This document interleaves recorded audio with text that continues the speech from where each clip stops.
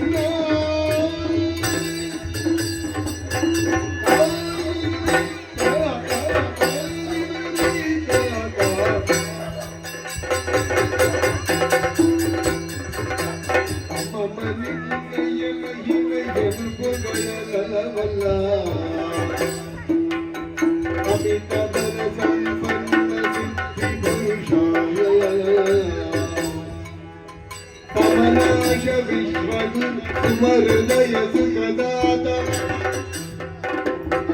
ಅಮರೇಶ ವಿನುತ ವಿಖ್ಯಾತ ಮತಿಕಾಶ ಮೊದಲಾಗಿ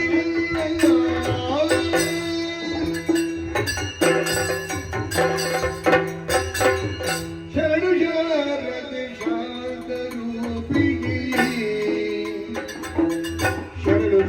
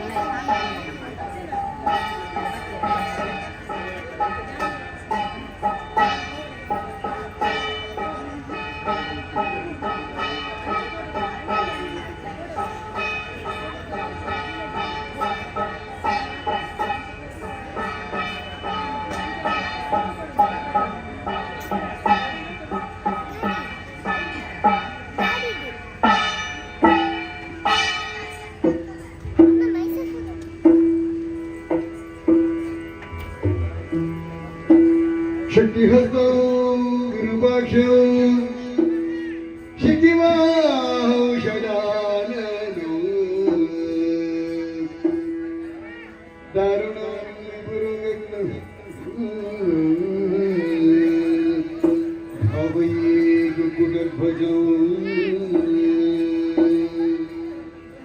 शान्तं षण्मुखं देवं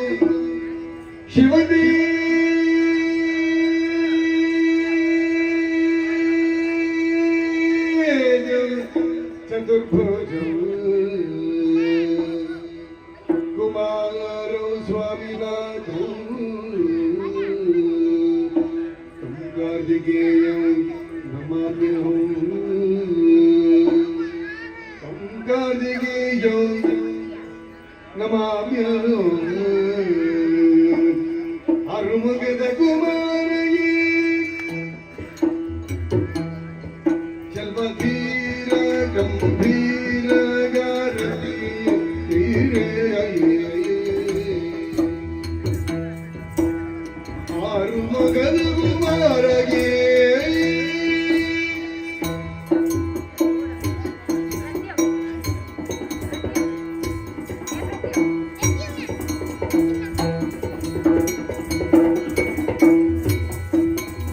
ವರದ ಹಸ್ತನಿಗೆ ಮಯೂರ ಬಾರೋಣಗೆ ಗುರುವರಿಯ ಶ್ರೀ ಕಾರ್ತಿಕೇಯನಿಗೆ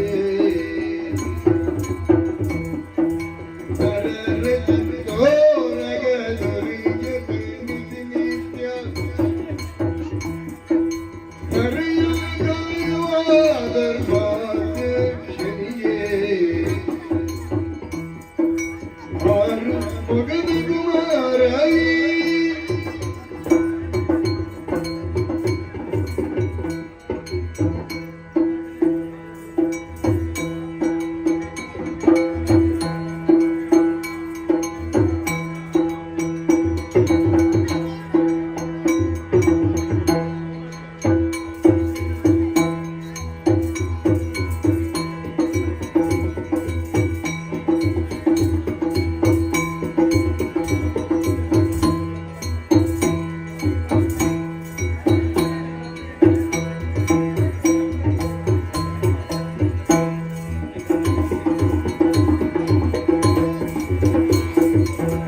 ನೀರು ಜನರೆಲ್ಲ ಶರವಣನ ಪಾವನ ಪಾವನ ಜಯ ಶಿವವರನ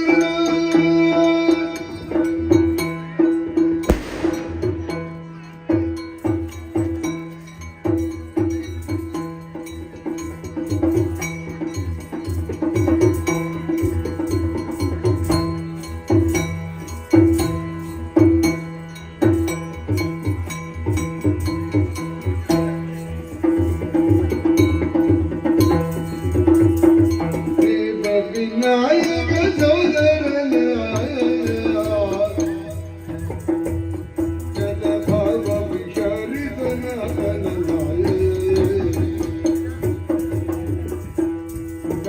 ಕಲಾವಜ ಚಿನ್ಮಯನ ಸಂಜೀವ ಶರಣಪತಿ ಶುಭಕರಣ ಸಂಜೀವ ಶರಣಪತಿ ಶುಭಕರಣ ದಿಂಗನ ದಿಂಗತ್ತೈ ಸುಂದರ ದಿಂಗತ್ತೈ ದಿಂಗನ ದಿಂಗತ್ತೈ ದಿಲ್ಲತೈ ದಿಲ್ಲತೈ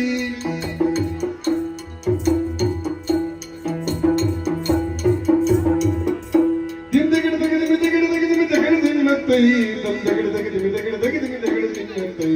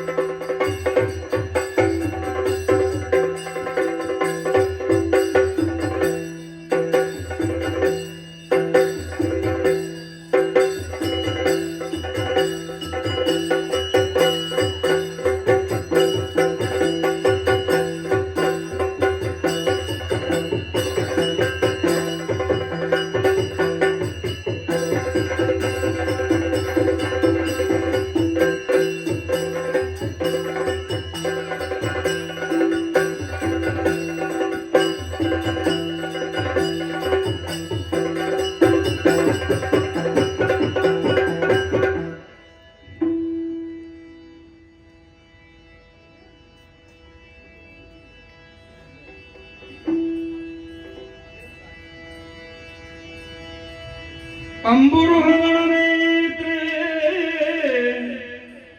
ಶ್ರೀ ದುರ್ಗಾಂಬಿಕೆಯ ಬಲಗೊಂಡು ಭಕ್ತಿಯೋ ಅಂಬಿಕಾ ಸುತ ವಿಘ್ನರಾಜ ಪಿರಿದು ಸಂಸ್ತುತಿ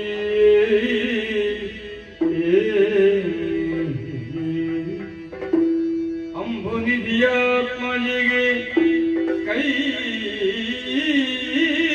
ಮುಗಿದು ಅಂಬುಜಾಣಿಯರ ಅಂಬುಜಗೆ ಬಡಬಡುದ ವರ್ಣಿಪೆನಿ ಕಥಾಮೃತ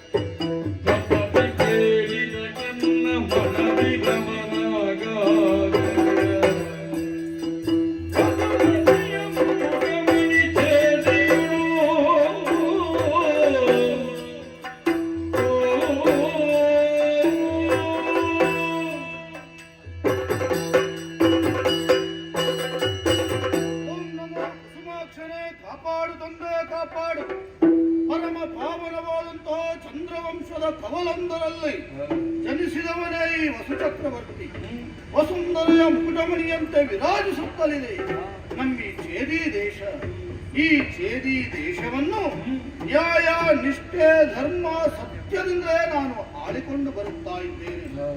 ಮಾನವ ನಿಂತರೆ ಮರವಾಗುತ್ತಾನೆ, ನಡೆದರೆ ಅಮರನಾಗುತ್ತಾನೆ.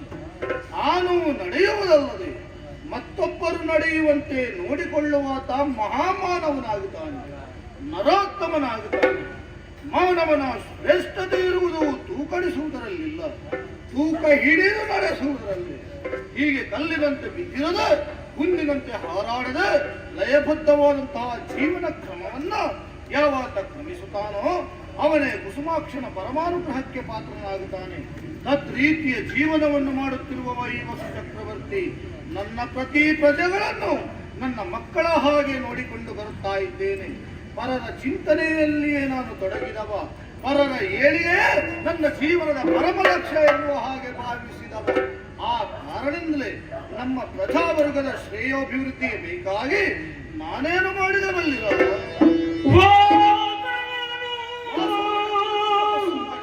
ಮೈತ್ರಿಯೊಳಗರು ಗೈರಿ ಭೂಮಿ ಬಗೆ ವಾಸವಾಗಿರುವ ಸುಧೆಯೊಳಗ ಮನಪತಿಯಂತೆ ಲೇಟಾಗಲೆನುತ್ತಾಗ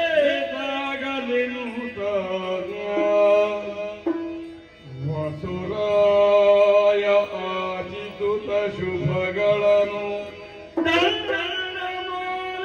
ಬಿಡಿದು ಬಾದರಿಗೆರೆವ ಭಗವರೂಥವ ಏರುತ್ತಲಿ ದೋಷದ್ಯೂಚೇದಿಯನು ಸೇರುತ್ತಾಳಿದನು ಮೇದಿನಿ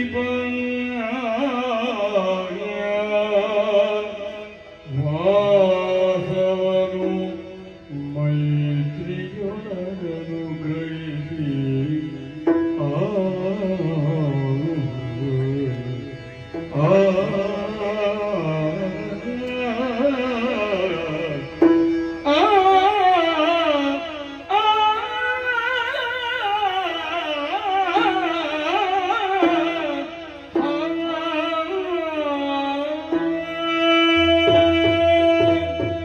ನನ್ನವರ ಪ್ರಜಾಭಿವೃದ್ಧಿಗೆ ಬೇಕಾಗಿ, ನನ್ನವರ ಶ್ರೇಯಾಭಿವೃದ್ಧಿಗೆ ಬೇಕಾಗಿ ನಾನು ಇಂದ್ರನ ಕುರಿತು ತಪಸ್ಸನ್ನಾಚರಿಸಿದ್ದೀನಿ. ಪ್ರತ್ಯಕ್ಷರಾದಂತಹ ಇಂದ್ರ ನನ್ನನ್ನು ವಿಧ ವಿಧವಾಗಿ ಹರಸಿದ. ವೈಜಯಂತಿ ಮಾಲೆಯನ್ನು ಪ್ರಥಮವಾಗಿ ನನ್ನ ಕೊರಳಿಗೆ ಹಾಕಿದ. ನನ್ನ ಕೊರಳಿಗೆ ವೈಜಯಂತಿ ಮಾಲೆ ಬಿದ್ದುದೇ ತಡ. ನನ್ನ ಆತ್ಮ ವರ್ಚಸ್ಸು ವೃದ್ಧಿಯಾಯಿತು, ನನ್ನ ದೇಹ ವರ್ಚಸ್ಸು ವೃದ್ಧಿಯಾಯಿತು. ಅಷ್ಟು ಮಾತ್ರವಲ್ಲ, ವೈಣದಂಡವನ್ನು ನನಗಿದ್ದ. ಆ ವೈಣದಂಡವನ್ನು ಹಿಡಿದು ನಾನು ಎದುರಾಳಿಯಲ್ಲಿ ಕಾಳಗಕ್ಕೆ ನಿಂತೆ ಎಂದಾದರೆ ಎದುರಾಳಿಯ ಅರ್ಧ ಶಕ್ತಿ ನನ್ನ ವಶವಾಗುವುದು. ಜಯ ಎನ್ನುವುದು ನನಗೆ ಸ್ವತಃಸಿದ್ಧ. ಅಷ್ಟು ಮಾತ್ರವಲ್ಲ, ಖಗವರೂತವನ್ನು ನನಗೆ ಬಹುಮಾನವಾಗಿ ನೀಡಿದ. ಖಗವರೂತವನ್ನೇರಿ ಆಕಾಶ ಮಾರ್ಗದಲ್ಲಿ ಸಂಚರಿಸುವ ಕಾರಣದಿಂದಲೇ ವಸು ಚಕ್ರವರ್ತಿಯಾದಂತಹ ನಾನು ಉಪರಿಚರ ವಸು ಎನ್ನುವ ಹಾಗೆ ಖ್ಯಾತಿಯನ್ನು ಹೊಂದಿದೆ. ಮಾತ್ರವಲ್ಲ, ಇಂದ್ರಲೋಕಕ್ಕೆ ಹೋಗಿ ಅಲ್ಲಿಯ ಕಾರ್ಯಕಲಾಪವನ್ನು ಕಣ್ತುಂಬಿಸುವಂತಹ ಮಹಾ ಸೌಭಾಗ್ಯ ನನಗಿತ್ತು. ಮಾತ್ರವಲ್ಲ, ಈ ವಸುದೆಯಲ್ಲಿ ಪ್ರತಿ ಇಂದ್ರನಾಗಿ ಮೆರೆ ಎನ್ನುವ ಹಾಗೆ ಹರಸಿ ಅದೃಶ್ಯನಾಗಿ ಹೋದ.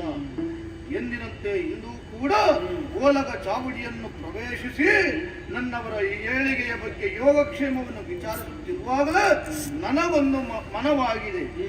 ಸ್ವರ್ಗಕ್ಕೆ ಹೋಗಬೇಕು, ಕಾರ್ಯಕಲಾಪವನ್ನು ಕಣ್ತುಂಬಿಸಿಕೊಳ್ಳಬೇಕು, ಸಶರೀರನಾಗಿ ಹೋಗಬೇಕು ಎನ್ನುವ ಹಾಗೆ. ಹಾಗಾಗಿ ಹಣ ಮಾಡುವುದಲ್ಲ, ರಾಜಕೀಯ ವಿಚಾರವನ್ನು ಮಂತ್ರಿವರಿಯರಿಗೆ ವಹಿಸಿಕೊಟ್ಟು ಸ್ವರ್ಗಾರೋಹಣವನ್ನು ಮಾಡ್ತೇನೆ, ನೋಡೋಣ.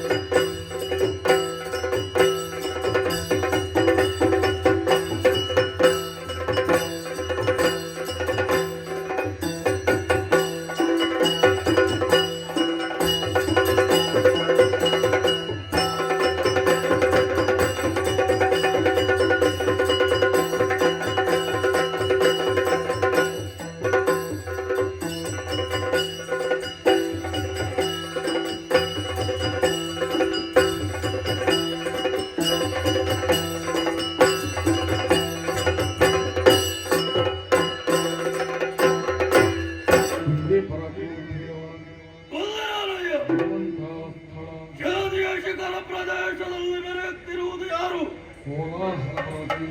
ನಾನೇ ಸರಿ. ರಾಜಕೀಯವಾಗಿ ಸಮಾಲೋಚಿಸುವುದಕ್ಕೆ ನಮ್ಮವರು ಬರಲಿ.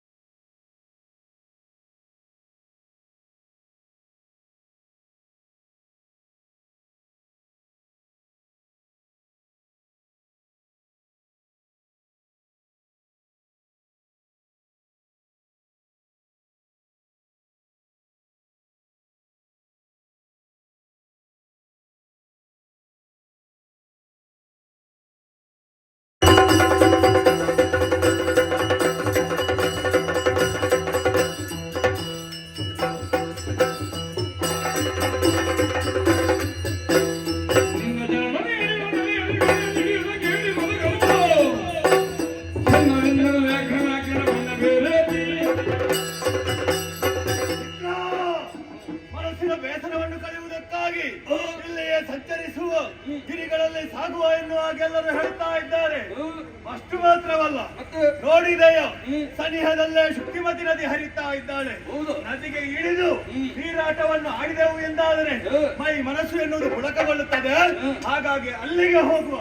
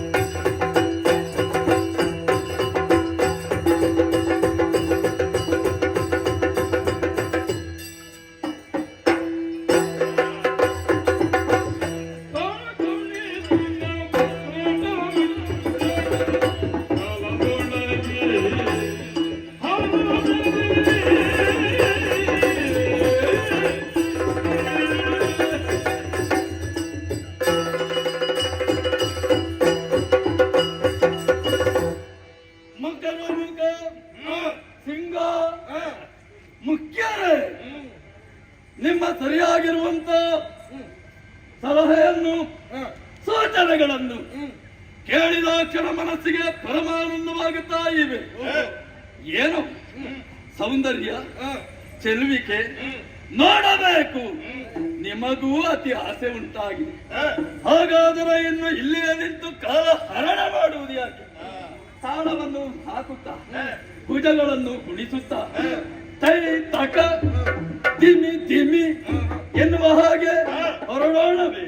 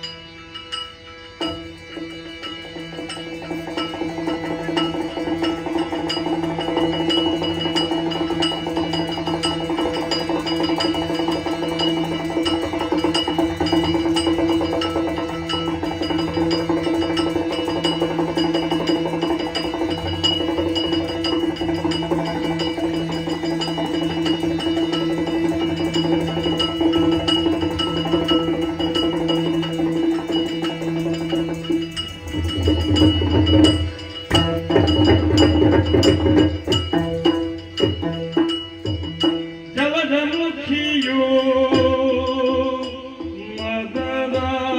ಮದದಾನೆಯ ನಿಲುವಿನಲಿ ಮದದಾನೆಯ ಮದದಾನೆಯ ಮದದಾನೆಯ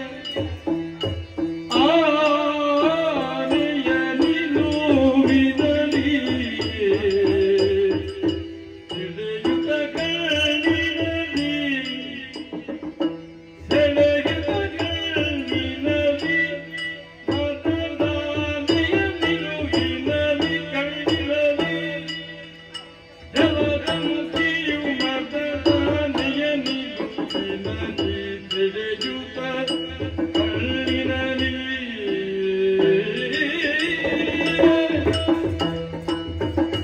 ಗಲರು ಗಲರು ಗುಂಗೆಜ್ಜೆಯ ನಾದದಲ್ಲಿ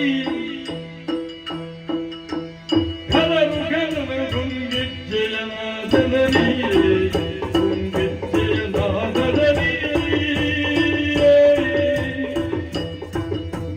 ತುಳಿಯುತ್ತ ಮನಗಳಲ್ಲಿ ತುಳಿಯುತ್ತ ಮನಗಳಲ್ಲಿ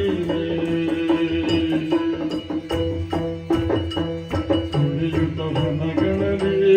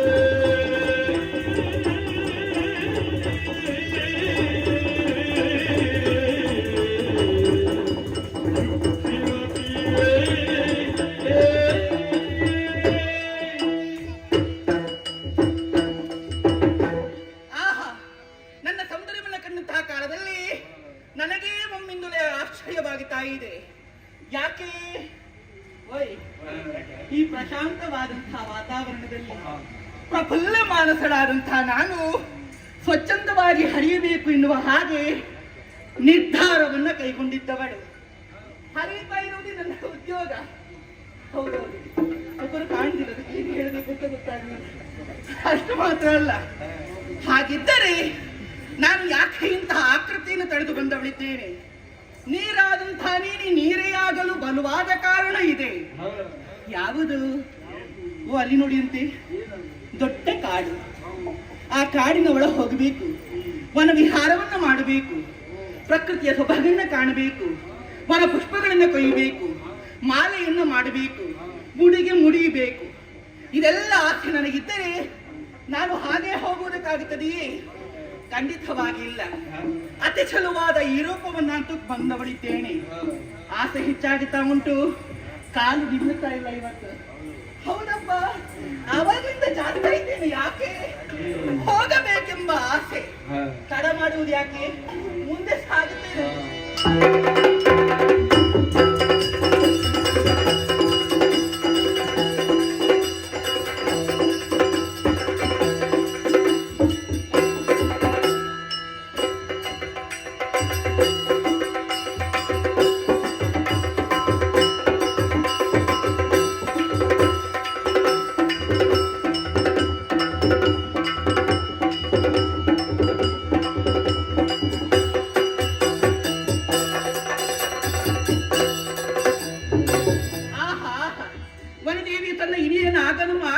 ಆಗಮನವ ವಹಿಸಿ ಪಸಿರುಡಿಗೆ ಹುಟ್ಟು ಕೊಂದೊಡವಿಗಳ ತೊಟ್ಟು ನವಕಸುಮಗಳ ಮಹತ್ಯಂ ಪಡೆದು ನಸುಗೆಂಪಿನ ಫಣಿಗೆ ಬೊಟ್ಟಿಟ್ಟು ಬಿಳಿ ದರಳ ಪರಿಮಳಂಗಳ ಪೋಸಿ ಕಾಣಿಕೆಯ ಕೊಡಲೆಂದು ಪಣ್ಗಳ ಗೊಂಚಲಂ ಕೈಯಲ್ಲಿ ಪಿಡಿದಿರುಗಳು ಎನ್ನುವ ಹಾಗೆ ಭಾಸವಾಗುತ್ತಾ ಇದೆ. ವನವನ್ನ ನೋಡಿ ಆಯ್ತು, ಹೂವನ್ನ ಮುಡಿದಾಯ್ತು, ಹಣ್ಣುಗಳನ್ನ ತಿಂದಾಯ್ತು. ಇನ್ನು ಕೆಲವು ಪ್ರಾಣಿಗಳನ್ನ ನೋಡ್ಬೇಕು. ಮುಂದೆ ಹೋಗಿ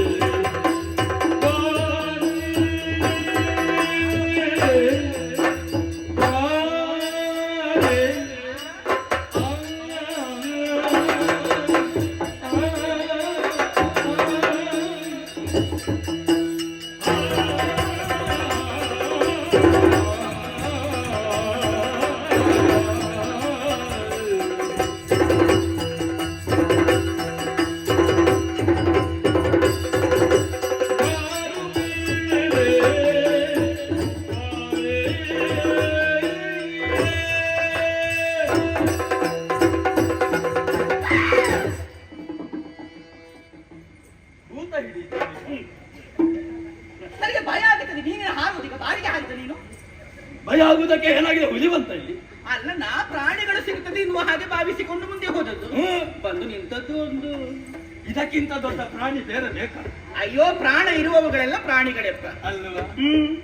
ನನಗೆ ಏನು ಕುಸುಮ ಯಾರು? ಕಾನನ ನೀ ಹಾಗೆ ಹೇಳಿ. ಕುಸುಮ ಅಂತ ಹೇಳಿದ್ರೆ ಯಾರು ನೋಡಿದೆ ನಾನೀಗ? ಮುದ್ದು ಬಾಲೆ. ಬಾಳೆಗೆ ನನಗೆ ಎತ್ತರ ಇದ್ದೇನೆ. ಆದರೂ ಬಾಳೆ ಸೌಂದರ್ಯದ ಗಡಿ ನೀರು. ಆಹಾ. ಎಂತಹ ಸೌಂದರ್ಯ! ಅಪ್ರತಿಮವಾಗಿರುವಂತಹ ನಿನ್ನ ರೂಪ ಲಾವಣ್ಯವನ್ನು ಕಂಡು ನೀ ಕಂಡು ನೀನು ದೊಡ್ಡ ಕಾರಣ ಆಗಲ್ಲ. ನೀ ನೋಡಿ ಬೆರಗಾಗಿ ಹೋದೆ. ಹೌದಾ? ಎಂತದ್ದು? ಎಂತದ್ದು ಅಂದ್ರೆ ಅಲ್ಲ, ನಾನಿನ್ ವಸ್ತುವ? ನೋಡದೇ ಇರುವಂತಹ ದೃಶ್ಯವನ್ನ, ವ್ಯಕ್ತಿಯನ್ನು, ವಸ್ತುವನ್ನು ಅನಿರೀಕ್ಷಿತವಾಗಿ ನೋಡಿದಾಗ ಒಂದು ಭ್ರಮೆ, ಒಂದು ಚಕಿತ ಉಂಟಾಗುವುದು ಸ್ವಾಭಾವಿಕ. ಹೌದಪ್ಪ. ನಳಿನೆರೆ ಇದ್ರ ನೀರು, ಬಿಸದ ಗಂಧು ನೀರು, ಎಸೆದ ಎಳೆಮಿಂಚಿನಂತೆ ರಂಜಿಸುತ್ತಿರುವಂತಹ ನಿನ್ನನ್ನು ನೋಡಿದೆ. ಕೆಳಗೆ ಏನು? ಅತಿಯ ನಡುವಿನ ನಿಮ್ನ ನಾಭಿಯ ಮುಸುಳ ಭಾಷೆಯ ದ್ವಾರ ಕುಚಗಳ ಎಸೆದ ಕಂಗಳ ತೊಳಗಿ ಬೆಳಗುವ ಮುಸುಳ ಕಾಂತಿಯ ಬಿಸದ ಗಂತಿ ನೀನು. ಆಹಾ ಆಹಾ, ನೀನ್ ಏನ್ ಇಷ್ಟು ಹೊಗಳ್ತಾ ಇದ್ದೀನಿ ನನಗೊಂದು ಅರ್ಥ ಆಗುತ್ತಾ ಇಲ್ಲ. ಎಷ್ಟು ಚಂದವೇ! ಚಂದ ನಿನ್ನ ಕರ್ಮ. ಚಂದ ಅಂತ ಸರಿ ಹೇಳತೇನೆ. ಚಂದ, ಚಂದ, ಚಂದ, ಅಂದ ಇದೆಲ್ಲವೂ ಪದಪ್ರಯೋಗ ಸರಿಯೇ. ಆದ್ರೂ ನನಗೆ ನಿನ್ನನ್ನು ನೋಡಿದಾಗ ಇಂತಹ ಎಂಟನೆಯ ಬಂಟರೂ ಕೂಡ ಬಂಟರು ಚಂಚಲನಾಗದೇ ಇರುವುದಕ್ಕಿಲ್ಲ. ಹೌದಾ? ನಾನು ಸ್ವಲ್ಪ ಈಗ ಚಂಚಲ ಆಗಿದ್ದೇನೆ. ಅಲ್ಲ, ನಿನ್ನನ್ನು ಆವಾಗಲೂ ನೋಡುವಾಗ್ಲೇ ಗೊತ್ತಾಯ್ತು ನೀನ್ ಈ ಸಲ ತುಂಬಾ ಚಂಚಲ ಆಗಿದ್ದಿ ಅಂತ. ಇನ್ನು ನೋಡ್ಬೇಕು, ನಾನು ಇನ್ನಿನ್ನು ನೋಡ್ಬೇಕು. ಅದೇನು ಯಾವಾಗ್ಲಿಂದ ಮುದ್ದು ಬಾಳೆ ಅಂತ ಕೇಳ್ತಾ ಇತ್ತಪ್ಪ. ಯಾರಿಗೆ ಹೇಳುದು ಗೊತ್ತಾಗ್ಲಿಲ್ಲ ನನ್ಗೇನು ನಿನ್ನನ್ನು ನೋಡಿದಾಗ ಪ್ರೇಮ ಅಂಕುರ. ಪ್ರೇಮ ಬೇಕು. ಯಾವ್ದು ಕಳ್ಕೊಂಡು ಪಡೀಬೇಕು. ಕಳ್ಕೊಂಡದ್ದೆಲ್ಲ ನಾವು ಮೆಲುಕು ಹಾಕುವುದೇ ಇಲ್ಲ. ನಾವು ಹೊಸದನ್ನು ಸಂಗ್ರಹಿಸ್ತೇವೆ. ಹೌದಾ? ಬೇಕು, ಪಡೆಯಬೇಕು ಎನ್ನುವಂತ ಆಸೆ ಅಧಿಕ ಆಗ್ತಾ ಇವೆ. ಏನಿದು? ಏನು? ಯಾವುದು ಬೇಕು? ಯಾವುದು? ಹೀಗೆ ನನ್ನಷ್ಟಕ್ಕೆ ನಾನು ತರ್ಕಿಸಿಕೊಂಡಾಗ ಮಳೆ ಒಂದು ಬರಬೇಕು ಅಂತ ಉಂಟು. ಅದು ಹೌದು. ಅದಲ್ಲ ಮತ್ತೆ ಏನೇನು ಬೇಕಾದದ್ದಲ್ಲ. ನನಗೆ ಬೇಕಾದದ್ದು ನೀನೇ. ನಾನು ನಿನ್ನನ್ನ ಕುಸುಮ ಕೋಮಲೆಯಾಗಿರುವಂತ ನೀನು, ಬಾಲೆಯಾಗಿರುವಂತ ನೀನು, ನಿನ್ನ ಆ ಕೋಮಲವಾಗಿರುವಂತ ಎರಡು ತೋಳುಗಳಿಂದ ನನ್ನನ್ನು ಬಿಗಿಯಾಗಿ ಅಪ್ಪಿದೆ ಅಂತ. ಬಿಜಿ ಹೋದ್ರೆ ಇದು ಜೀವ ಎಲ್ಲ ಹೋಗುವ ಶರೀರವ ಅಲ್ಲ, ಹೇಳಿದ ಹಾಗೆಲ್ಲ ಹೋಗುವುದಿದ್ರೆ ಯಾವಾಗಲೂ ಹೋಗಬೇಕಿತ್ತೆ. ಅದು ಅಲ್ವಾ? ಆದ ಕಾರಣ ನಾನು ಇಲ್ಲಿರುವುದಿಲ್ಲ. ಮತ್ತೆ ಆನಂದ ಸಾಗರದಲ್ಲಿ ತೇಲಾಡುತ್ತಾ ಇದ್ದೆ. ಈಗ ನೀನು ಸಾಗರಕ್ಕೆ ಹೋದ್ಯಾ? ಹೌದು, ನಾನು ಸುಮ್ಮನೆ ಇರುವುದಿಲ್ಲ. ಮತ್ತೆ ನಿನ್ನನ್ನು ಬಿಗಿಯಾಗಿ ಮುತ್ತಿಕ್ಕುತ್ತೇನೆ. ಹಾಗೆಂದು ನನ್ನನ್ನು ಯಾರೋ ಯಾರ ಒಬ್ಬ ಸಾಮಾನ್ಯ ಅಂತ ತಿಳಿಯಬೇಡ. ಅಂದ್ರೆ ಬಿಸಾಡಿತು ಅಂತೇಳಿ ಬೇಡದ ವಸ್ತುಗಳನ್ನು ಬಿಸಾಡುವುದೇ ಬಿಡು. ಈಗಲೇ ಮತ್ತೆ ಬೇಡದ ವಸ್ತು ಇದು. ಮತ್ತೆ ಶೋಭಿಸುತ್ತಿರುವಂತಹ ಪರ್ವತಗಳು, ಶೋಭಿಸುವ ಪರ್ವತಗಳಿಗೆಲ್ಲ ರಾಜನಾಗಿ ಮೆರೆಯುವಂತಹ ಕಾಲಾಹಲನೆ ನಾನಾಗಿದ್ದೇನೆ. ಆದ್ದರಿಂದ ಎಲೆಗೆ ನೀನು ಬಾಯಿಗೆ ಬೆರಡಿ ಹಾಕ. ಮತ್ತೆ ನಿನಗೆ ಬೇರೆ ಏನಾದ್ರು ತಿಲ್ಲಿಗೆ ಬರ್ತೇನೆ. ಅಯ್ಯೋ, ಹಾಗಲ್ಲ. ನಿನಗೆ ಕೋಲಾಹಲ ಪರ್ವತವ ಆಳವಾಗಿ ಹೋಗ್ಲಿ. ನಿನ್ನ ಶಾಪವ ನನಗೆ? ಅಯ್ಯೋ ಅಲ್ಲಪ್ಪ, ಮತ್ತೆ ನಿನ್ನ ಬಗ್ಗೆ ಅದೆಷ್ಟೋ ಕೇಳಿ ತಿಳಿದುಕೊಂಡವಳು ನಾನು. ಎದುರು ನಿಂತಹ ವ್ಯಕ್ತಿ ಅವರೇ ಎನ್ನುವುದು ಗೊತ್ತಾಗ್ಲಿಲ್ಲ ನನಗೆ. ಹಾಗೆ ಬುದ್ಧಿಗೆ ಹೇಳಿಕೊಂಡದಷ್ಟೇ. ಇನ್ನಷ್ಟು ಬೈದುಕೋ. ಯಾರಿಗೆ ನನಗೆ? ಆದ್ದರಿಂದ ಹೇಳ್ತೇನೆ. ಏನು? ಈಗ ಏನು? ನನ್ನನ್ನು ಮದುವೆಯಾಗು. ನಿನ್ನನ್ನು ಸುಖದ ಸಂಭ್ರಮದಲ್ಲಿ ತೇಲಾಡುವಂತೆ ನಾನು ಮಾಡ್ತೇನೆ. ಬಾ ಹತ್ತಿರ. ಇಲ್ಲಯ್ಯ, ಮನ್ನಿಸಬೇಕು ನೀನು.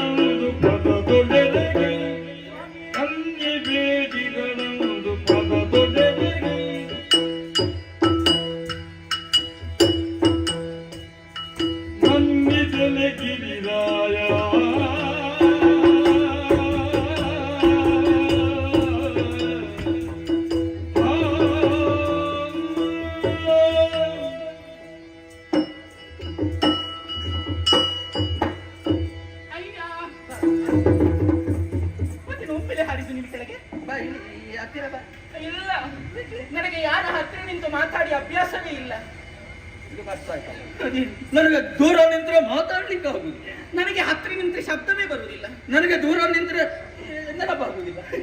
ನೆನಪಾಗುತ್ತಾ ಇಲ್ಲ ಅಂತ ಗೊತ್ತಾಯ್ತು ನನಗೆ. ಆದ್ರೆ ಒಂದು ವಿಚಾರ, ಏನು? ನನಗೆ ಬೇಕಾದ ಹಾಗೆ ನೀನು ಅಭ್ಯಾಸ ಮಾಡಿ. ನಿನಗೂ ಅಭ್ಯಾಸ ಮಾಡಿಕೊಳ್ಳಬಹುದಲ್ಲ? ಅದಾಗುದಿಲ್ಲ. ಏಕಾಗುವುದಿಲ್ಲ. ಆದ್ರೆ ಒಂದು ವಿಚಾರ, ಏನು? ನನ್ನ ಪರಿಚಯ ಗೊತ್ತಾಗಿಲ್ಲ ನಿನಗೆ? ಇಲ್ಲವೇ? ಯಾರು ನೀನು? ಯಾರ ಮಗಳು? ಯಾರ ಮಗಳು? ಯಾರ ಮಗಳು? ನಿನ್ನ ನೆರೆಮನೆಯವರ ಒಂದು ಸಂಬಂಧ. ಅದೇ ನನಗೆ ಪರಿಚಯ. ಹಾಗಲ್ಲ ಹೇಳಿದ್ದು ನಾನು. ನಿನಗೆ ನನ್ನ ಪರಿಚಯ ಉಂಟು. ಎಲ್ಲ ಕಥೆ ಹಾ. ಇದುವರೆಗೆ ನಾನು ನೋಡಿದ ನೆನಪಿಲ್ಲ. ಹೌದಾ? ಮತ್ತೊಂದು ಒಂದೊಂದು ದಿವಸ ಒಂದೊಂದು ಕಡೆಗೆ ಹೋಗುದು, ಒಮ್ಮೆ ನೋಡುದು, ಮತ್ತೆ ಅವರೇ ಬಂದು ಕೇಳಿದ್ರು ನನಗೆ ಗೊತ್ತದು. ಒಂದೊಂದು ಸಲ ನೀವು ಹೇಳ್ತೀರಿವರೇ, ಅವರ ಮನೆಗೆ ಹೋಗಿ ಊಟ ಮಾಡಿ ಬರ್ತೀವಿ. ಮತ್ತೊಂದು ಸಲ ಅವರೇ ಬಂದು ನಾವು ಇದು ಮೊನ್ನೆ ಆಗಿ ಘಟನೆ ಕಾಣ್ತದೆ.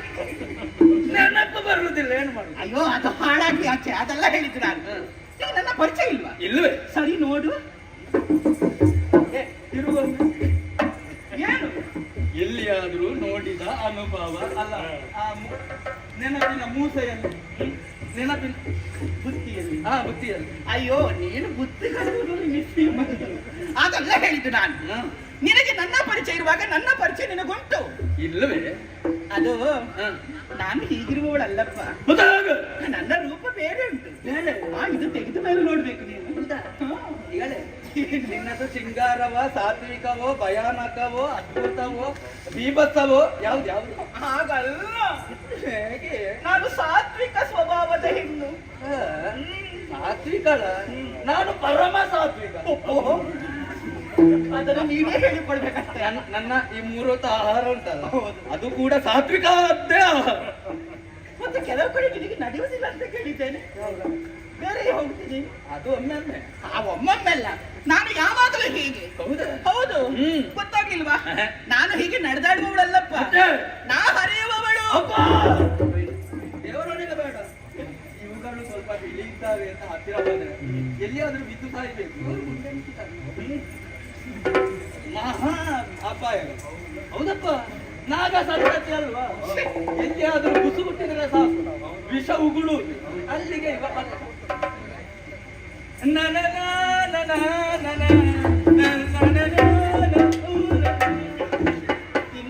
ನನ್ನ ಹೋದ್ಮೇಲೆ ಎಷ್ಟು ಆಗುತ್ತದೋ ಯಾರಿಗೆ ಗೊತ್ತು. ಇದು ಪುನ್ನಾಗ ನಿನ್ನ ಕರ್ಮ. ನನ್ನನ್ನು ನೋಡುವಾಗ ನಿನಗೆ ಹಾವಿನ ಹಾಗೆ ಕಾಣ್ತಾ ಇದ್ದೇನೆ ನಾನು, ಪಾಪಿ. ಸೊಂಟ ಸರಿ ಉಂಟು. ಹಾಗಲ್ಲ ಹೇಳಿದ್ದು ನಾನು. ನಾ ಹರಿಯುವುದಂತ ಹೇಳಿದ್ದ, ಹಾವು ಮಾತ್ರ ಹರಿಯುವುದಾ? ಹೌದು, ವಿಷ ಸ್ವಲ್ಪ ಅಲ್ಲ, ನಾನ್ ನೀರು. ದೇವರಾಣೆಗೆ ದೇವರಾಣೆ ನೀರು. ನೀನು ಯಾವ ಬಾವಿಯಲ್ಲಿರುವುದು? ನಿನಗೆ ಬಾವಿ ನೀರುದು ಮಾತ್ರ ಗೊತ್ತುಂಟ ನಿನಗೆ? ಯಾವ ಬೇರೆ ಕೆರೆ ನೀರು ಗೊತ್ತಿಲ್ಲ ನಿನಗೆ? ನೀರಿರುವುದು ಬಾವಿಯಲ್ಲ, ಮತ್ತೆ ಅಲ್ಲಿ ಮೇಲೆ ಇರ್ತದೆ. ಎಲ್ಲ ಕಡೆ ನೀರು ಉಂಟು. ಹೌದಾ? ನಿನ್ನ ಕಾಲ ಬುಡದಲ್ಲಿ ಇದ್ದದ್ದು. ಅವ ಕಸ ಹುಡುಕಿದ ಹಾಕಿ ಬಿಡ್ತಾ ಇದ್ದಾನೆ. ಮತ್ತೆ ಕಾಲು ಬುಡದಲ್ಲಿ ಅಂತ ಹೇಳಿ ಹಾಗಲ್ಲ ಹೇಳಿದ್ದು ನಾನು. ಪರ್ವತದ ಎಡೆಯಲ್ಲಿರುವವಳು ಶುಕ್ತಿಮತಿ. ಹೌದಾ? ಇದು ನನಗೆ ಗೊತ್ತೇ ಆಗ್ಲಿಲ್ಲ. ಹೌದಾ? ಎಂತ ಸಂಬಂಧ ನೋಡಿ.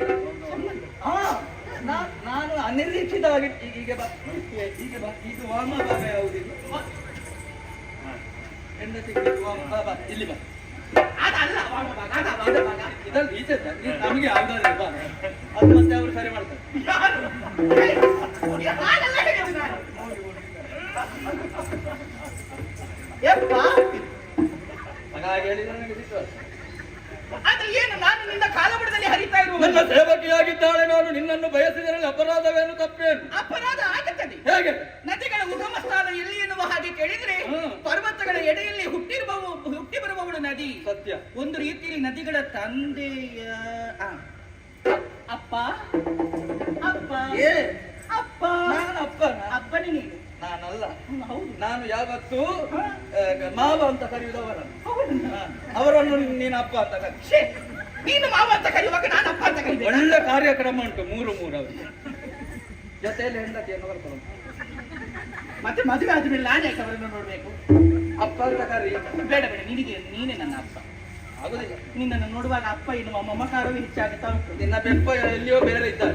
ಅಲ್ಲ, ನನ್ನನ್ನು ನೀನು ವರಿಸು. ಹಾಗಲ್ಲ, ನಿನ್ನನ್ನು ನೋಡುವಾಗ ನನಗೆ ಸಂತೋಷ ಆಯ್ತು.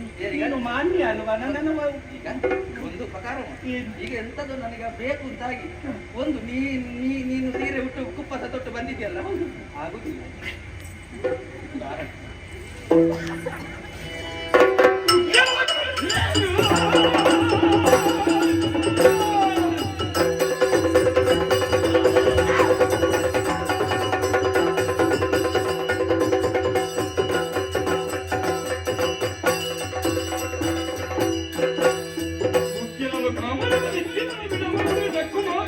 ನನಗೆ ಚೆಲುವೆ ನಿನಗೆ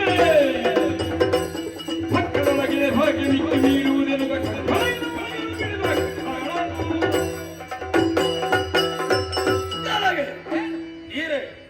ಸೊಕ್ಕಿ ತಕ್ಕು ಮಾತನ್ನಾಡಿ ಇಲ್ಲಿಂದ ತೇರವಾಗಿ ಹೋಗಬಹುದು. ನಾ ಹೋಗ್ತೇನೆ ಈಗ ನಾನು. ಎನ್ನುವ ಹಾಗೆ ಎಣಿಸಬೇಡ. ನಾ ಅದೇ ದಾರಿಯಲ್ಲಿ ಹೋಗ್ತೇನೆ ಈಗ. ಯಾವ ದಾರಿಯೂ ಸಿಗ್ಲಿಕ್ಕಿಲ್ಲ ಇಲ್ಲಿ. ಬಾ ಆಗುದಿಲ್ಲ. ನೋಡು, ಹತ್ತಿರ ಬರಬೇಡ ನೀನು. ಈಗ ಹೋಗ್ತಾ ಇರು, ಅಂತ ಬಂದು ಹೋಗ್ತೇನೆ. ನನಗೆ ಕೂಡಲಿದ್ರೆ ಮಾತ್ರ ಬರುತ್ತಾನೆ. ಎಲ್ಲಿಗ ನಿನಗೆ ದಮ್ಮಯ್ಯ ಕೈ ಮಾಡಿ. ನೋಡು, ಹತ್ತಿರ ಬರಬೇಡ ನೀನು.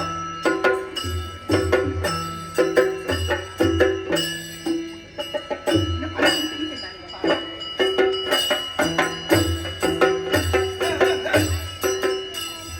ಬಾ. ನಾ ಬರೋದಿಲ್ಲ. ನೋಡು, ದಮ್ಮಯ್ಯ ಕೈ ಮಾಡಿ.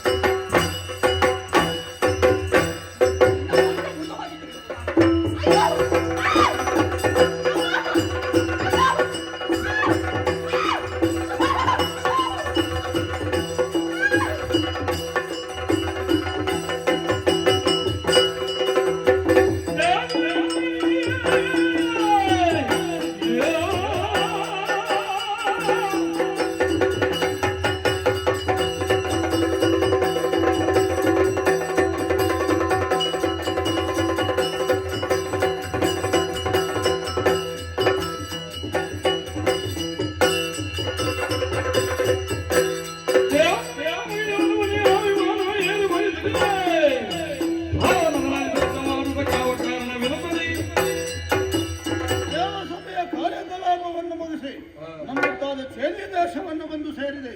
ಕಾಣುತ್ತಿರುವುದೇನು? ಜುಳು ಜುಳು ನಾದವನ್ನು ಮಾಡುತ್ತಾ ಹರಿಯುತ್ತಿದ್ದ ಶುಕ್ತಿಮತಿ ನದಿ ಇಂದು ತಟಸ್ಥಳಾಗಿದ್ದಾಳೆ. ಕಾರಣ ಕೋಲಾಹಲ ಪರ್ವತ ಎನ್ನುವುದು ತಿಳಿಯಿತು.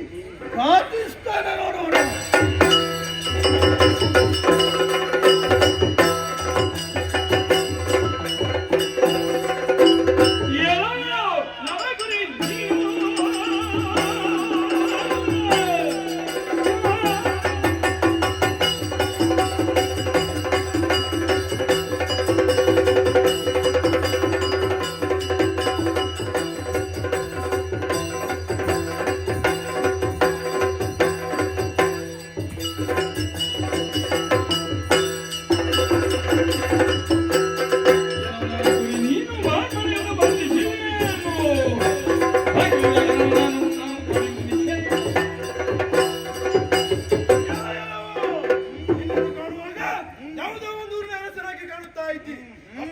ಅಹಂಕಾರವೇ ನಾವಿರುವಂತಹ ಈ ಪ್ರದೇಶಕ್ಕೆ ಬಂದು ನಮ್ಮನ್ನೇ ಪ್ರಶ್ನಿಸುವುದಕ್ಕೆ ಮುಂದಾಗ್ತಾ ಇರುವೆ. ನನ್ನ ಕ್ರಮವೇ ಹಾಗೆ. ಹೌದಾ?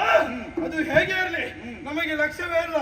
ಈಗ ಬದುಕು ಆಸೆ ಉಂಟು ಅಂತ ಆದ್ರೆ ಹಿಂದೆ ಹೋಗು. ಆಸೆ ಉಂಟು, ಆಸೆ ಉಂಟು, ಆದ್ರೆ ಹಿಂದೆ ಹೋಗುವವ ನಾನಲ್ಲ. ಹೌದಾ? ಮಂಡೆ ಬಡಿಯುವುದಕ್ಕಾಗಿ ಬಂದವ. ಹೌದಾ? ಬಡಿಯುವುದು ನೀನು ನೋಡೇ ಬಿಡು.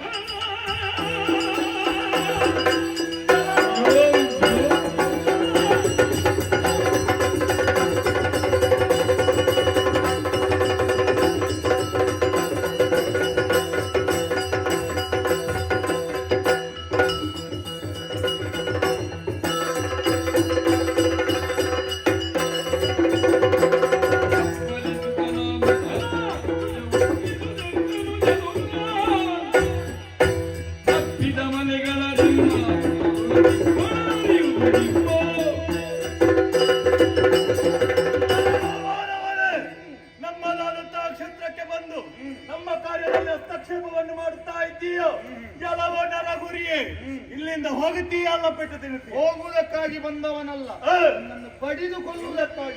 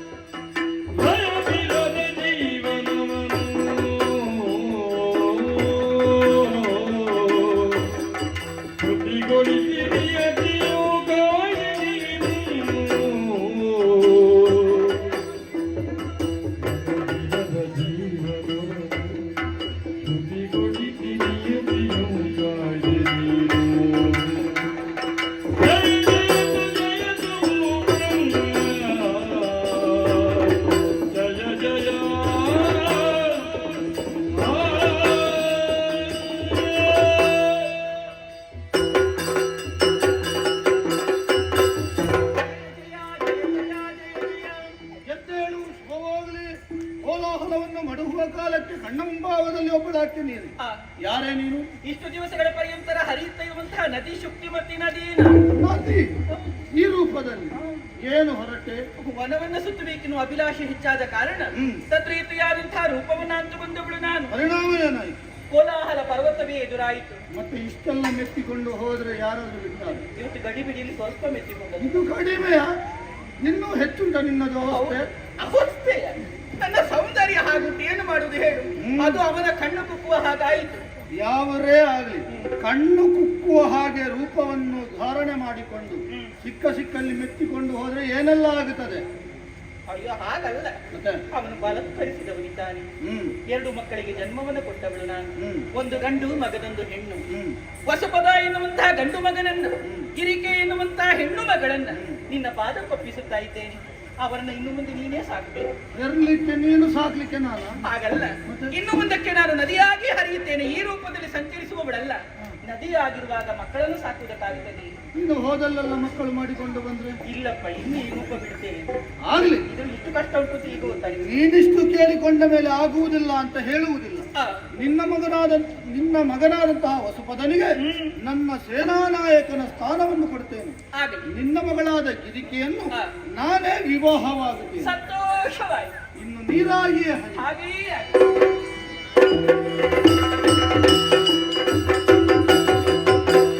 ಎಂದು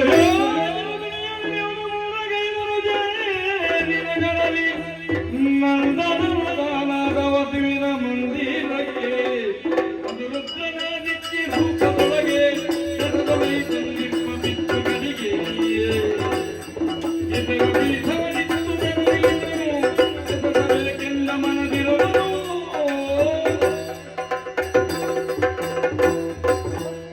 ಆದಿತ್ಯರು ಗತಿಸಿದ ನನ್ನ ಪಿತೃಗಳು ನಿಜರೂಪಿನಿಂದ ದರಿಗಿಳಿಯುವುದನ್ನು ಕಂಡೆ. ಹತ್ತಿರ ಬಂದೆ, ಕರೆ ತಂದೆ, ಎತ್ತರವಾದ ಪೀಠದಲ್ಲಿ ಕುಳ್ಳಿರಿಸಿದ್ದೇನೆ. ಏನಾಗಬೇಕು? ನನ್ನ ಕಾರಣ ಇದೆ. ಸಭಾಲಯದಲ್ಲಿ ಬಂದಿದ್ದು ರಸ್ತೆಯಲ್ಲಿ ಬಡಿದು ಭೋಜನವನ್ನು ಶುದ್ಧಮಾನಂದದ ಮಾಂಸದಿಂದ ಸಿದ್ಧಮಾವೆಲ್ಲ ಹೊರಮೋದದಿಂದ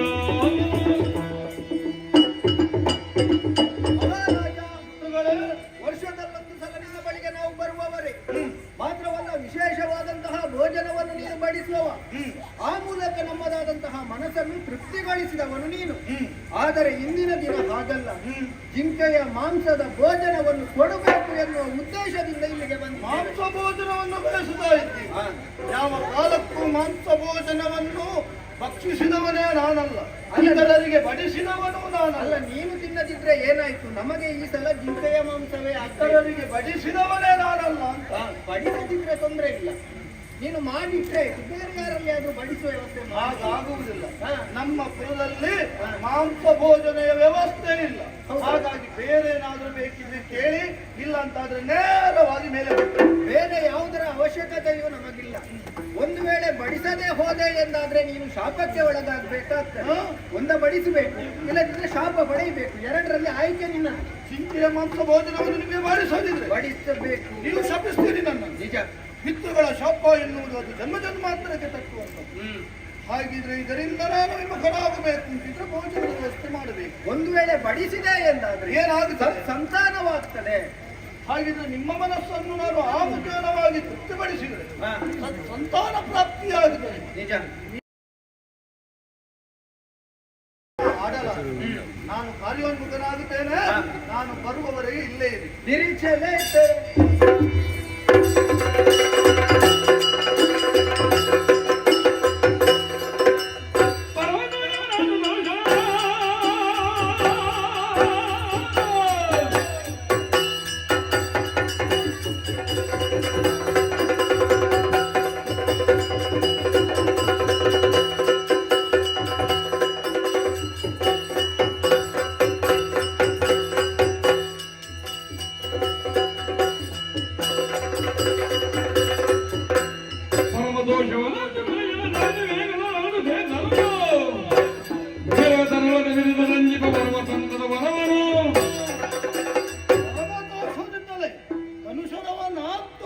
ಬೇಟೆಯಾಡುವುದಕ್ಕೆ ಕಾನನವನ್ನು ಪ್ರವೇಶ ತಡ ಮಾಡುವುದು ಯಾಕೆ?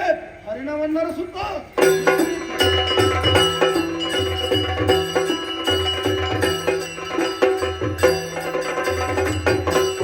ಮಿಥುನಕ್ಕೆ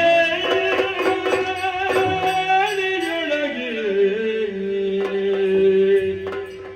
ನಲಿವ ಮಿಗವ ಕಾಣನು ಮಿಗವ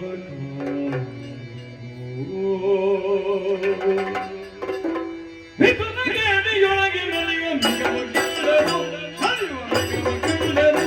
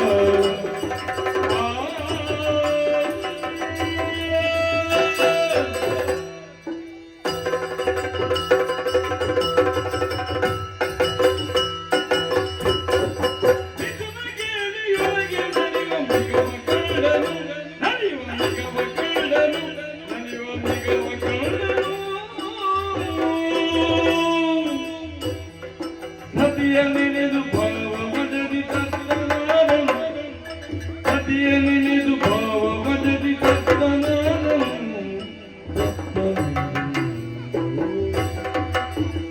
ಗಂಡು ಹೆಣ್ಣು ಜಿಂಕೆಗಳ ಮೈಥುನ ಸ್ಥಿತಿಯನ್ನು ಕಾಣುತ್ತಾ ಇದ್ದೇನೆ. ಈ ಸ್ಥಿತಿಯನ್ನು ಕಾಣುವಾಗ ನನ್ನವಳು ಗಿರಿಕೆ ನೆನಪಾಗುತ್ತಾ ಇದ್ದಾಳೆ. ನನ್ನ ಸತಿ ಗಿರಿಕೆ ಪದೇ ಪದೇ ನೆನಪಾಗುತ್ತಾ ಇದ್ದಾಳಲ್ಲ. ಭಾಷೆ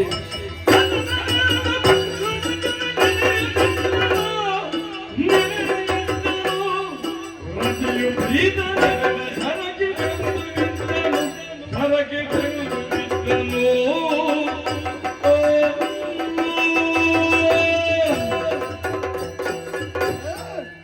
ಹರಿಣವನ್ನರಸುತ್ತಾ ಬಂದ್ರೆ ಗಂಡು ಹೆಣ್ಣು ಜಿಂಕೆಗಳ ಮೈಥುನ ಸ್ಥಿತಿಯನ್ನು ಕಾಣುತ್ತಾ ಇದ್ದೇನೆ. ಆ ಸ್ಥಿತಿಯನ್ನು ಕಂಡಾಗ ನನ್ನವಳು ಗಿರಿಕೆ ನೆನಪಾಗುತ್ತಾ ಇದ್ದಾಳೆ. ಹಾಗೆಂದು ಪಿತೃವಚನವನ್ನು ಮೀರುವಂತೆ ಕಾನನವನ್ನು ಸೇರುತ್ತೇನೆ. ಮೃಗಬೇಟೆಯನ್ನು ಆಗಲೇ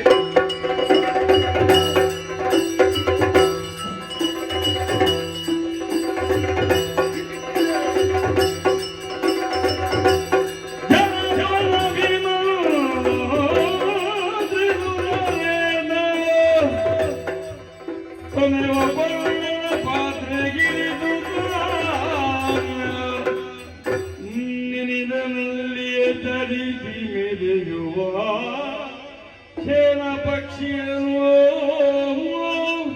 ನನ್ನವಳು ಗಿರಿಕೆಯನ್ನು ನೆನೆಯುತ್ತಾ ನಾಡ ದಾರಿಯಲ್ಲಿ ಸಂಚರಿಸುತ್ತಿರುವಾಗ ನನಗರಿವಿಲ್ಲದೆ ನನ್ನ ರೇತಸ್ಸು ಸ್ಖಲನವಾಯಿತು. ಇದು ವ್ಯರ್ಥವಾಗಬಾರದು. ಇದನ್ನು ನನ್ನವಳು ಗಿರಿಕೆ ಉದರದಲ್ಲಿ ಧರಿಸಿಕೊಳ್ಳಬೇಕು. ಆ ಮುಖೇನವಾಗಿ ನಾನು ಸತ್ಸಂತಾನವನ್ನು ಪಡೆಯಬೇಕು ಎನ್ನುವ ಹಾಗೆ ಸಂಕಲ್ಪಿಸಿದ್ದೇನೆ.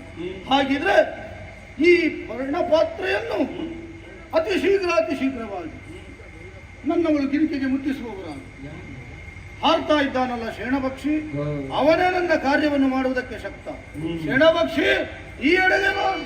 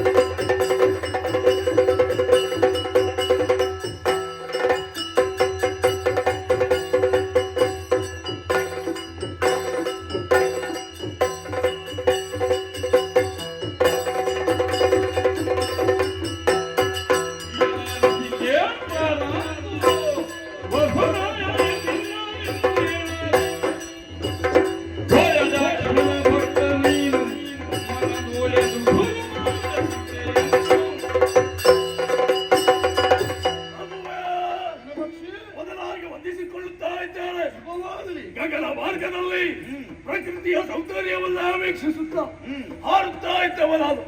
ಇದ್ದಕ್ಕಿದ್ದ ಹಾಗೆ ನಿಮ್ಮ ಕರೆಗೆ ಆಲಿಸಿ ಓಡಾಡಿಕೊಂಡು ಬಂದಿದ್ದೇನೆ. ಮುಖವನ್ನು ನೋಡುವಾಗ ಕುತೂಹಲ ಸಂದೇಹ ಎದ್ದು ಕಾಡ್ತಾ ಇದೆ. ಯಾಕೆ, ಏನಾಯ್ತು ಹೇಳಿ?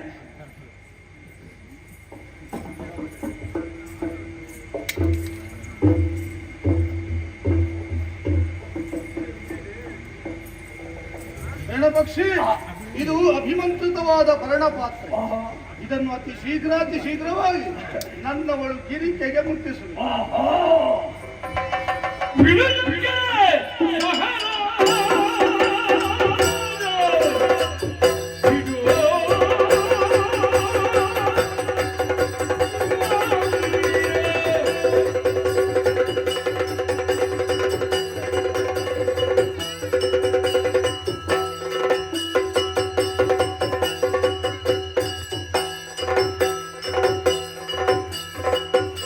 Santosh, your iPhone is charging.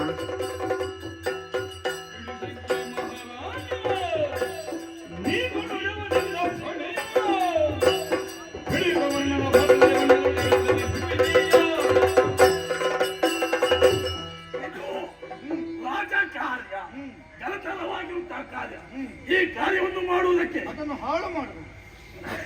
ನಾನೇ ಸಿದ್ಧ, ನಾನೇ ಭಕ್ತ, ನಡೀತೇನೆ ನಾನು. ಹೋಗಿ ಬಾ, ಅದು ನನ್ನ ಜೀವನದ ಪ್ರಶ್ನೆ.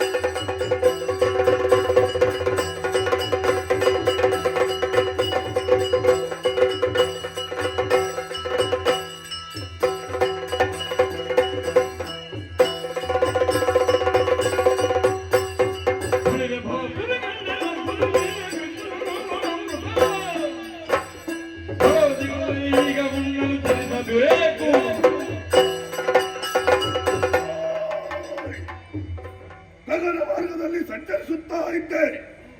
ಕಂಡವರು ಹೇಳುವುದು ಹೇಗೆ, ಕರೆಗಿಡುಗ ಎಂಬ ಹಾಗೆ.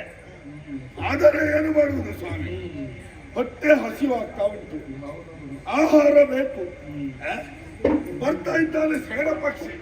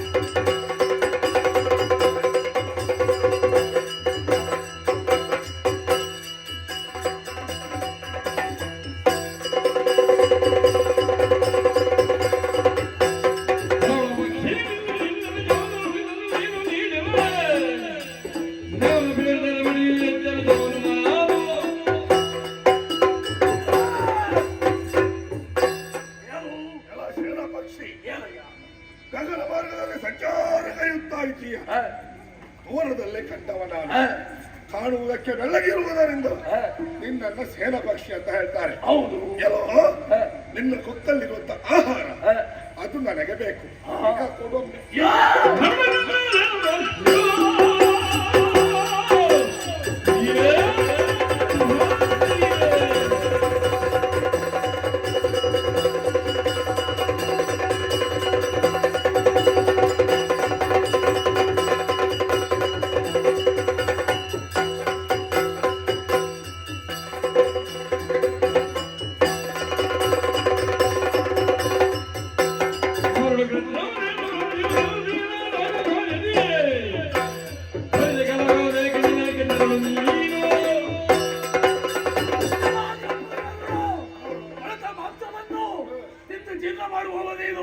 ರಾಜ್ಯ ಕಾರಣಕ್ಕಾಗಿ ಹೊರಟು ಹೋಗುತ್ತೇನೆ. ಅಯ್ಯೋ, ಒಳ್ಳೆ ಮಾತಲ್ಲಿ ಹೇಳ್ತಾ ಇದ್ದಾರೆ. ಕಾರ್ಯ ಮಾರ್ಗಕ್ಕೆ ಅಡ್ಡವಾಗಿ ಬಂದ್ರೆ ಕಾಣ್ತಾ ಇರುತ್ತಾರೆ ಕೈದ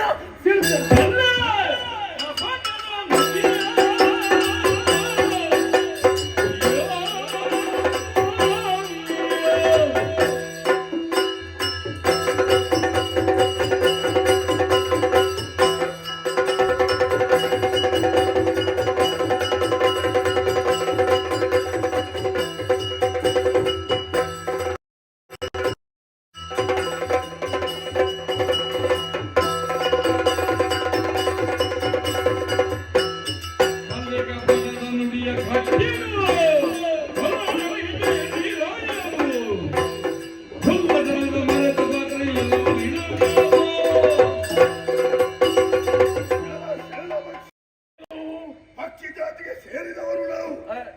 ಎಂದಾದರೂ ನಮ್ಮ ಪಾಲಿಗೆ ರಾಜಕಾರ್ಯ ಬರ್ಲಿಕ್ಕುಂಟ? ನನಗಿದೆ. ನಿನಗಿದ್ದರೆ ಇರಲಿ, ಆ ವಿಚಾರದ ಬಗ್ಗೆ ನಾನು ಯೋಚಿಸುವುದಿಲ್ಲ. ನನಗಾದದ್ದೇನು ಹಸಿವೆ. ನಿನ್ನ ಕೊಕ್ಕಲ್ಲಿರುವ ಆಹಾರ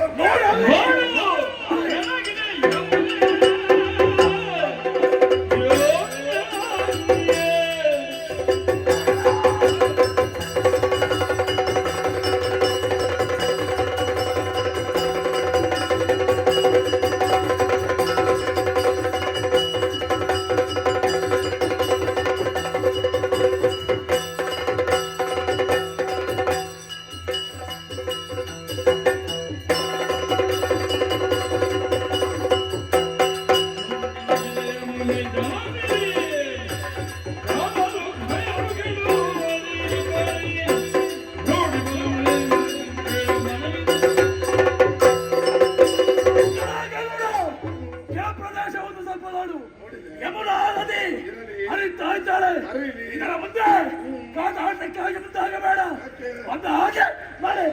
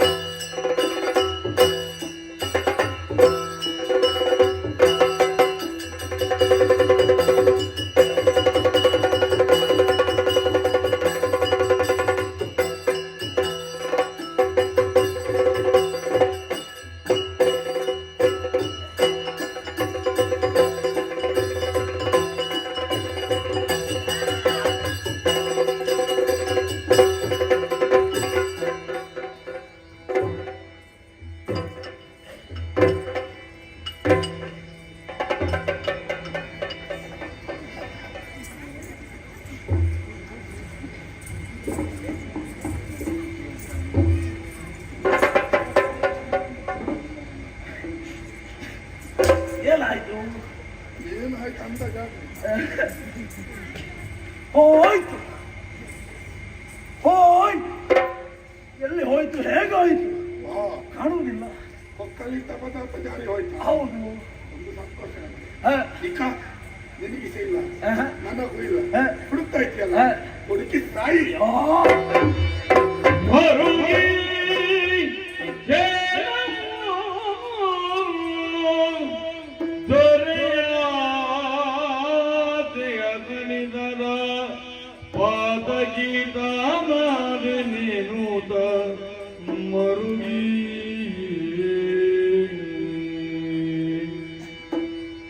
ಆಶ್ಚರ್ಯ, ಪರಮಾಶ್ಚರ್ಯ.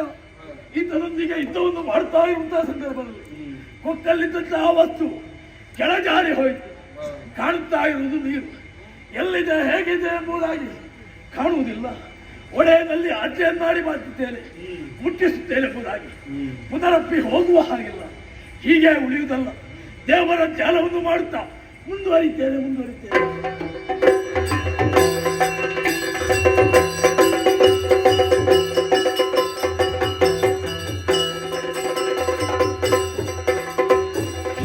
ಶರಣು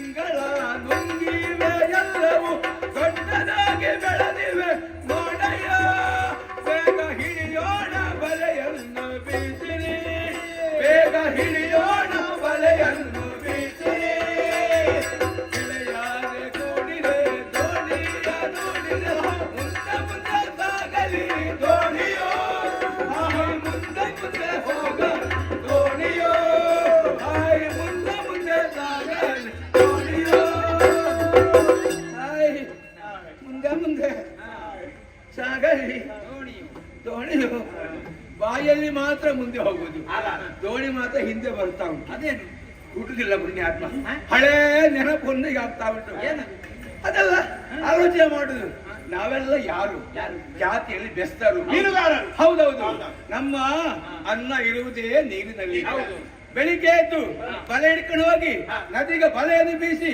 ಅದನ್ನು ಸಿಕ್ಕಿದ ಮೀನನ್ನು ಮಾರಾಟ ಮಾಡಿ ನಮ್ಮ ಸಂಸಾರವನ್ನು ನಾವು ಸಾಗಿಸ್ತಾ ಇದ್ದೇವೆ ಇಲ್ಲಿ ನೋಡಿ ಅಂತೆ ಈ ಬೆಸ್ತರ ಕೇಳಿ ಬೇರೆ ಯಾರದ್ದಾದ್ರೂ ಒಂದು ಮನೆ ಉಂಟಾ ಇಲ್ಲ ಎಲ್ಲ ನಮ್ಮದೇ ನಮ್ಮದಾದ್ರೂ ಕೂಡ ವೈರತ್ವ ಎಂಬುದು ನಮ್ಮಲ್ಲಿ ಇಲ್ಲ ಎಲ್ಲರೂ ಹೊಂದಾಣಿಕೆಯ ಕಾಲ ಕಳೀತಾ ಇದ್ದೇವೆ ಅದರಲ್ಲೂ ಸ್ವಲ್ಪ ದೊಡ್ಡ ಮನೆ. ಹೌದು ಅದು ನಮ್ಮದು ಹಿರಿತಲೆ ನಮ್ಮ ಪಂಗಡದಲ್ಲಿ ಒಳ್ಳೆ ಶುಭ ಕಾರ್ಯ ಆಗಲಿ ಅಶುಭ ಕಾರ್ಯ ಆಗಲಿ ಏನೇ ಇದ್ರೂ ಕೂಡ ಆ ಕಾರ್ಯಕ್ರಮ ಕೈಗೊಳ್ಳಬೇಕು ಅಂತ ಆದ್ರೆ ನೀವು ಎಲ್ಲರೂ ನನ್ನ ಬಳಿಗೆ ಬಂದು ಎಲೆ ಅಡಿಕೆ ಮುಂದಿಟ್ಟು ನನ್ನಿಂದ ಅಪ್ಪಣೆಯನ್ನು ಪಡೆದೆ ಯಾವ ಕಾರ್ಯಕ್ರಮವನ್ನು ಮುಂದೆ ಹೋಗುವಾಗಿಲ್ಲ ಅದು ನಮ್ಮೊಳಗಿರುವ ಒಮ್ಮತ ಮತ್ತೆ ಬೆಸ್ತರ ತಂಟೆಗೆ ಯಾರು ಬರುವುದಿಲ್ಲ ಹೌದಪ್ಪ ಬಂದವರು ಉಳಿಯುವುದಕ್ಕೂ ಸಾಧ್ಯ ಇಲ್ಲ ನಮ್ಮಲ್ಲಿ ಒಮ್ಮತ ಇದೆ ಹಾಗೆ ಅಂತ ಒಂದು ವಾರ ಕಳೆಯಿತು ಜೋರು ಮಳೆ ಇವತ್ತು ಮಳೆ ಸ್ವಲ್ಪ ಉಪದ್ರ ಸ್ವಲ್ಪ ಮೊದಲು ಸ್ವಲ್ಪ ಗಳಿಗೆಗೆ ಮೊದಲು ಒಂದು ಬಂದಿದೆ. ನಮಗೆ ಸ್ವಲ್ಪ ತೊಂದರೆ ಆಯ್ತು ಆದ್ರೆ ಹಾಗಲ್ಲ ಮೇಲೆ ನೋಡುವಾಗ ಇನ್ನು ಮಳೆ ಬರುವ ಲಕ್ಷಣ ಕಾಣುವುದಿಲ್ಲ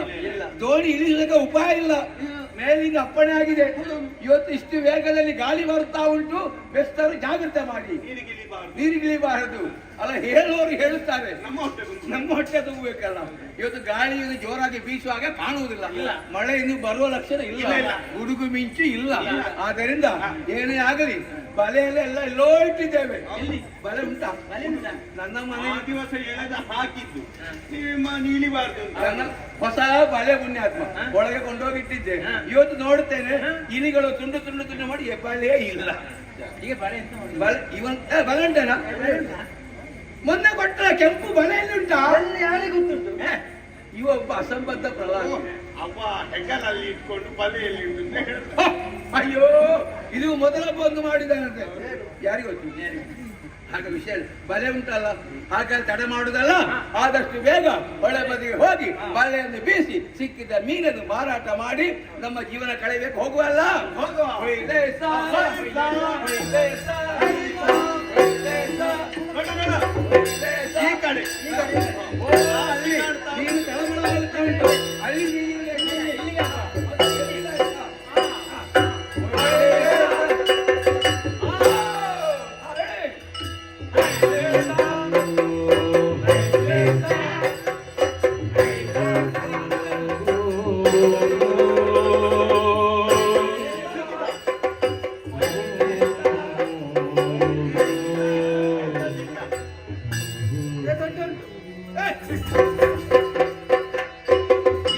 ಈ ಪಾಪಿ ಮಗ ಇವತ್ತು ಸ್ನಾನವೇ ಮಾಡಲಿಲ್ಲ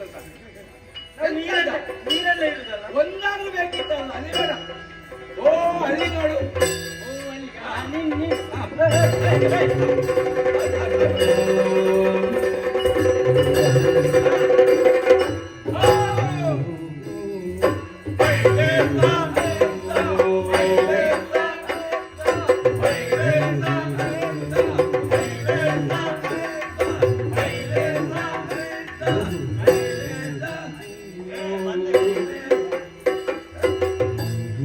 ಎಲ್ಲ ಗ್ರಾಚಾರವೇ ಹೆಚ್ಚಿನ ಅಂಶ ಬಲೆ ತೂತಾಗಿದೆ ಯಾಕೆ ಮೀನು ಸಿಕ್ಕಿಲ್ಲ ಮೀನುಗಳೆಲ್ಲ ಮದುವೆಗೆ ಹೋಗಿದಂತ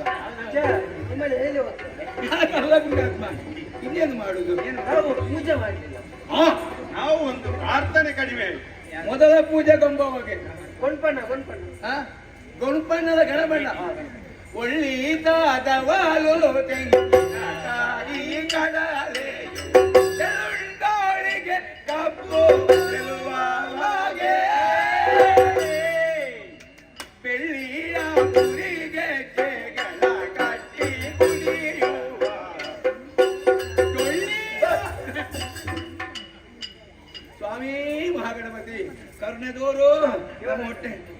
ಮಣ್ಣು ಹಾಕ್ಬೇಡ. ನೀನೇ ಗತಿ.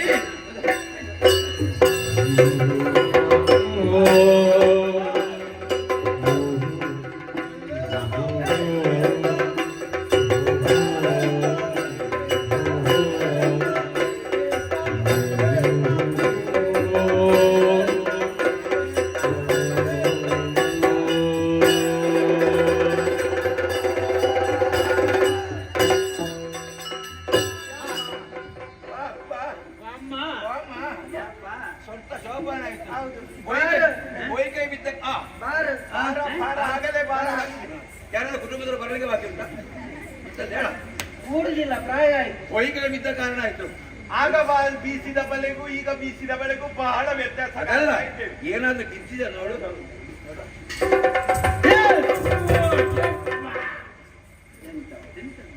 ಎಂತದು ಮೀನು ಮೀನು ವಿಚಿತ್ರ ಆದರೂ ಸತ್ಯ. ಏನು ಮೆಲ್ಲ ಬಿಡಿಸ, ಬಲೆ ಬಿಡಿಸ.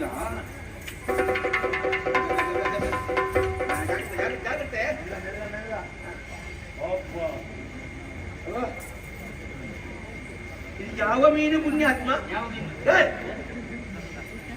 ಇಷ್ಟು ವರ್ಷ ಆಯ್ತು ನಾನು ಬಲೆ ಬೀಸುವುದು. ಈ ಜಾತಿಯ ಮೀನು ನಮ್ಮ ಬಲೆಗೆ ಇದುವರೆಗೂ ಬಿದ್ದದ್ದಿಲ್ಲ. ಮೀನುಗಳೆಲ್ಲ ಹೆಸರು ನನಗೆ ಗೊತ್ತುಂಟು. ಬಂಗುಡೆ, ಊತಾಯಿ, ಕಾಟೆ, ಬೈಗೆ, ಮಾಂಜಿ, ಸಿಗಡಿ, ಉಗುಡಿ ಅಲ್ಲ. ಇದು ಯಾವುದೂ ಮೀನಲ್ಲ, ಒಂದೇ ದೊಡ್ಡ ಗಾತ್ರದ ಮೀನು. ಮೀನಾಗಿ ಉಂಟು. ಮತ್ತೆ ಮೀನು ಹಾವಿನಾಗಿರ್ತದ. ಅದೆಲ್ಲ ಸಮಸ್ಯೆ. ಈಗ ನಾವು 16 ಮನೆಯವರಿದ್ದೇವೆ. ಬಿದ್ದದ್ದು ಕೇವಲ ಒಂದೇ ಒಂದು ಮೀನು. ಈ ಒಂದು ಮೀನನ್ನು ಯಾರು ಕೊಂಡೋಗುದು, ಯಾರು ನೀನು ಕೊಂಡೋಗಿ ನಾವೇ ದುಡಿದದ್ದು ನಾವು, ನೀನು ಹಿಡಿದದ್ದು ಮಾತ್ರ. ಎಂತ ಮಾಡುದು? ಸಮಸ್ಯೆ ಪರಿಹಾರಕ್ಕೆ ದಾರಿ ಉಂಟು. ಏನ್ ಮಾಡುವ? 10 ಮಂದಿಗೆ ಸೇರಬೇಕಲ್ಲ. ದೊಡ್ಡ ಮೀನಲ್ಲ, ಕೊಯ್ಯುವುದು, ಮಾಂಸವನ್ನು ಪಾಲು ಮಾಡುವುದು.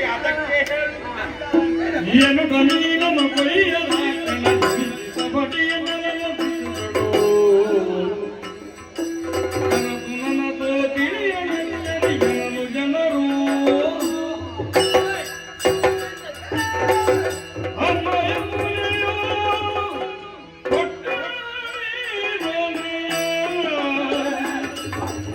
ನಿಮ್ಮ ಮಕ್ಕಳಾಗಿ ಬೆಳೆಯಲಿ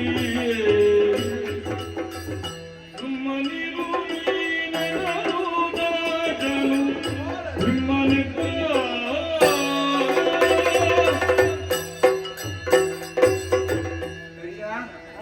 ಮಾದ ಮುದ್ದ ಏನು ಏನು ಆಶ್ಚರ್ಯವಿದು? ಕನಸೋ ನಿಜವೂ ಅಂತ ಹೇಳಲಿಕ್ಕೆ ಆಗುವುದಿಲ್ಲ. ಮೀನನ್ನು ಕೊಯ್ದಂತ ವೇಳೆಯಲ್ಲಿ ಅದನ್ನು ಮನುಷ್ಯರು ಮೊಟ್ಟೆ ಇಡ್ತಾರೋ ಅಂತ ಹೇಳಲಿಕ್ಕೆ ಆಗುದಿಲ್ಲ. ಅದನ್ನು ಆಶ್ಚರ್ಯ ಮಾಡುದು. ಇದು ಎಲ್ಲಿಂದ ಬಂತು? ಯಾರ ಮಗು?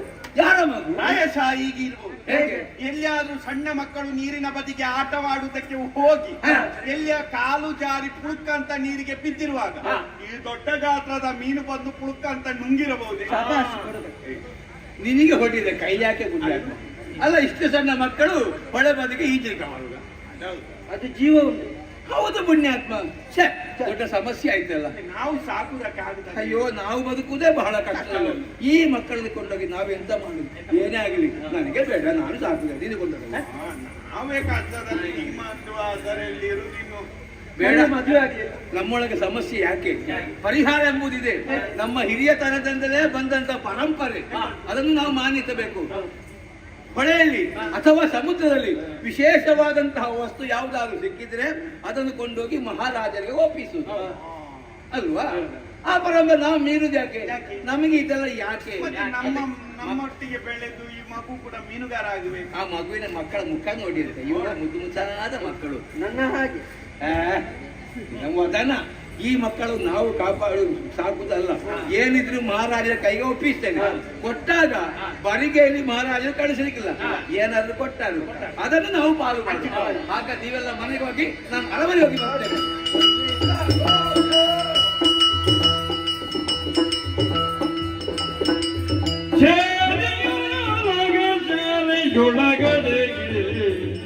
ಮೂದದಲ್ಲಿ ಮಧುರವಾಯ ಕುಡಿದಿರಿ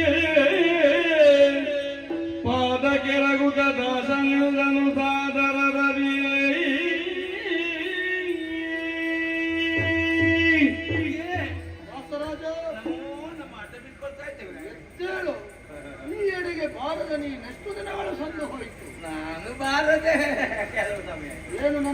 ಕೃಪೆ ಆಗುವುದು. ದೇವರೇ ನಿಮ್ಮನ್ನು ಮರೆಯಲಿಕ್ಕೆ ಉಂಟಾರೆ ನಮ್ಮ ಜೀವದಾಳು ನೀವಲ್ವೇ? ನಮ್ಗೆ ಏನು ತೊಂದರೆ ಆದ್ರೂ ತಮ್ಮ ಬಳಿ ಒಂದು ತಲೆ ತುರಿಸಿದ್ರೆ ತೆಗೆದು ಕೊಡುವಂತ ಸ್ವಭಾವ ನಿಮ್ಮದು. ಹಾಗಿದ್ರೆ ನಿನ್ನಲ್ಲಿ ಬಹಳ ಇರಬೇಕು. ಈಗ ವಾತಾವರಣ ಬದಲಾದ ಕಾರಣ ಬರ್ಲಿಕ್ಕೆ ಆಗ್ಲಿಲ್ಲ. ಆದ್ರೆ ಇವತ್ತು ಅನಿವಾರ್ಯವಾಗಿ ಬರಬೇಕಾಗಿ ಬಂತು. ಏನಯ್ಯ ಬಂದು ಹೇಳುವುದಕ್ಕೆ ನನಗೆ ಆಶ್ಚರ್ಯವಾಗುತ್ತಾ ಉಂಟು. ಏನು ಹೇಳು? ನಮ್ಮ ನಿತ್ಯ ಪದ್ಧತಿ ಉಂಟಲ್ಲ, ಏನು? ಹೊಳೆಗೆ ಹೋಗಿ ಬಾಲೆದು ಬೀಸಿದಾಗ ಬಲೆಗೆ 10 ಹಲವು ಮೀನುಗಳು ಬೀಳಲಿಲ್ಲ ರಾಯರೇ. ಒಂದೇ ಒಂದು ದೊಡ್ಡ ಗಾತ್ರ ಒಂದು ಮೀನು ಬಿತ್ತು. ಹೌದೇನು? ಹೌದಪ್ಪ. ಆ ಒಂದು ಮೀನು ಏನು ಮಾಡುವಂತ ಆಲೋಚನೆ ಮಾಡಿ ಕತ್ತಿ ಹಿಡಿದು ಕೊಯ್ಯುವುದಕ್ಕೆ ಬೇಕಾಗಿ ಮುಂದಾದಾಗ ಏನಾಯ್ತು? ನಾವು ನಮ್ಮನ್ನು ಮರೆತು ಮೂರ್ಛಿತರಾಗಿ ಬಿದ್ದೆವು ರಾಯರೇ. ಏನು ವಿಷಯ ಹೇಳು? ಮೀನಿನ ಹೊಟ್ಟೆಯಲ್ಲಿ ಕರುಳುಗಳು ಮೊಟ್ಟೆಗಳು ಇರುವುದರ ಬದಲಾಗಿ ಆ ದೊಡ್ಡ ಮೀನು ಹೊಟ್ಟೆಯಲ್ಲಿ 2 ಮಕ್ಕಳು. ಎಂತದು?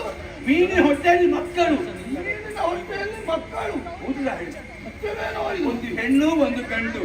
ಯಾರದ್ದು ಎಂತದ್ದು ಒಂದು ಗೊತ್ತಿಲ್ಲ. ನೀನಾಡುತ್ತಿರುವ ಮಾತು ಸತ್ಯವೇ? ಭೂಮಿ ತಾಯಿ ಅಣ್ಣೆ ಸತ್ಯ. ಈ ಮಕ್ಕಳು ಮೀನಿನ ಹೊಟ್ಟೆಯಲ್ಲಿ ಇದ್ದದ್ದು.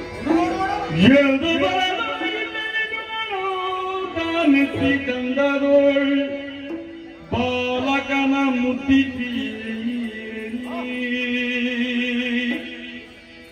ಮಧ್ಯರಾಜನೋ ಬೆದರಿಸಿ ರಾಣಿಯಾಲಯಕ್ಕೆ ಕಳುಗುತ್ತಲ ಮಧುಪತಿಯು ಕುಂದಿರದ ನಿಷ್ಠೆಯು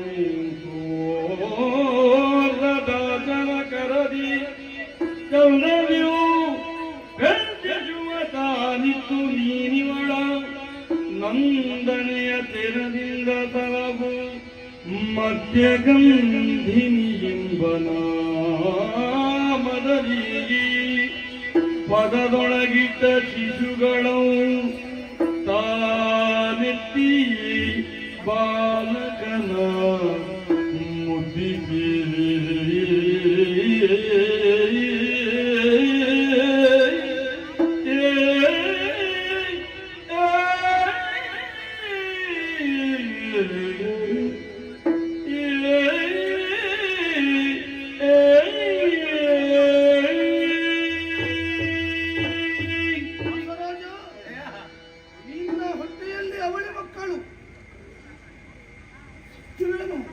ನಮಗೆ ನಂಬುದಕ್ಕೆ ಸಾಧ್ಯವಾಗಲಿಲ್ಲ. ಘಟಿಸಲಾರದ ಒಂದು ಘಟನೆ ಇಂದು ಘಟಿಸಿ ಹೋಯಿತು ಅಂತಾದ್ರೆ ಇದು ವಿಧಿ ಸಂಕಲ್ಪ ಅಲ್ಲದೆ ಮತ್ತೇನು? ಹಾಗೇ ಹೇಳಬೇಕಂತ ಲಲಾಟ ಲಿಖಿತಾರೇಖ ಪರಿಮಾಷ್ಟ್ರೀಯ ಶಕ್ತಿ ಅದು ವಿಷಯ. ವಿಧಿ ಬರದದ್ದನ್ನು ಯಾರಿಂದಲೂ ತಪ್ಪಿಸುವುದಕ್ಕೆ ಸಾಧ್ಯವಿಲ್ಲ. ಹೌದೌದು. ಈಗೊಂದು ಘಟನೆ ಘಟಿಸಬೇಕು ಅಂತ ವಿಧಿಯೇ ಬರೆದಿದ್ದಾನೆ ಅಂತ ಅದೇ ತಪ್ಪಿಸುವುದಕ್ಕೆ ಮಾನವ ಮಾತ್ರದಿಂದ ಸಾಧ್ಯ. ಆ ಮಕ್ಕಳ ಮುಖವನ್ನು ಕಾಣುವಾಗ ನನಗೆ ಯಾಕೋ ಸಾಕುವುದಕ್ಕೆ ಮನಸ್ಸು ಬರಲಿಲ್ಲ. ಆದ್ದರಿಂದ ತಂದು ನಿಮ್ಮ ಕೈಗೆ ಒಪ್ಪಿಸಿದ್ದೇವೆ. ಸೂರ್ಯ ಚಂದ್ರನ ಓಜಸ್ಸು ತೇಜಸ್ಸು ಹೌದಾ? ಗಂಡು ಮಗುವಿನ ಮುಖದಲ್ಲಿ ರಾಷ್ಟ್ರ ಮಾಡ್ತಾ ಉಂಟು. ಆ ಮಗುವಿನ ನಗು ನುಡಿಗ ಅಯ್ಯೋ ಮೀನಿನ ಹೊಟ್ಟೆಯಲ್ಲಿ ಹುಟ್ಟಿದ್ದು. ಹೌದು, ಮತ್ಸ್ಯದಲ್ಲಿ ಹುಟ್ಟಿದ್ದು. ಮತ್ಸ್ಯದಲ್ಲಿ ಹುಟ್ಟಿದ್ದು. ಹಾಗಾಗಿ ಈ ಗಂಡು ಮಗುವಿಗೆ ಮತ್ಸ್ಯರಾಜ ಅಂತ ಹೆಸರಲ್ಲ. ಈಗ ಮಗುವಿಗೆ ಹೆಸರಿಟ್ಟಾಯ್ತಾ? ಮತ್ಸ್ಯರಾಜ. ಗಂಡು ಮಗುವಿನ ಹೆಸರು ಮತ್ಸ್ಯರಾಜ. ಇದನ್ನು ಇವನನ್ನು ಹಾ. ನಾನೇ ಸಾಕು. ಹೌದರಾವೆ, ಒಳ್ಳೆದು. ನಾ ತಂದದಕ್ಕೆ ಸಾರ್ಥಕ ಆಯ್ತು. ನನ್ನವಳ ಆಲಯಕ್ಕೆ ಇದನ್ನು ಕಳುಹಿಸಿಕೊಡು. ಅಮ್ಮನಿಗೆ ಎಷ್ಟು ಸಂತೋಷ ಆಗಬಹುದು. ಸಂತೋಷಪಟ್ಟು. ಆಗಲ್ಲಪ್ಪ, ಆಗಲ್ಲ. ಒಳ್ಳೆದಾಯ್ತು. ನಾನು ಮಹಾರಾಜ ಏನು ಮಾಡ್ತಾರದೆ ಎಣಿಸಿದ್ದೆ. ಮಗುನ ಅವರೇ ಸಾಕ್ತಾ ಇದ್ದೆ. ಇದು ಅರಸು ಮಗನಾಗಿ ಮಗುಗೆ ಬದುಕಬಹುದಲ್ಲ. ಇದಕ್ಕಿಂತ ದೊಡ್ಡ ಭಾಗ್ಯ ಮಗುಗೆ ಇನ್ನೆಂತದ್ದು ಬೇಕು? ಅದಕ್ಕೆ ಹೇಳು, ಯೋಗ ಕೂಡಿ ಬರ್ಬೇಕು. ನಿನಗೆ ಯೋಗ ಕೂಡಿ ಬಂತು ದಾಸರ. ಯಾಕೊಡೆಯ? ನೋಡಿದೆ ಆ ಹೆಣ್ಣು ಮಗುವಿನ ಮುಖವನ್ನು? ಮುಖ ಅಂದ್ರೆ ಮುಖ ಭಾರಿ ಚಂದದ ಹೆಣ್ಣು ಮಗು. ಈ ಹೆಣ್ಣು ಮಗುವನ್ನು ಹಾ. ನೀನೇ ಸಾಕು. ಅದು ವಿಷಯ. ಎಂತದು? ನೀನೇ ಸಾಕು. ಹಿಡಿದುಕೋ. ನೀನ್ ಯಾಕೆ ಹೆದರಿದ್ರು? ಹೆದರಿದ್ದಲ್ಲ, ನೀವು ಕೊಡುವಾಗ ಬೇಡ ಅಂತ ಹೇಳಲಿಕ್ಕೆ ಆಗುದಿಲ್ಲ. ನಾವು ಬದುಕುವುದೇ ಬಹಳ ಕಷ್ಟದಲ್ಲಿ ರಾವೆ. ಒಂದು ಹೊತ್ತು ಇದ್ರೆ ಮತ್ತೊಂದು ಹೊತ್ತು ಮೇಲೆ ನೋಡ್ಬೇಕಾಗುತ್ತದೆ. ಅಂತ ಪರಿಸ್ಥಿತಿ ಇರುವಾಗ ಈ ಮಗುವನ್ನು ನಾನು ಕೊಂಡೋಗಿ ಏನು ಮೀನನ್ನು ಕೊಡುವುದಾ, ಹಾಲು ಎಂತಾದ್ರೂ ಕೊಡ್ಬೇಕು ರಾವೆ. ಈ ಮಗುವಿನ ನಾನು ಎಂತದ್ದು ಕೊಡ್ಲಿ ರಾವೆ? ನಾನಿಲ್ಲವೇನು? ಆ ಮಗುವಿನ ಭವಿಷ್ಯದ ಭದ್ರತೆಗೆ ಏನಲ್ಲಬೇಕು ಆ ವ್ಯವಸ್ಥೆಯನ್ನು ನಾನು ಮಾಡ್ತೇನೆ. ಸಾಕುದು ನಾನು, ವ್ಯವಸ್ಥೆ ಎಲ್ಲ ನಿಮ್ಮದು. ಹೌದಾ? ನೀನು ಹೇಗೆ ಸಾಕಬೇಕು? ಹೇಗೆ ಸಾಕು? ಒಟ್ಟು ಸಾಕಿದಾಗ ಮತ್ತೆ ನಿನ್ನ ಮಗಳ ಹಾಗೆ ನೀನು ಸಾಕುವುದು. ವ್ಯವಸ್ಥೆ ಎಲ್ಲ ನೀವು ಮಾಡುದಾದ್ರೆ ಮಗಳ ಹಾಗೆ ಸಾಕುತ್ತೇನೆ. ಅದು ನೋಡಿದೆಯಾ? ಕಾಣಿಸಿದೆಯಾ? ಹೌದು. ಮಗುವಿನ ತನುವಿನಿಂದ ಗಂಧ ಹೊರಡ್ತಾ ಉಂಟು. ಪರಿಮಳ, ಮೀನಿಂದ ಪರಿಮಳ, ಮೀನಿನ ಪರಿಮಳ ಹೊರಡ್ತಾ ಉಂಟು. ಆ, ಆ, ಹಾಗಾಗಿ ಆ. ಈ ಹೆಣ್ಣು ಮಗುವಿಗೆ ಆ. ಮತ್ಸ್ಯಗಂಧಿನಿ ಅಂತ ಹೆಸರನ್ನು ಅದು ಮತ್ಸ್ಯರಾಜ, ಇದು ಮತ್ಸ್ಯಗಂಧಿ. ಹೆಸರು ನಿಮ್ಮ ಲೆಕ್ಕದಲ್ಲಿ ಆಗಲಿ ಒಳ್ಳೆಯ ಸಾಕುವುದು ನೀನು. ಆಗಲಿ. ಹೋಗು. ಏನಿದ್ರು ನಿಮ್ಮ ಬಳಿಗೆ ನಾನು ಬರ್ತೇನೆ. ಕಷ್ಟ ಬಂದ್ರು ನನ್ನ ಬಳಿಗೆ ಬಾ. ಆಯ್ತು ಆಯ್ತು, ಅದು ಬರ್ತೇನೆ. ಅಂತೂ ಮತ್ಸ್ಯರಾಜನನ್ನು ನನ್ನಲ್ಲಿಯೇ ಇರಿಸಿಕೊಂಡಿದ್ದೇನೆ. ಸಕಲ ವಿದ್ಯೆಯನ್ನು ಇವನಿಗೆ ಕಲಿಸುವ ಮುಖೇನವಾಗಿ ಪ್ರಜೆಯಾಗಿ ಅಲ್ಲ, ಒಳ್ಳೆಯ ಉತ್ತಮ ರಾಜನಾಗಿ ಅವನನ್ನು ನಿರ್ಮಾಣ ಮಾಡುವಂತಹ ಜವಾಬ್ದಾರಿ ನನ್ನ ಮೇಲಿದೆ. ಮತ್ಸ್ಯರಾಜನಿಗೆ ಮುಂದೆ ನನ್ನ ಮತ್ಸ್ಯರಾಜ್ಯವನ್ನು ಬಳವಳಿಯಾಗಿ ಕೊಡುವವನಿದ್ದೇನೆ. ಇವನು ನನ್ನ ಹಾಗೆ ಪ್ರಜಾ ರಂಜಕನಾಗಿ, ಪ್ರಜಾ ಚಿಂತಕನಾಗಿ, ಪ್ರಜಾ ಪರಿಪಾಲಕನಾಗಿ ಬಾಳಬೇಕು, ಬೆಳಗಬೇಕು ಎನ್ನುವುದೇ ನನ್ನ ಸದಾಶಯ. ಲೋಕ ಸಮಸ್ತ ಸುಖಿನೋ ಭವಂತು. ಸತ್ಯನಿಷ್ಠೆಗೆ ಸಂದಿಗ ತೊಲಗಿತು ಸತ್ಯವತಿ ಶಿಶುಯವನು ಮಗ ನೋಡಿದನು ಪ್ರಸರಿಸಿದನು ಸತ್ಯವತಿಯೇ. ಇದಕ್ಕೆ ಸ್ವಾಮಿ ನಿಮ್ಮಂತಹ ತಿಳಿದವರು ಹೇಳಿದ ಒಂದು ಮಾತು, ಮಾನವ ಕೊಟ್ಟರೆ ಮನೆ ತನಕ, ದೇವರು ಕೊಟ್ಟರೆ ಕೊನೆ ತನಕ ಅಂತ. ನಿರೀಕ್ಷೆ ಇಲ್ಲದೆ ಅನಿರೀಕ್ಷಿತವಾಗಿ ನಡೆದಂತಹ ಅಘಟಿತ ಘಟನೆ. ಮಕ್ಕಳೆರಡು ಕೈಗೆ ಸಿಕ್ಕಿತ್ತು, ಮಹಾರಾಜರಿಗೆ ಕೊಟ್ಟೆ. ಒಂದನ್ನು ಅವರು ಇಟ್ಟುಕೊಂಡರು, ಮತ್ತೊಂದು ನನಗೆ ಮರಳಿ ಕೊಟ್ಟರು. ಮತ್ಸ್ಯಗಂಧಿನಿ ಎಂಬ ಹೆಸರನ್ನು ಕೂಡ ಅವರು ಇರಿಸಿದ್ದಾರೆ. ಹೆಸರು ಒಳ್ಳೆಯದೇ, ಕೆಟ್ಟದ್ದು ನಾನು ಹೇಳುವುದಿಲ್ಲ. ಯಾಕೋ ನನ್ನ ಮನಸ್ಸಿಗೆ ಹೆಸರಷ್ಟು ಕೆಟ್ಟದಂತಲ್ಲ, ಬದಲಿಗೆ ಬೇರೆ ಯಾರ ಹೆಸರು ಇಡಬೇಕು ಅಂತ ನಾನು ಆಲೋಚನೆ ಮಾಡಿದ್ದೇನೆ. ಮಗುವಿನ ಜಾತಕ ಗೊತ್ತಿಲ್ಲ, ನಕ್ಷತ್ರ ಗೊತ್ತಿಲ್ಲ, ಜಾತಿ ನೀತಿ ಕುಲ ಗೋತ್ರ ಯಾವುದು ಗೊತ್ತಿಲ್ಲ ಅಂತ ನಾನು ನನ್ನಷ್ಟಕ್ಕೆ ಒಂದು ಹೆಸರು ತೀರ್ಮಾನ ಮಾಡಿದ್ದೇನೆ. ಬೇಡ ಅಂತ ಮಾತ್ರ ಹೇಳಬಾರ್ದು, ಒಳ್ಳೇದೇ ಕೆಟ್ಟ ನನಗೆ ಗೊತ್ತ, ಅದು ಹೆಸರು ಅರ್ಥವೂ ಕೇಳಬಾರ್ದು. ಆ ಮಗುವಿಗೆ ನನ್ನ ಸತ್ಯ ನಿಷ್ಠೆಗೆ ಮೆಚ್ಚಿ ದೇವರು ಕೊಟ್ಟಂತ ಮಗುವಿಗೆ ಇನ್ನು ಮುಂದೆ ಸತ್ಯವತಿ. ಹೇಗೆ ಅದಿತಲ್ಲ, ನೀವು ಹೇಳಿದಲ್ಲಿಗೆ ಮುಗಿಯಿತು. ಹಾಗಾದ್ರೆ ಆ ಮಗುವಿನ ಅನ್ಯನಲ್ಲ, ಮಗುವಿಗೆ ತಂದೆ ತಾಯಿ ಬಂಧು ಬಳಗ ಎಲ್ಲ ನಾನೇ ಆಡ್ಕೊಂಡು ಮಗುವನ್ನು ಸಾಕುತ್ತಾ ಬರ್ತೇನೆ. ಮಗು ಅಳುತ್ತಾ ಉಂಟು, ಬಂದೆ ಜೋ ಮಗು ಬಾ, ಬಾ, ಬಾ.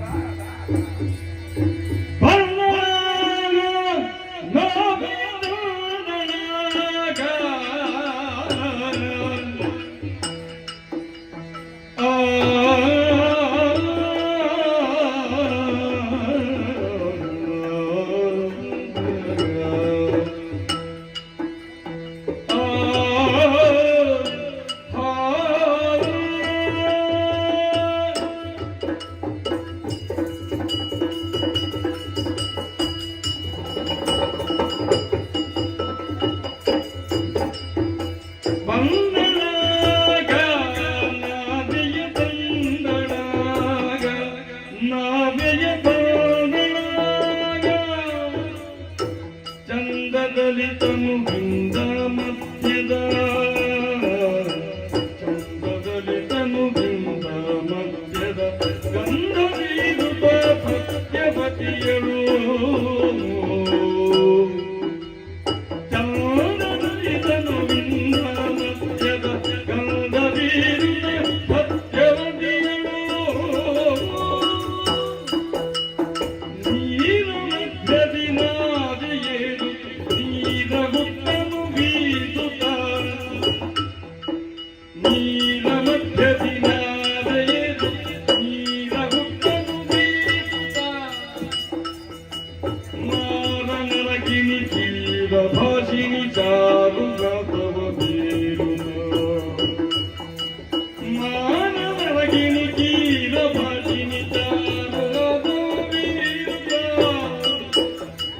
ಬಂದಣಾಗ ನಾವೆಯ ಬಂದಣಾಗ ಆ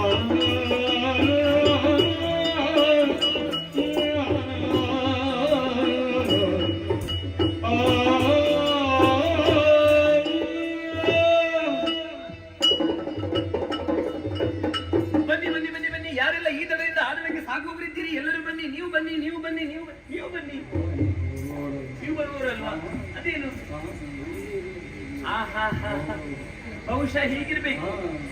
ನನ್ನ ಪರಿಮಳ ನಿಮಗೆ ಆಗುದಿಲ್ವಾ ಅಂತ. ಎಂತದ್ದು ವಾಸನೆ ಬರ್ತಾ ಉಂಟಾ?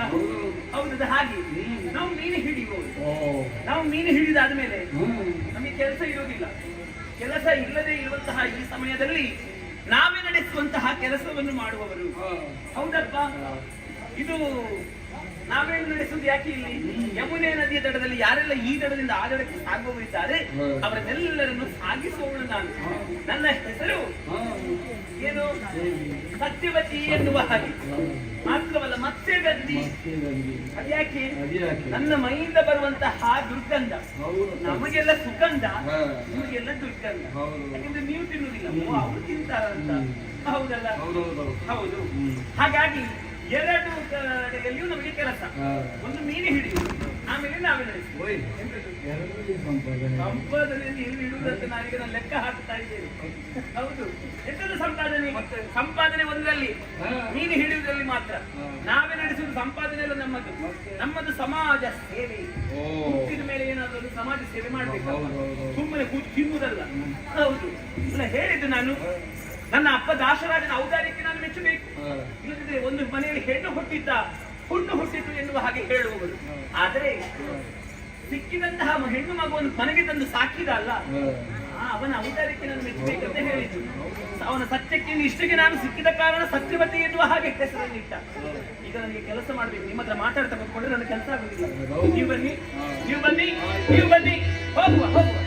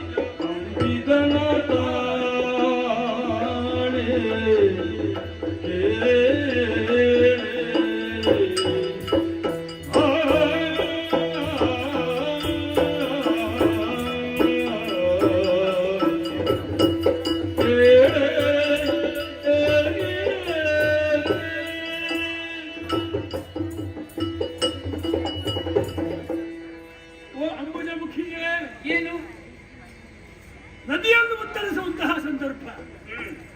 ಎಲ್ಲರಲ್ಲೂ ಕೂಡ ನಾವೇ ಒಂದು ಯಾರಿನಾಗ ಹುಟ್ಟು ಹಾಕಿ ಈ ದಡದಿಂದ ಆ ದಡಕ್ಕೆ ಎತ್ತಿಸುವಂತಹ ಮಹತ್ ಕಾರ್ಯವನ್ನು ನೀನು ಮಾಡುತ್ತಿರುವೆ. ಈ ನದಿಯನ್ನು ಉತ್ತರಿಸುವುದಕ್ಕೆ ನಾವೇ ಒಂದು ಯಾರಿ ಕುಳಿತವರು ನಾನು ಪರಾಶರ ಮುನಿ. ಆದರೆ ದಡ ಸೇರುವುದರ ಮೊದಲಾಗಿ ನದಿಯ ಮಧ್ಯಭಾಗಕ್ಕೆ ಬಂದಾಗ ನಿಲ್ಲಿಸಿ ನಿನ್ನ ಮುಖ ನೋಡಬೇಕಾಯಿತು. ಯಾಕೋ ಏನು ಬರಗಾರಿಯರ ಮುಖ ನೋಡಬಾರ್ದು.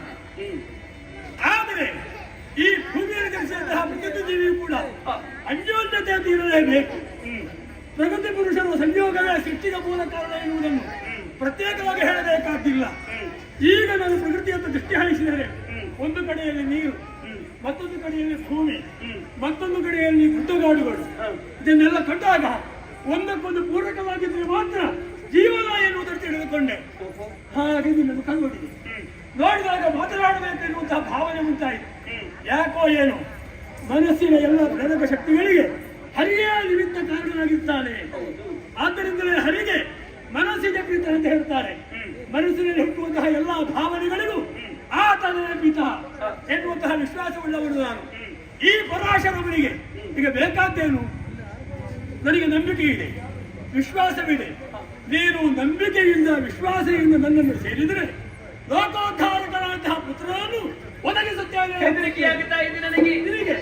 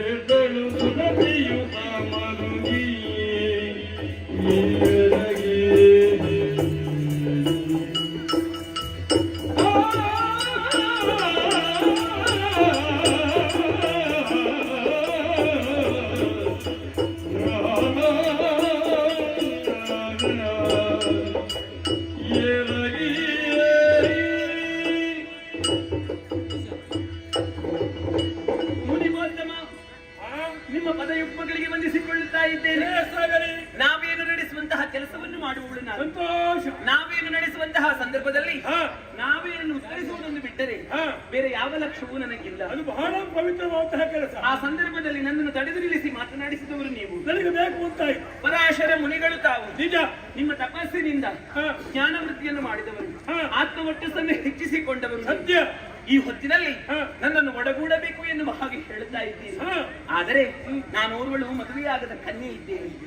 ಹೌದು, ಕನ್ಯೆಯಾದಂತಹ ನಾನು ಪರ ಪುರುಷನೊಂದಿಗೆ ಒಡಗೂಡಿಕೊಂಡು ಕೈಯಲ್ಲಿ ಒಂದು ಮಗುವನ್ನು ಹಿಡಿದುಕೊಂಡು ಹೋದರೆ ನಾಳೆ ಪ್ರಾಪಂಚಿಕರು ನನ್ನ ಕಡೆಗೆ ಬೆರಳು ಮಾಡಿ ತೋರಿಸುತ್ತಾರೆ. ಅಪವಾದವಾಗುತ್ತದೆ. ಹೇಗೆ?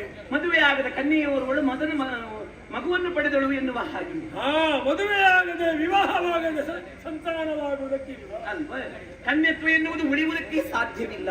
ಹಾಗಾಗಿ ಕನ್ಯೆಯಾದಂತಹ ನನ್ನನ್ನು ಒಳಗೂಡಬೇಕೆನ್ನುವ ಹಾಗೆ ಮನ ಮಾಡಬಾರದು ಮುನಿಗಳು, ಮನ ಮಾಡಬಾರದು. ಈ ವಿಚಾರದಲ್ಲಿ ಭೀತಿಯಾಗಿ. ಹೌದು.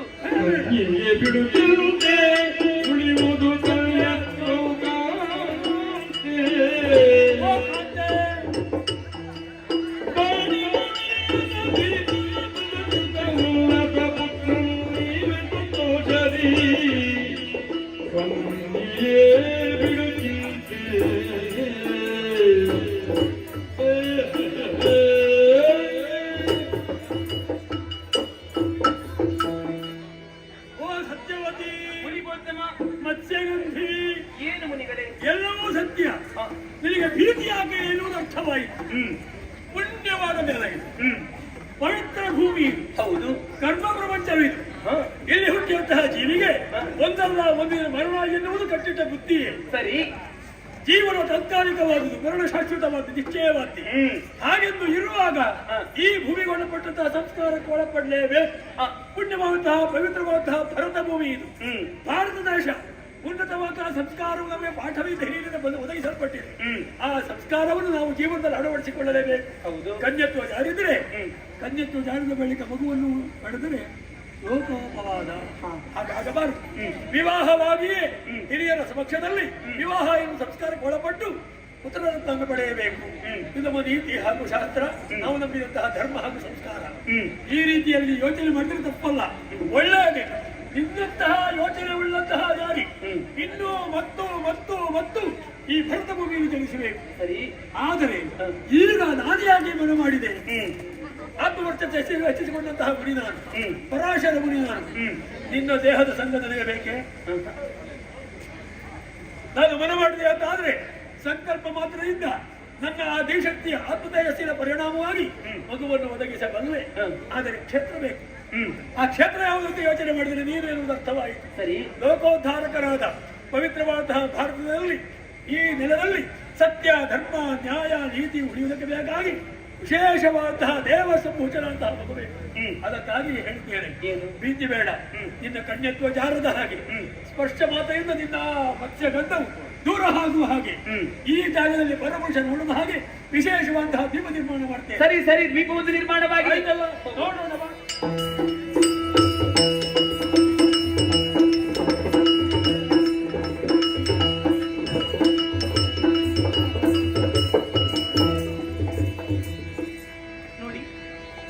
ಕ್ಷಣವೇ ಕಾಲಿಗೆ ಬಂದು ಕೊಡಬಟ್ಟು ಅಮ್ಮ ಕಷ್ಟ ಕಾಲ ಬಂದಾಗ ನೆನವರಿಕೆ ಮಾಡಿಕೊ ಎನ್ನುವ ಹಾಗೆ ಹೇಳ್ತಾನೆ. ಹೇಳಿ ಹೋಗ್ತಾ ಆಯ್ತಲ್ಲಮ್ಮ. ಹೌದು, ಹುಟ್ಟಿದಂತಹ ಮಗು ಇಷ್ಟು ವೇಗದಲ್ಲಿ ಈ ರೀತಿ ಬೆಳೆಯುವುದಕ್ಕುಂಟು. ಹೌದು, ಸದ್ಯೋಜಾತವಾದಂತಹ ಮಗು ಒಂದು ಹೆಸರು ಬೇಕು. ಹೌದು, ಏನು? ನವಮಾಸ ಕಳೆದ ಬಳಿಕ ದಶಮಾಸದಲ್ಲಿ ನಿನ್ನ ಗರ್ಭದಿಂದ ಮೂಲಕವಾಗಿ ಹೊರಗೆ ಬಂದವನಲ್ಲ ಇವ. ಅಲ್ಲ, ಯೋನಿ ಸಂಜಾತನಲ್ಲ, ಸದ್ಯೋಜಾತನಾದಂತಹ ಮಗು ಜನಿಸಿದ್ದಾನೆ.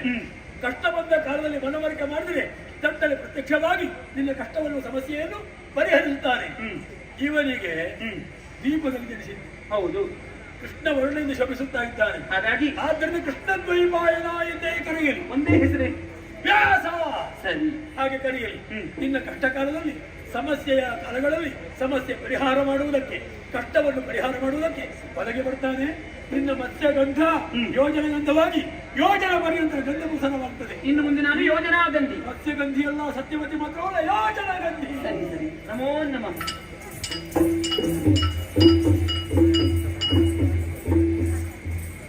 ಸರದಿ ಕಲಾಭಿಮಾನಿಗಳಿಗೆ ವಂದಿಸುತ್ತ, ಆಧರಣೀಯ ಕಲಾಭಿಮಾನಿಗಳೇ, ಯಕ್ಷ ಸೇವೆಯ ಇಂದಿನ ಸೇವಾದಾರರಾದಂತಹ ಅಧ್ಯಕ್ಷರು, ಸರ್ವ ಸದಸ್ಯರು, ರಾಷ್ಟ್ರೀಯ ಹಿಂದೂ ಜಾಗರಣ ವೇದಿಕೆ ಬೆಳ್ತಂಗಡಿ ಇವರಿಗೆ ಶ್ರೀ ಕ್ಷೇತ್ರ ಪಾವಂಜಿ ದೇವಸ್ಥಾನದ ಆಡಳಿತ ಮಂಡಳಿ ಹಾಗೂ ಅರ್ಚಕ ವೃಂದ ಇವರ ಪರವಾಗಿ, ಮೇಳದ ಸಂಚಾಲಕರಾದಂತಹ ಶಿವದ ಪಟ್ಲ ಸತೀಶ್ ಶೆಟ್ಟಿ ಇವರ ಪರವಾಗಿ, ಅದೇ ರೀತಿ ಮೇಳದ ಎಲ್ಲ ಕಲಾವಿದರ ಪರವಾಗಿ ಅನಂತನಂತ ಧನ್ಯವಾದಗಳನ್ನು ಅರ್ಪಿಸ್ತಾ ಇದ್ದೇವೆ. ಅದೇ ರೀತಿ ಈ ಕಾರ್ಯಕ್ರಮಕ್ಕೆ ಹೆಚ್ಚಿನ ಸಂಖ್ಯೆಯಲ್ಲಿ ಆಗಮಿಸಿದಂತ ಎಲ್ಲ ಕಲಾಭಿಮಾನಿಗಳಿಗೂ ಕೂಡ ನಮ್ಮೆಲ್ಲರ ಪರವಾಗಿ ತುಂಬು ಹೃದಯದ ಧನ್ಯವಾದಗಳನ್ನು ಅರ್ಪಿಸುತ್ತಾ, ನಿಮಗೆಲ್ಲರಿಗೂ ಕೂಡ ನಾವು ನಂಬಿಕೊಂಡು ಬಂದಿರುವಂತಹ ಪಾವಂಜಿ ಜ್ಞಾನಶಕ್ತಿ ಸುಬ್ರಹ್ಮಣ್ಯ ಸ್ವಾಮಿಯು ಸಕಲ ಆಯುರ ಆರೋಗ್ಯ ಐಶ್ವರ್ಯ ಸುಖ ಸಂಪತ್ತು ಸಮೃದ್ಧಿಯೊಂದಿಗೆ ಸಕಲ ಸನ್ಮಂಗಲವನ್ನುಂಟು ಮಾಡಲಿ ಎಂಬುದಾಗಿ ಆಶಿಸುತ್ತ ಪ್ರಾರ್ಥಿಸುತ್ತ, ಕಲಾಭಿಮಾನಿಗಳೇ, ಬರುವರಾತ್ರಿ ನಾವು ಗ್ರಾಮ ಸೇವಾ ಸಮಿತಿ ನಿಡ್ಲೆ ಇವರ ಬಾಬ್ತು ನಿಡ್ಲೆಯಲ್ಲಿ ಈ ವರ್ಷದ ನೂತನ ಕಥಾರನ ಅಯೋಧ್ಯ ದೀಪ ಎನ್ನುವಂತಹ ಆಖ್ಯಾನವನ್ನು ಆಡಿ ಅಭಿನಯಿಸಿ ತೋರಿಸುವುದಕ್ಕಿದ್ದೇವೆ. ಅದೇ ರೀತಿ ಯಕ್ಷಧ್ರುವ ಪಟ್ಲ ಫೌಂಡೇಶನ್ ಟ್ರಸ್ಟ್ ರಿಜಿಸ್ಟರ್ಡ್ ಮಂಗಳೂರು ನಮ್ಮ ಸಂಸ್ಥೆಯ ವಾರ್ಷಿಕ ಮಹೋತ್ಸವ ಪಟ್ಲ ಸಂಭ್ರಮ 2024 ಇದೇ ಬರುವಂತಹ ಮೇ 26ರಂದು ಮಂಗಳೂರಿನ ಅಡ್ಯರ್ ಗಾರ್ಡನ್ ನಲ್ಲಿ ಬೆಳಗಿನಿಂದ ಸಂಜೆಯವರೆಗೆ ವಿವಿಧ ಸಾಂಸ್ಕೃತಿಕ ಕಾರ್ಯಕ್ರಮದೊಂದಿಗೆ ಸಂಪನ್ನಗೊಳ್ಳುವುದಕ್ಕಿದೆ. ಕಲಾಭಿಮಾನಿಗಳು ಹೆಚ್ಚಿನ ಸಂಖ್ಯೆಯಲ್ಲಿ ಆಗಮಿಸಿ ಕಾರ್ಯಕ್ರಮವನ್ನು ಚಂದ ಕಾಣಿಸಿಕೊಡಬೇಕಾಗಿ ಕೇಳಿಕೊಳ್ಳುತ್ತಾ, ಮುಂದಿನ ಕಥಾ ಭಾಗಕ್ಕೆ ಹೋಗುವುದಕ್ಕೆ ಸಭ್ಯ ಸಭಿಕರಲ್ಲಿ ಹಾಗೂ ಭಾಗವತರಲ್ಲಿ ಅಪ್ಪಣೆಯನ್ನು ಅನುಮತಿಯನ್ನು ಕೇಳುವುದರೊಂದಿಗೆ ಕಥಾ ಭಾಗವನ್ನು ಮುಂದುವರಿಸ್ತಾ ಇದ್ದೇವೆ. ನಮಸ್ತೆ, ಜೈ ಹಿಂದ್, ಯಕ್ಷಗಾನಂ ಎಂದು.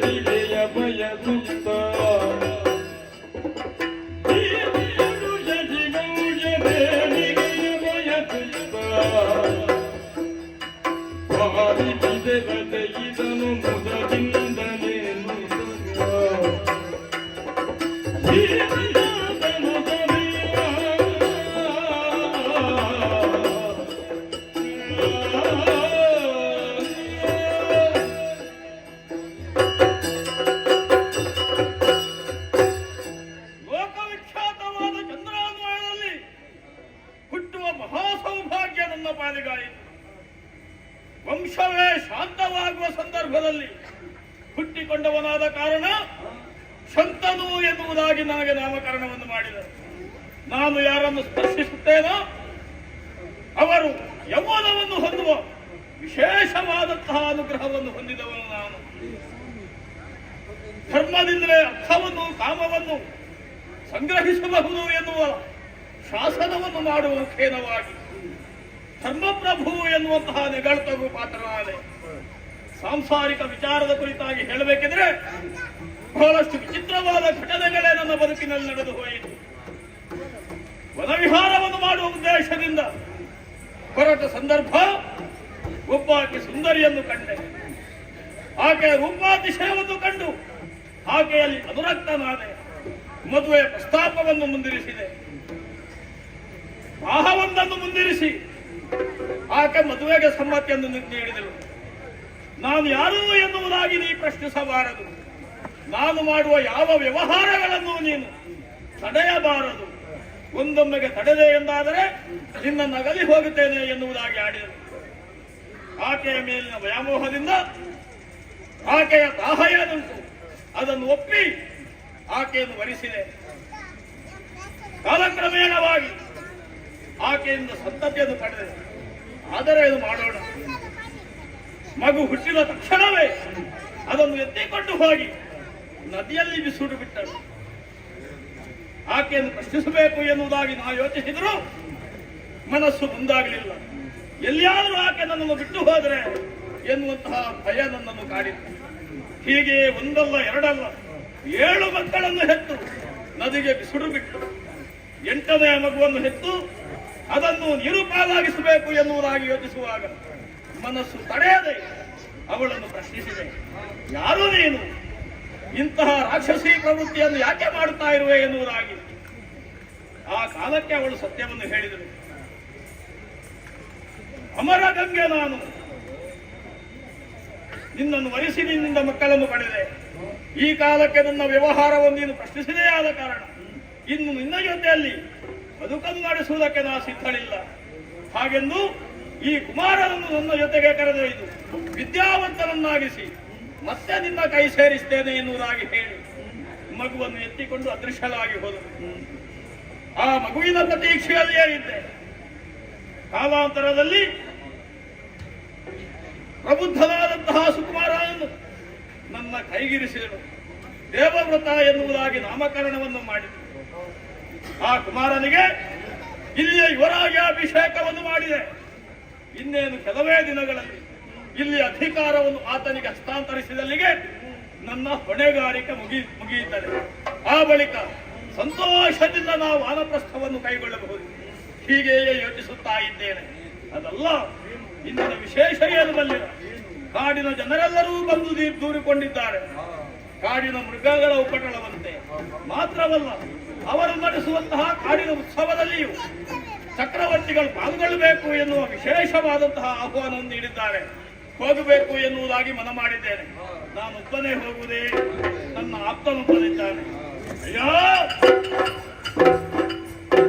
ಚಕ್ರವರ್ತಿಗಳೇ, ವಂದಿಸಿದ್ದೇನೆ. ಎಂದು ಹೇಳಪ್ಪ ದೇವರೇ. ಓ, ನಿನ್ನನ್ನು ಕರೆಸುವುದಕ್ಕೆ ಬಹಳ ಕಾರಣ ಇಲ್ಲ. ಏನು ಗೊತ್ತಾಗ್ಲಿಲ್ಲ. ನೋಡಿದೆ, ಕೆಲವು ಮಂದಿ ಈ ಹೊತ್ತಿಗೆ ನನ್ನನ್ನು ಕಾಣುವುದಕ್ಕೆ ಬಂದಿದ್ದರು. ಅವರೆಲ್ಲ ಏನು ಇಲ್ಲಿ ಬಂದು ಸೇರಿದ್ದು? ಯಾರು? ವೇಷದವರ ವೇಷದವರಲ್ಲೂ, ಅವರೆಲ್ಲ ಕಾಡಿನ ಜನರು.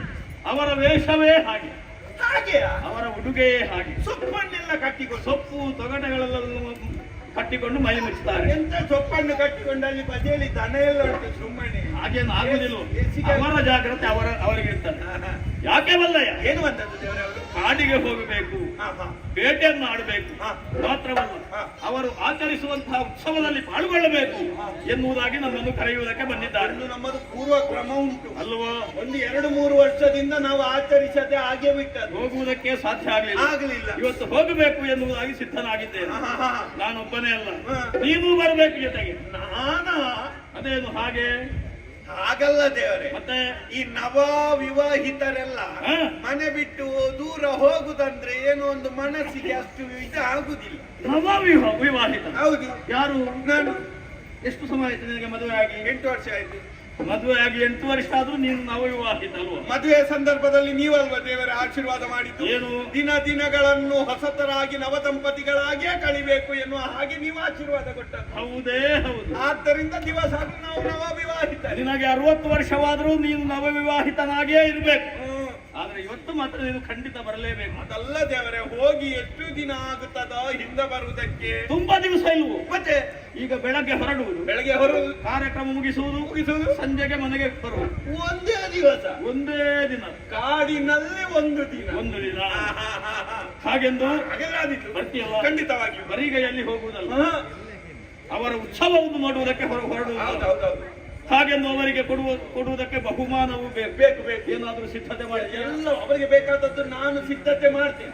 ಮತ್ತೊಂದು ಹೇಳಿದ್ದಾರೆ, ಮೃಗ ಬೇಟೆಯಲ್ಲೆಲ್ಲ ಸುಳ್ಳು ಉಪದ್ರ ಬರ್ತದೆ. ಮೃಗಗಳು ಪಟಾಳವನ್ನು ಮಾಡ್ತವೆ. ಮೃಗ ಬೇಟೆಯನ್ನು ಆಡಬೇಕು ಅಲ್ವಾ? ಹೋಗುವುದೇ? ಎಲ್ಲ ಸಿದ್ಧತೆ ನಾನು ಮಾಡ್ತೇನೆ. ಮಾಡಿದ್ಯಲ್ಲ? ಪೂರ್ವ ತಯಾರಿ ಮಾಡಿ ಹೋಗುದೇ. ಹೋಗುವ ನಡೆಯುವ.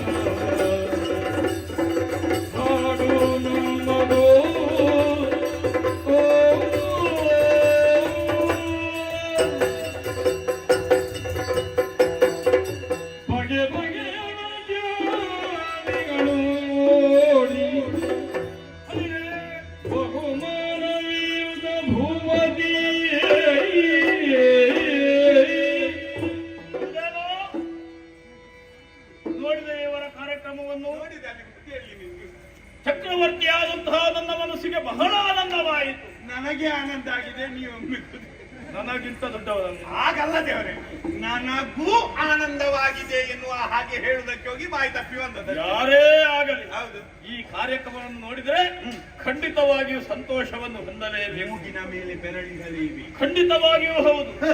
ಹಾಗೆಂದು ನಮ್ಮನ್ನು ಆನಂದ ಪಡಿಸಿದಂತಹ ಇವರನ್ನು ಹಾಗೆ ಬಿಡುವುದಕ್ಕಾಗುತ್ತಲ್ಲ ಹೇಳು? ಅದ್ಭುತ ನಾಟ್ಯ ಅಲ್ಲ ಇವರ, ಅದ್ಭುತ ನಾಟ್ಯ. ಎಲ್ಲ ಕಲಿಸಿದಂತ ಗುರುಗಳು ಯಾರು ಇರ್ಬೋದಾ?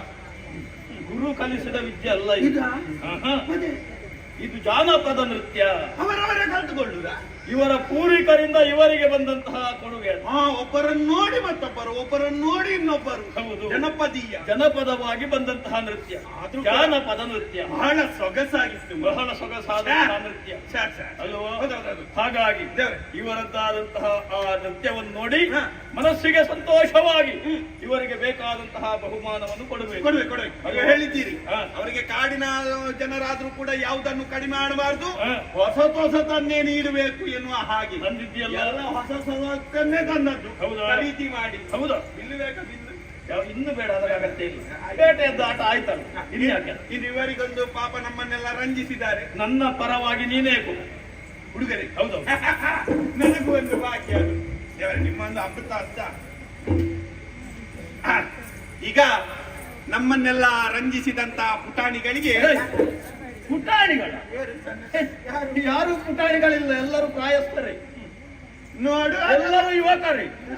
ಮುಖ ನೋಡುವಾಗ ಮಾತ್ರ ಒಂದು ಸಣ್ಣ ಹೌದೌದು. ಹದಿನಾಕಾರ ಬಾಲಕರಾಗಿ ಮಗುವಿನ ಮುಗ್ಧತೆ. ಕಾಡಿನ ಜನರು ಹಾಗೆ ಏನು? ಬಹಳ ಮುಗ್ಧರು. ದೇಹ ನೋಡುವಾಗ 44 ಅದ್ಭುತ ಪ್ರತಿಭೆ ಮಾತ್ರ. ಹೌದು. ಯಾರಿಂದ ತೊಡಗಿಸಿಕೊಳ್ಳೋಣ? ಇವರಿಂದ. ಆಯ್ತು. ಹೆಂಗಸರಿಗೆ ಪ್ರಥಮ ಆದ್ಯತೆ. ಹಾ. ಇದೀಗ ಬನ್ನಿ ಭಾವ. ಭಾವ ಅಲ್ಲ, ಭಾವ ಏನು ಭಂಗಿ, ಭಾವಪೂರ್ಣವಾಗಿ ತನ್ನದಾದಂತಹ ಪ್ರಸ್ತುತಿಯನ್ನು ಮಾಡಿದ್ದಾರೆ. ಬಲ ಭಾವ, ಬಲ ಬಲ ಬಲ ಬಲ. ಬಲ ಭಾವ. ಅದ್ಭುತ. ಇವರು ನೋಡಿ ಅದ್ಭುತವಾಗಿ ನಾಟ್ಯ ಮಾಡಿದ್ದಾರೆ. ಹಾ. ನೋಡುವುದಕ್ಕೆ ಒಂದು ಹೆಣ್ಣಿನಾಗೆ. ಹೇ. ಹೆಣ್ಣಿನ ಹಾಗೆ ಹೆಣ್ಣೆ, ಹೆಣ್ಣ ಅಲ್ಲಪ್ಪ, ವೇಷ ಮಾಡಿದಲ್ಲ, ಅದು ಹೆಣ್ಣೆ. ಹೆಣ್ಣಲ್ಲ, ಹೆಣ್ಣು ಅಂತ ಹೆಣ್ಣಲ್ಲ. ಯಾಕೋ? ಅಲ್ಲ ದೇವರೇ, ಯಾಕಲ್ಲ? ಹಾಗಲ್ಲ. ಹ? ಹೆಣ್ಣಲ್ಲ, ಮತ್ತೆ ಅಪ್ಸರೆ. ಹಾಗೆ ಅಪ್ಸರೆ ಅಪ್ಸರಸಿಯೇ ಧರೆಗೆ ಬಂದ ಹಾಗೆ. ಮೇಲಿನೆಲ್ಲ ಇರುವಂತ ಅಪ್ಸರೆಯರು ಹ.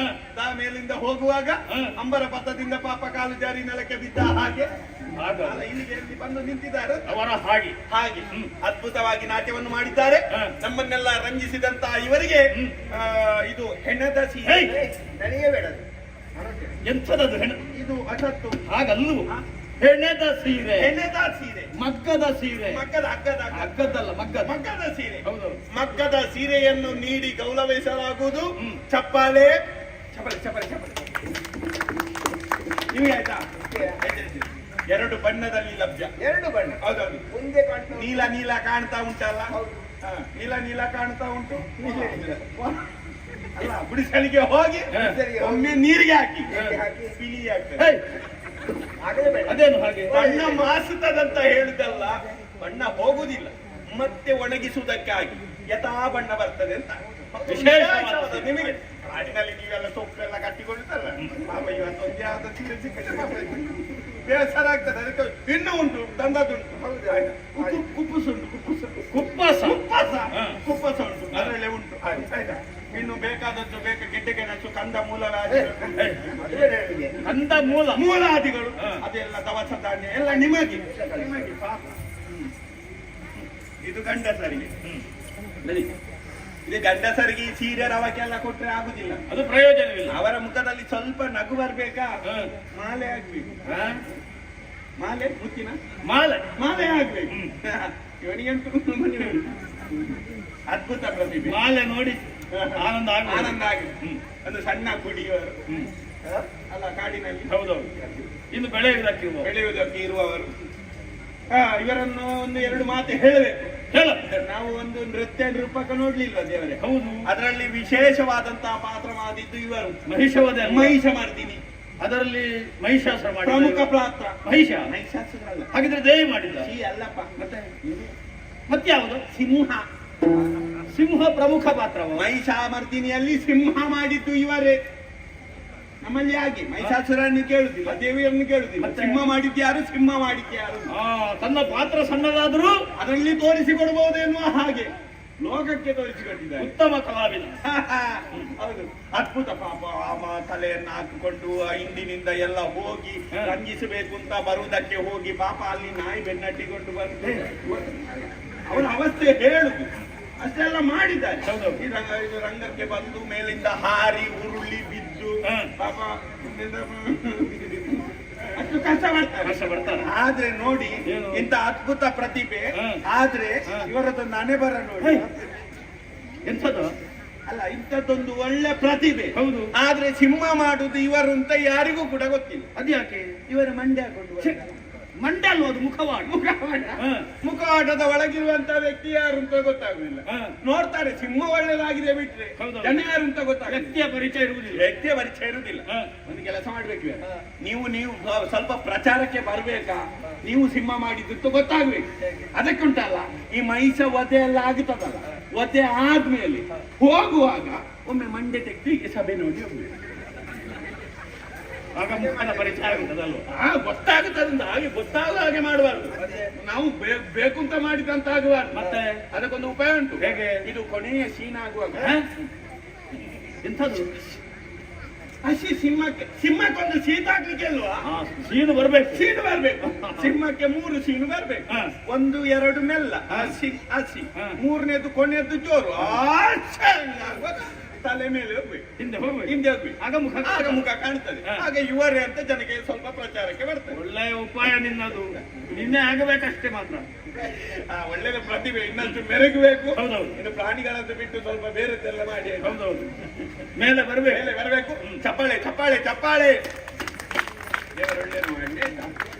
ಸರಿ, ನಿಮಗೆ ಬೇಕಾದಂತಹ ವ್ಯವಸ್ಥೆ ಏನೆಲ್ಲ ಕೊಡಬೇಕು ಅದೆಲ್ಲವನ್ನು ಕೊಡಿಸ್ತಾರೆ. ಹೋಗಿ ವಿಶ್ರಾಂತಿ ಮಾಡಿ. ನಮಗೂ ಕೂಡ ಸ್ವಲ್ಪ ವಿಶ್ರಾಂತಿ.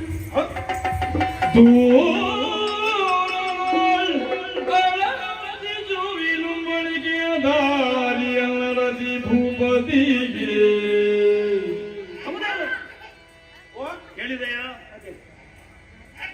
ಎಲೆಯ ಶಿಶುಗಳ ರೋದನ ಕಿವಿಗೆ ಕೇಳಿಸ್ತಾ ಉಂಟು. ಎಲ್ಲಿ ಎನ್ನುವುದಾಗಿ ಹುಡುಕುತ್ತಾ ಮುಂದೆ ಹೋಗುವ.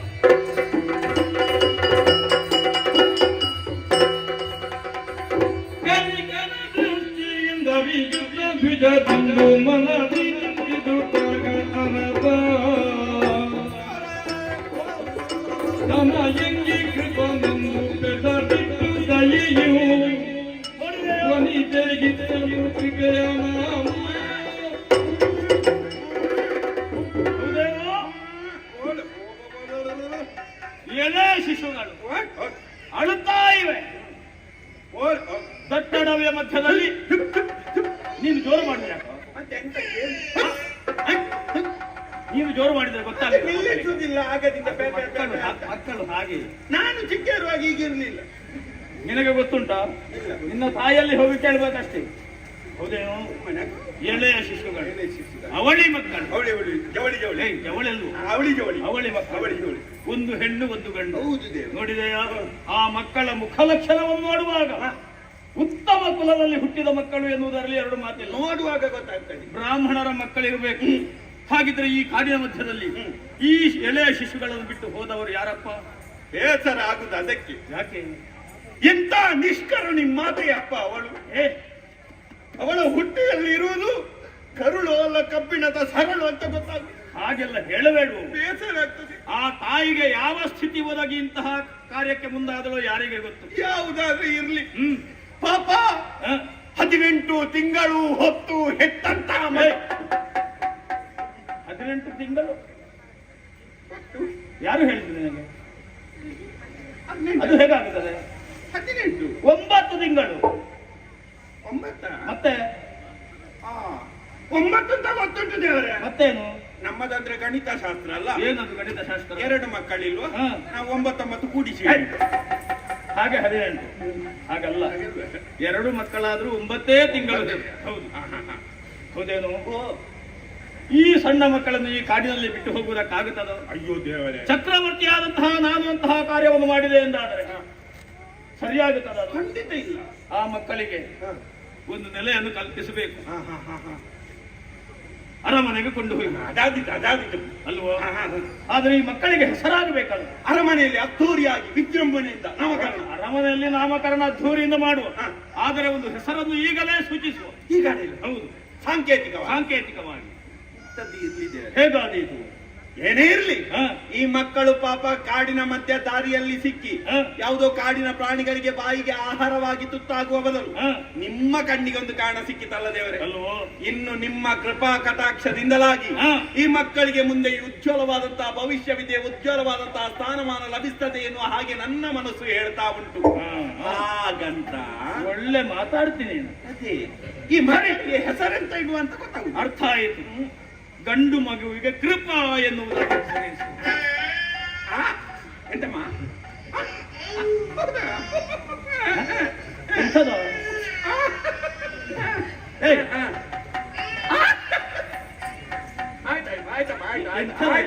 ಆಯ್ತಮ್ಮ, ನೀನು ಇಡು, ನಾ ಮಾತಾಡ್ತೀನಿ. ಆಯ್ತು. ಮಕ್ಕಳ ಭಾಷೆ ಅರ್ಥ ಆಗ್ತಾರೆ ನಿಮಗೆ? ಬಾಲ ಭಾಷೆ ಬರ್ತದೆ. ಹೌದಾ? ಅದು ಹೇಳುದು ಗಂಡಿಗೆ ನೀವೊಂದು ಭಯಂಕರ ಆಲೋಚನೆ ನೋಡಿ. ಏನು? ನೀವು ಅಲ್ಲಿಗೆ ಹೆಸರು ಇಟ್ಕೊಂಡದಲ್ಲ, ನಿಮ್ಮ ಕೃಪಾ ಕಟಾಕ್ಷದಿಂದ ಕೃಪಾ. ಹೌದು. ಅದು ಗಂಡು ಹೆಣ್ಣು ಮಗಿಗೆ ಕೇಳಿತು. ಅದು ಹೇಳುದು ಹ. ಅಕೊಳ ನಿನಗೆ ಹೆಸರು ಇಟ್ರು, ನಾನೊಂದು ನೋಡು ಹೆಣ್ಣಾಗಿ ನನಗೆ ಹೆಸರು ಇಡ್ಲಿಲ್ಲ ಅಂತ ಭೇದಭಾವ ಕಲ್ಪಿಸಿದ ಹಾಗೆ ನಾನು ಮಾತಾಡ್ತೇನೆ ಅಂತ ಹೇಳಿದೆ. ಖಂಡಿತವಾಗಿಯೂ ಹಾಗಾಗಬಾರದು. ಗಂಡು ಮಗುವಿಗೆ ಕೃಪಾ, ಹೆಣ್ಣಿಗೆ ಹೆಣ್ಣು ಮಗು ಕೃಪಿ. ಭಯಂಕರ ಕೃಪಿ ಎನ್ನುವುದಾಗಿ ಹೆಸರಿಸುವ. ಕೃಪಿ ಒಳ್ಳೆದಾಯ್ತು, ಒಳ್ಳೆ ಹೆಸರು. ಒಳ್ಳೆಯ ರೀತಿಯಲ್ಲಿ ಮಕ್ಕಳಿಗೆ ಯಾವ ಕೊರತೆಯು ಬಾಧಿಸದ ರೀತಿಯಲ್ಲಿ ಅರಮನೆಯಲ್ಲಿ ನಾವು ಸಾಕಬೇಕು. ದುರ್ಯೊಂದು ನಾಮಕರಣ ಆಗಬೇಕು. ಅದು ಮಾಡುವ. ಈಗ ಮಕ್ಕಳನ್ನು ಹಿಡಿದುಕೊಂಡು ನೇರವಾಗಿ ಅರಮನೆಗೆ ಹೋಗು. ತಾವುಗಳು ನಾನು ಸ್ವಲ್ಪ ಇಲ್ಲಿ ತಿರುಗಾಡಿ ಆ ಬಳಿಕ ಅಲ್ಲಿಗೆ ಬರ್ತೇನೆ. ಹೋಗಿ ಬರ್ತೇನೆ. ಸರಿ, ಯಾವುದೋ ನೂತನವಾದಂತಹ ಸುಗಂಧ ನನ್ನ ನಾಸಿಕ ಪುಟವನ್ನು ಭೇದಿಸ್ತಾ ಇದೆ. ಆ ಪರಿಮಳ ಎಲ್ಲಿಂದ ಎನ್ನುವುದಾಗಿ ಹುಡುಕುತ್ತಾ ಮುಂದುವರಿಯುತ್ತೇನೆ ನೋಡುವ.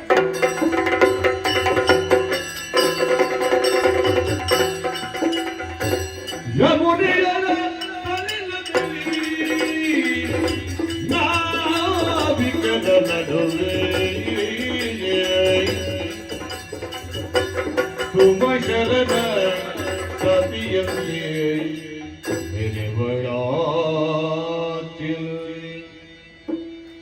ಅರವಿಂದ ಮುಖಿವಳ ಕಂಡ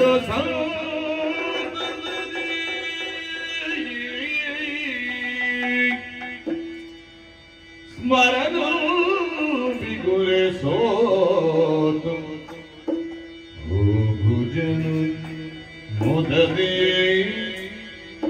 ಸ್ಮರಣಂ ಬಿಗುರಿಸೋ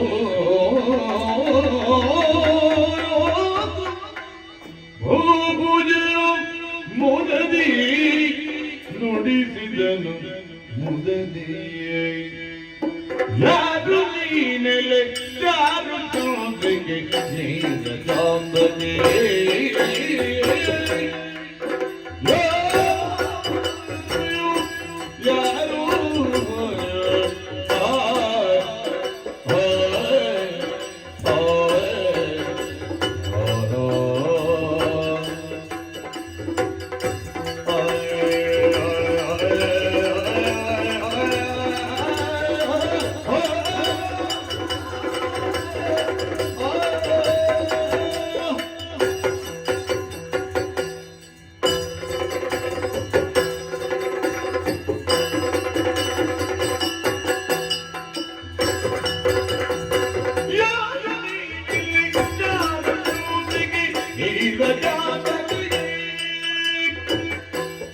ಮನ್ಮನ ಸೂರ್ಯಾದುದು ಮನ್ಮನ ಸೂರ್ಯಾದುದು ಭಾರತಗಿರಿ ಕಾರಿದ ಕುಡಿಯೇ ಹೇ ನೀವೇ ಕಾಮಕಿಯೇ ನಾರಿ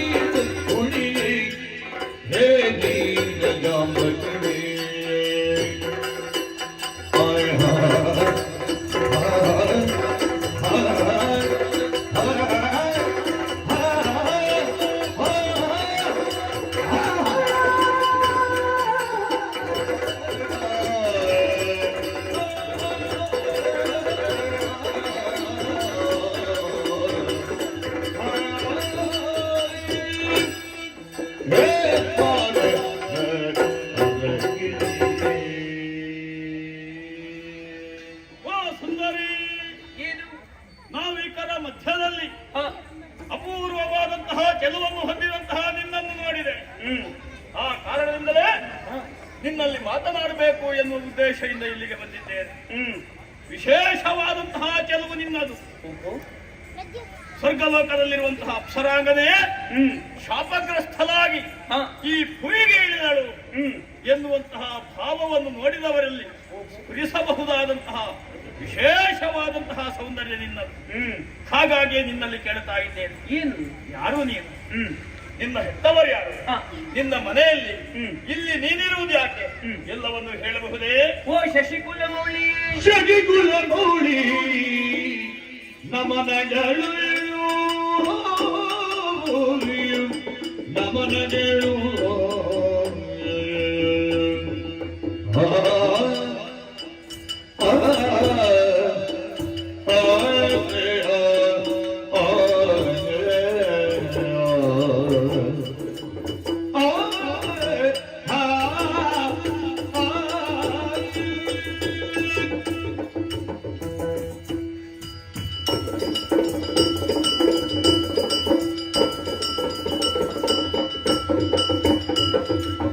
ಶಶಿಕುಲ ಮೌಳಿ ನಮನಗಳು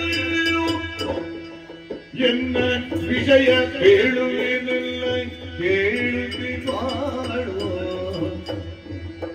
ಎನ್ನ ವಿಷಯ ಕೇಳುವೆನೆಲ್ಲ ಕೇಳುಗೆ ಬಾಳು ನಮನಗಳು ಕೇಳುಗೆ ಬಾಳು ನಮನಗಳು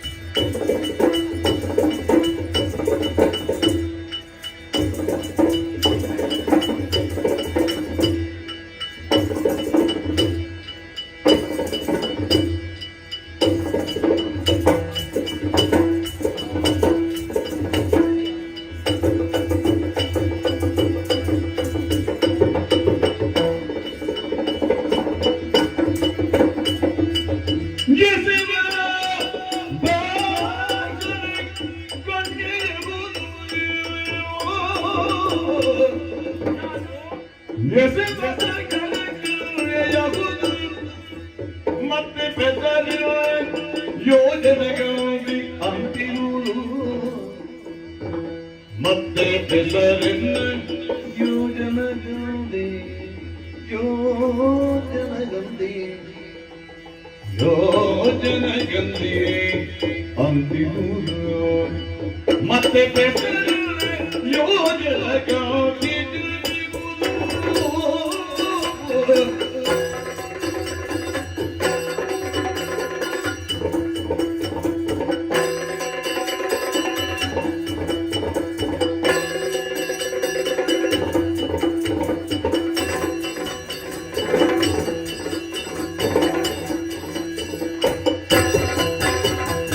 ಶಶಿಕುಲ ಮೌಳಿ ನಮನಗಳು ಎನ್ನ ವಿಷಯ ಬಿಡುವುದಿಲ್ಲ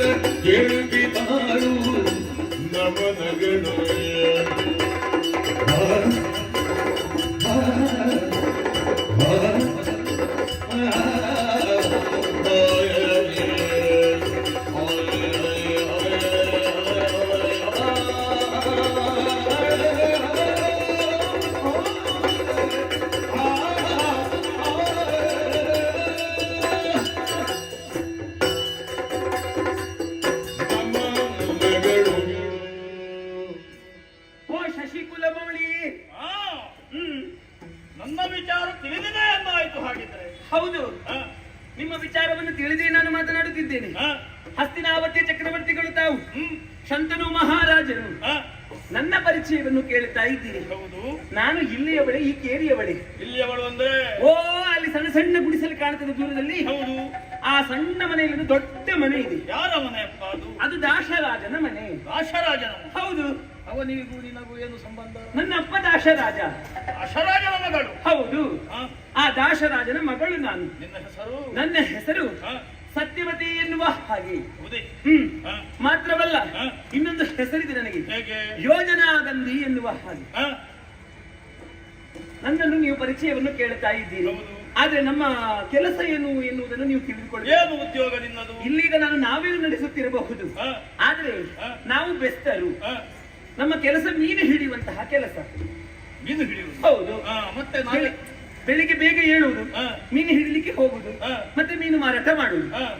ಅದಾದ ಮೇಲೆ ಮತ್ತೆ ಆ ಸಮಯ ಉಳಿದ ಸಮಯದಲ್ಲಿ ಹ? ಈ ನಾವೇ ನಡೆಸುವಂತಹ ಕೆಲಸವನ್ನು ಮಾಡುವವಳು ನಾನು. ಹಾಗಿದ್ರೆ ಎರಡೆರಡು ಗಳಿಕೆ ಸಂಪಾದನೆ. ಸಂಪಾದನೆ ಒಂದರಲ್ಲಿ, ಮತ್ತೆ ಮೀನು ಹಿಡಿಯುವುದರಲ್ಲಿ ಮಾತ್ರ. ಮತ್ತೆ ಇದು ನಾವೇ ನಡೆಸುವುದು ನಮ್ಮ ಸಮಾಜ ಸೇವೆ, ನಮ್ಮದು ಧರ್ಮಾರ್ಥ ಸೇವೆ. ಧರ್ಮಾರ್ಥ ಸೇವೆ. ಹ, ಹ, ಹ. ಹೌದು, ಸಮಾಜ ಸೇವೆ. ಸಮಾಜ ಸೇವೆ. ಒಳ್ಳೆಯದು. ಹೌದು, ಇದು ನನ್ನ ಪರಿಚಯ. ಹ. ನಿಮ್ಮ ಪರಿಚಯ ನನಗಾಯಿತು. ಹ. ಆಯ್ತು, ಇನ್ನು ನಾನು ಹೋಗ್ತೇನೆ. ಸ್ವಲ್ಪ ಸೈರಿಸು. ಏನು? ದೂರದಿಂದಲೇ ನಿನ್ನ ಶರೀರದ ಗಂಧವನ್ನ ಆಘ್ರಾಣಿಸಿದವು. ಹ. ಆ ಪರಿಮಳವೇ ನನ್ನನ್ನು ಇಲ್ಲಿಗೆ ಎಳೆತಂದಿತು ಎಂದು ಹೇಳಿದ್ರು ಹೆಚ್ಚಾಗಲಿಕ್ಕಿಲ್ಲ. ಹ್ಮ್. ಹಾಗೆಂದು ಹ. ಸದಾ ಕಾಲ ಆ ಸುಗಂಧದ ವಲಯದಲ್ಲಿಯೇ ಹ. ಇರಬೇಕು ಎನ್ನುವುದಾಗಿ ನನ್ನ ಮನಸ್ಸು ಹೇಳುತ್ತಾ ಇದೆ. ಒಳ್ಳೆದಾಯ್ತು. ಏನು? ನೀವು ಇಲ್ಲಿ ಉಳಿದುಕೊಳ್ಳಿ. ಹಾಗಾಗುತ್ತದ? ಹಾಗಾಗುದಿಲ್ಲ. ಚಕ್ರವರ್ತಿ ಅಲ್ಲ ನಾನು. ಯಾಕೆ? ಹಾಗಾಗಿ ಒಂದು ತೀರ್ಮಾನಕ್ಕೆ ಬಂದಿದ್ದೇನೆ. ಏನು? ನಿನ್ನನ್ನು ನಮ್ಮ ಅರಮನೆಗೆ ಕರೆದೊಯ್ಯಬೇಕು ಎನ್ನುವುದಾಗಿ. ಒಳ್ಳೆಯ ವಿಚಾರ. ನಾನು ಬರ್ತೇನೆ, ಹೋಗುವ. ಹಾಗೆ ಹೋಗುವುದಕ್ಕೆ ಸರಿಯಾಗುತ್ತದ? ಮತ್ತೆ ನಿನ್ನನ್ನು ಮದುವೆ ಆಗಬೇಕು ಎನ್ನುವುದಾಗಿ ಮನ ಮಾಡಿದ್ದೇನೆ. ಒಪ್ಪಿಗೆ ನಿನಗೆ? ನನ್ನನ್ನು ಮದುವೆ ಆಗುತ್ತೇನೆ. ಅಯ್ಯ,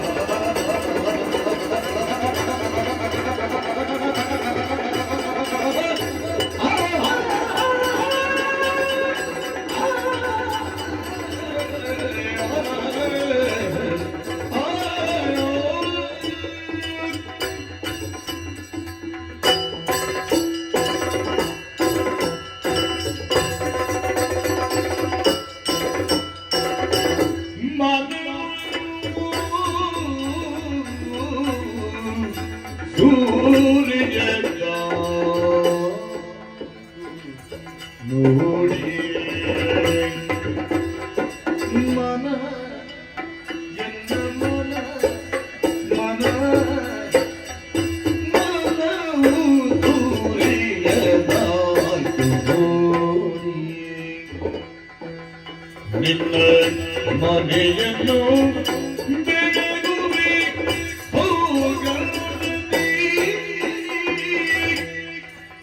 ನಿನ್ನ ಮನೆಯನ್ನು ಬೆಳಗುರಿ ಬೆಳಗುರಿ ಬೆಳಗುರಿ ತೀರಿ ಗಂಧ ತೀರಿ ಶಶಿಕುಲ ಮೌಲಿ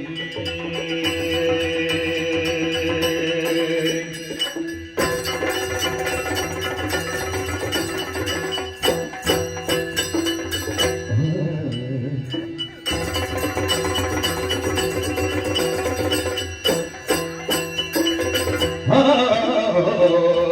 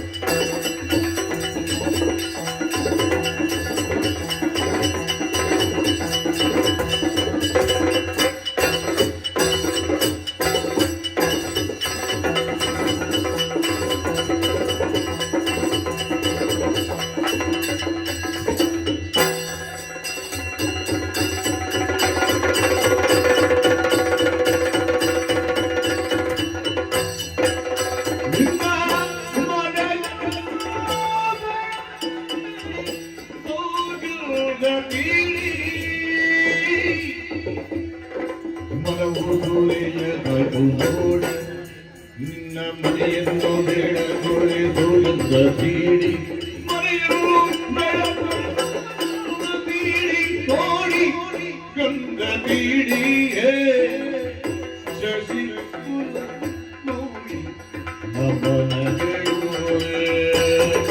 ನಮನಗಳು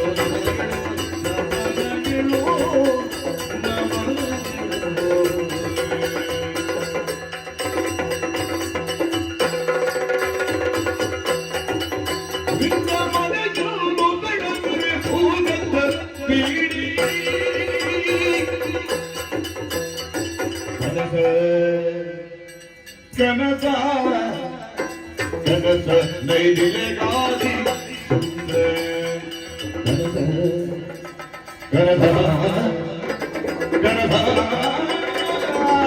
ಕನಸ ನೈದಿಲೆ ಗಾದಿ ಚಂದ್ರ ನೈದಿಲೆ ಗಾದಿ ನೈದಿಲೆ ಗಾದಿ ಚಂದ್ರ ನೈದಿಲೆ ಗಾದಿ ಚಂದ್ರ ನೈದಿಲೆ ಗಾದಿ ಚಂದ್ರ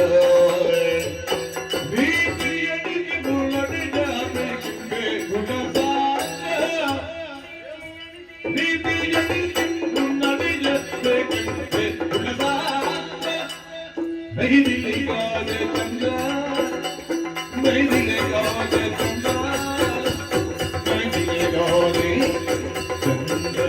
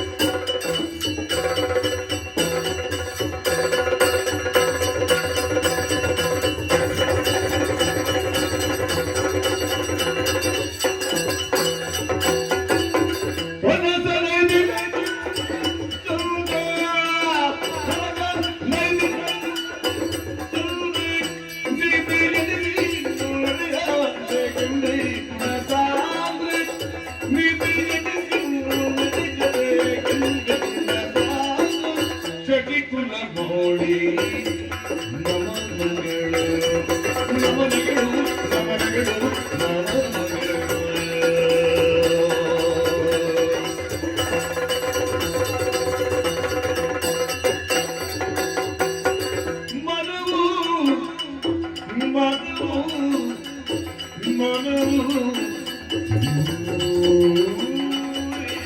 ಆಯ್ತು ನೋಡಿಯೇ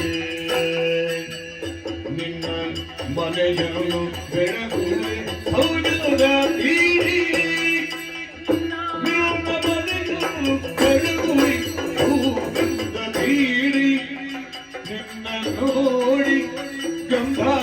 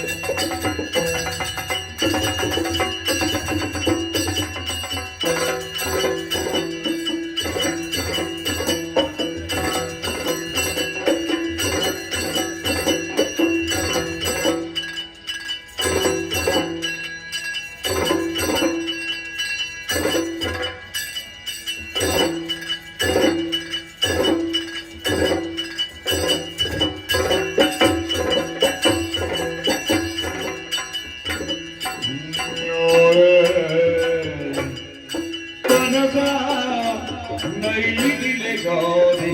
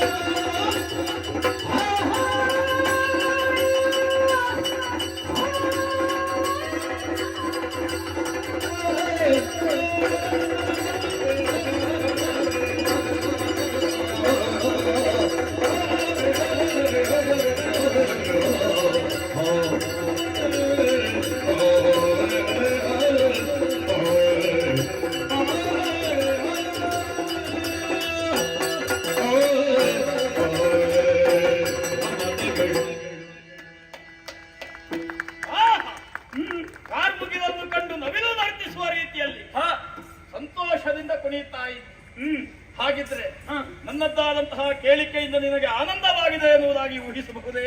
ಖಂಡಿತವಾಗಿಯೂ ಆ, ಹಸ್ತಿನಾವತಿಗೆ ಬರಬೇಕೆನ್ನುವ ಹಾಗೆ ನೀವು ಹೇಳಿಕೊಂಡಾಗ ಆ, ನನ್ನ ಮನಸ್ಸೂರೆಯಾಗಿದೆ. ಹೌದೇ? ನಿಮ್ಮನ್ನು ನೋಡಿ ಆ, ನೈದಿಲೆಯಿಂದ ಅರಳಬೇಕಿದ್ರೆ ಚಂದ್ರೋದಯವಾಗಬೇಕು. ಈ ನೈದಿಲೆ ಅರಳಬೇಕಿದ್ರೆ ಆ, ಚಂದ್ರವಂಶದಲ್ಲಿ ಹುಟ್ಟಿದಂತಹ ನೀವೇ ಆಗಬೇಕು. ವಿಧಿ ಸಂಕಲ್ಪವು ಹೀಗೆ ಇರಬಹುದು. ಆ, ಹಾಗಾಗಿ ಆ, ಹಸ್ತಿನಾವತಿಯನ್ನು ಬೆಳಗುವುದಕ್ಕೆ, ಆ, ನಿಮ್ಮ ಮನೆಯನ್ನು, ಆ, ನಿಮ್ಮ ಮನವನ್ನು ಬೆಳಗುವುದಕ್ಕೆ ಆ. ನಾನು ಸಿದ್ಧವಿದ್ದೇನೆ. ಹಾಗಿದ್ರೆ ತಡೆ ಯಾಕೆ? ಅರಮನೆಗೆ ಹೋಗುವ. ಆಹಾ. ಯಾಕೆ? ಹಾಗಾಗುವುದಿಲ್ಲ. ನಾನು ತಂದೆಯ ಅಧೀನದಲ್ಲಿರುವವಳು. ಆ, ತಂದೆಯ ಮಾತನ್ನು ಧಿಕ್ಕರಿಸಿ ನಾನು ಮುನ್ನಡೆಯುವ ಹಾಗಿಲ್ಲ. ಆ, ತಂದೆಯಲ್ಲಿ ಒಂದು ಮಾತನ್ನು ಕೇಳಿ ಆ. ಅವರು ಒಪ್ಪಿಗೆಯನ್ನು ನೀಡಿದ್ರೆ ಆ. ಖಂಡಿತವಾಗಿ ನಿಮ್ಮೊಂದಿಗೆ ಬರ್ತೇನೆ ನಾನು. ಚಕ್ರವರ್ತಿಯಾದಂತಹ ನಾ ಮನ ಮಾಡಿದ್ರೆ ಆ, ನಿನ್ನನ್ನು ಕರೆದೊಯ್ಯುವಲ್ಲಿ ಆ. ನನ್ನನ್ನು ತೊರೆಯುವವರು ಪ್ರಶ್ನಿಸುವವರು ಯಾರೂ ಇರುವುದಕ್ಕೆ ಸಾಧ್ಯ ಯಾರೂ ಇಲ್ಲ. ಆದರೆ ನಾನು ಧರ್ಮಪ್ರಭುವಾಗಿದ್ದೇನೆ. ಹೌದು. ನನ್ನದ್ದಾದಂತಹ ಧರ್ಮ ಮಾರ್ಗವನ್ನು ಬಿಟ್ಟು ನೈತಿಕತೆಯೇ ನಿಮ್ಮ ಬಲ. ಅದನ್ನು ಬಿಟ್ಟು ವ್ಯವಹರಿಸುವ ಹಾಗಿಲ್ಲ. ಹ್ಮ್. ಹಾಗಾಗಿ ಹಾ. ನಿನ್ನ ತಂದೆಯಲ್ಲಿ ಕೇಳಬೇಕಷ್ಟೇ. ಹೌದು. ಎಲ್ಲಿದ್ದಾನೆ ನಿನ್ನ ಹೀಗೆ ಬನ್ನಿ, ಹೀಗೆ ಬನ್ನಿ.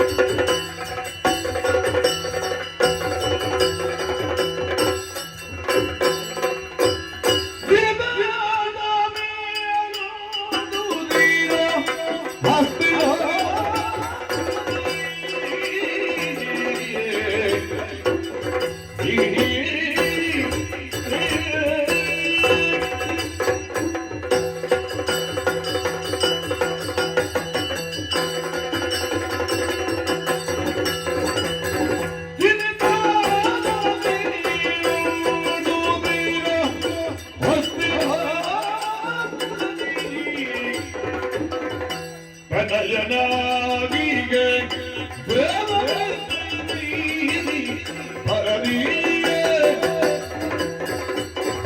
ವನಿತೆಯನೆಯವತಿರುಳ ಚಿತ್ತ ಕುಕ್ಕಿ ಬಸವಳಿದು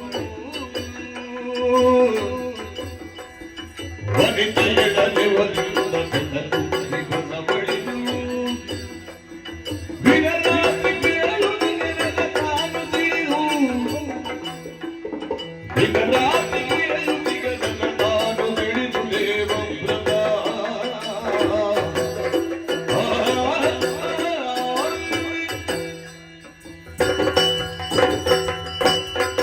ಓಂ ನಮೋ ಭಗವತೆ ವಾಸುದೇವಾಯ. ಈ ಪ್ರಪಂಚದಲ್ಲಿ ಎರಡು ಕಣ್ಣುಗಳ ಹಾಗೆ ಸೂರ್ಯವಂಶ ಹಾಗೂ ಚಂದ್ರವಂಶ. ಸೂರ್ಯವಂಶ ಪ್ರವರ್ಧಮಾನ ಸ್ಥಿತಿಯಲ್ಲಿರುವಾಗ ಚಂದ್ರವಂಶ ಇರ್ತದೆ, ಆದರೆ ಅದರ ಪ್ರಾಬಲ್ಯ ಸ್ವಲ್ಪ ಕುಂಠಿತವಾಗಿರ್ತದೆ. ಅದೇ ಚಂದ್ರವಂಶ ಪ್ರಾಬಲ್ಯಮಾನವಾಗಿರುವಾಗ ಸೂರ್ಯವಂಶವೂ ಇರ್ತದೆ, ಆದರೆ ಅದರ ಪ್ರಾಬಲ್ಯ ಮಾತ್ರ ಕುಂಠಿತವಾಗಿರ್ತದೆ.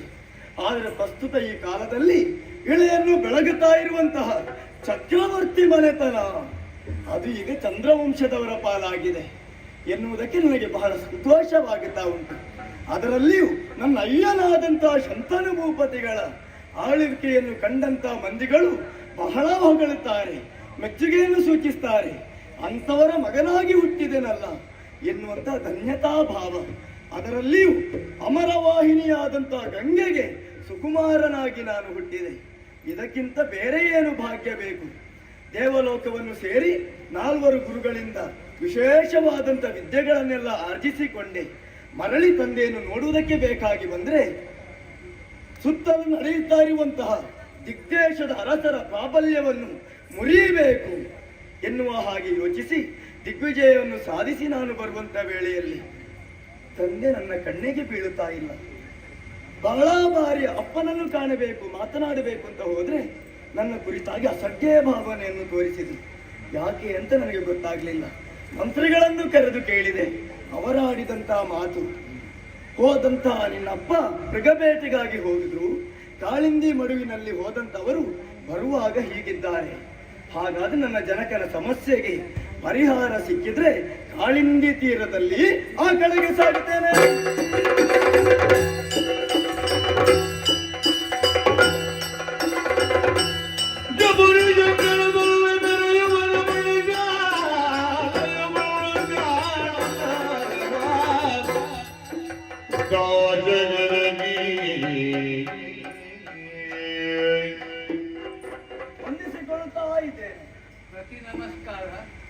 ಬಿಟ್ಟ ಕಣ್ಣು ಬಿಟ್ಟ ಹಾಗೆ ನೋಡ್ತಾ ಇದ್ದೀನಿ. ಗೊಂದಲಕ್ಕೆ ಸಿಕ್ಕಿ ಬಿದ್ದಿದ್ದೀನಿ. ಏನಾಯ್ತಪ್ಪ? ಕೆಲವು ಸಮಯಕ್ಕೆ ಮೊದಲು ಹ. ಇದೇ ಸ್ಥಳದಲ್ಲಿ ಹ. ಇದೇ ಮುಖವನ್ನು ನೋಡಿದಂತಹ ನೆನಪು ನನಗೆ. ಹೌದೇ? ಅದು ಸತ್ಯವೋ ಇದು ಸತ್ಯ ಎಂಬುದು ಅದು ಅರ್ಥವಾಗುವುದಿಲ್ಲ ನನಗೆ. ಆ ಮುಖಕ್ಕೂ ಈ ಮುಖಕ್ಕೆ ಏನಾದ್ರೂ ವ್ಯತ್ಯಾಸ ಉಂಟೆ? ಪ್ರಾಯದಲ್ಲಿ ವ್ಯತ್ಯಾಸ ಉಂಟು. ಹಾಗೆ ನಾನು ಬಂದಿದ್ದಾರ? ಗುರುಗುಲ ಬಾರಿ ಬಿದ್ದೋದಿನ ಚೌಕನ ಪ್ರಲಯದ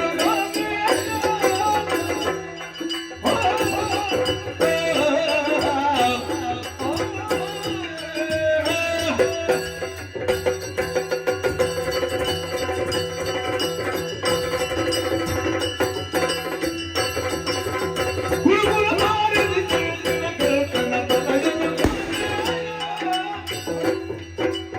ವರ್ಣಯ ಬೆಟ್ಟಗೆಲ್ಲ ಬೋಧಿಗೆ ಬಿದ್ದಲಿಗೆ ವರ್ಣಯ ಬೆಟ್ಟಗೆಲ್ಲ ಬುದ್ಧಿಗೆ ಬಿದ್ದಲಿಗೆ ಕರುಣಿಗೆ ಬಾಲಕ್ಕೆ ಗುರುಗುಲ ಬಾರಿ ಬಿದ್ದೋದಿನ ಚೌಕನ ಪ್ರಲಯದ ಗಂಗೆ ಅಯ್ಯ ದೋಷರಾಜ, ಈ ಮುಖವನ್ನು ಕಾಣುವಾಗ ಹಿಂದೆ ಯಾವುದೋ ಮುಖವನ್ನು ಕಂಡ ನೆನಪಾಗುತ್ತಾ ಉಂಟೆ? ಹೌದೊಡೆಯ. ಸ್ವಲ್ಪ ಬೆಳ್ಳಗಾಗಿದ್ದು ಇರಬಹುದು, ಹೌದು. ಅಥವಾ ಪ್ರಬುದ್ಧತೆಯಿಂದ ಕೂಡಿರಬಹುದು. ಪ್ರಾಯದಲ್ಲಿ ವ್ಯತ್ಯಾಸ. ಪ್ರಾಯದಲ್ಲಿ ವ್ಯತ್ಯಾಸ ಉಂಟು. ಹಾಗಾದ್ರೆ ನನ್ನ ಎಣಿಕೆ ಸರಿಯೇ. ಇಲ್ಲಿಗೆ ಈ ಮೊದಲು ಶಂತನು ಭೂಪತಿಗಳು ಅಂತ ಬಂದಿದ್ರು. ಚಕ್ರವರ್ತಿಗಳು. ಹೌದೇ? ಹಾ. ಬಂದದ್ದು ಯಾವುದಕ್ಕೆ? ಸ್ವಲ್ಪ ನಮ್ಮೊಳಗೆ ಮಾತು ವ್ಯವಹಾರ ನಡೆದಿದೆ. ಹ.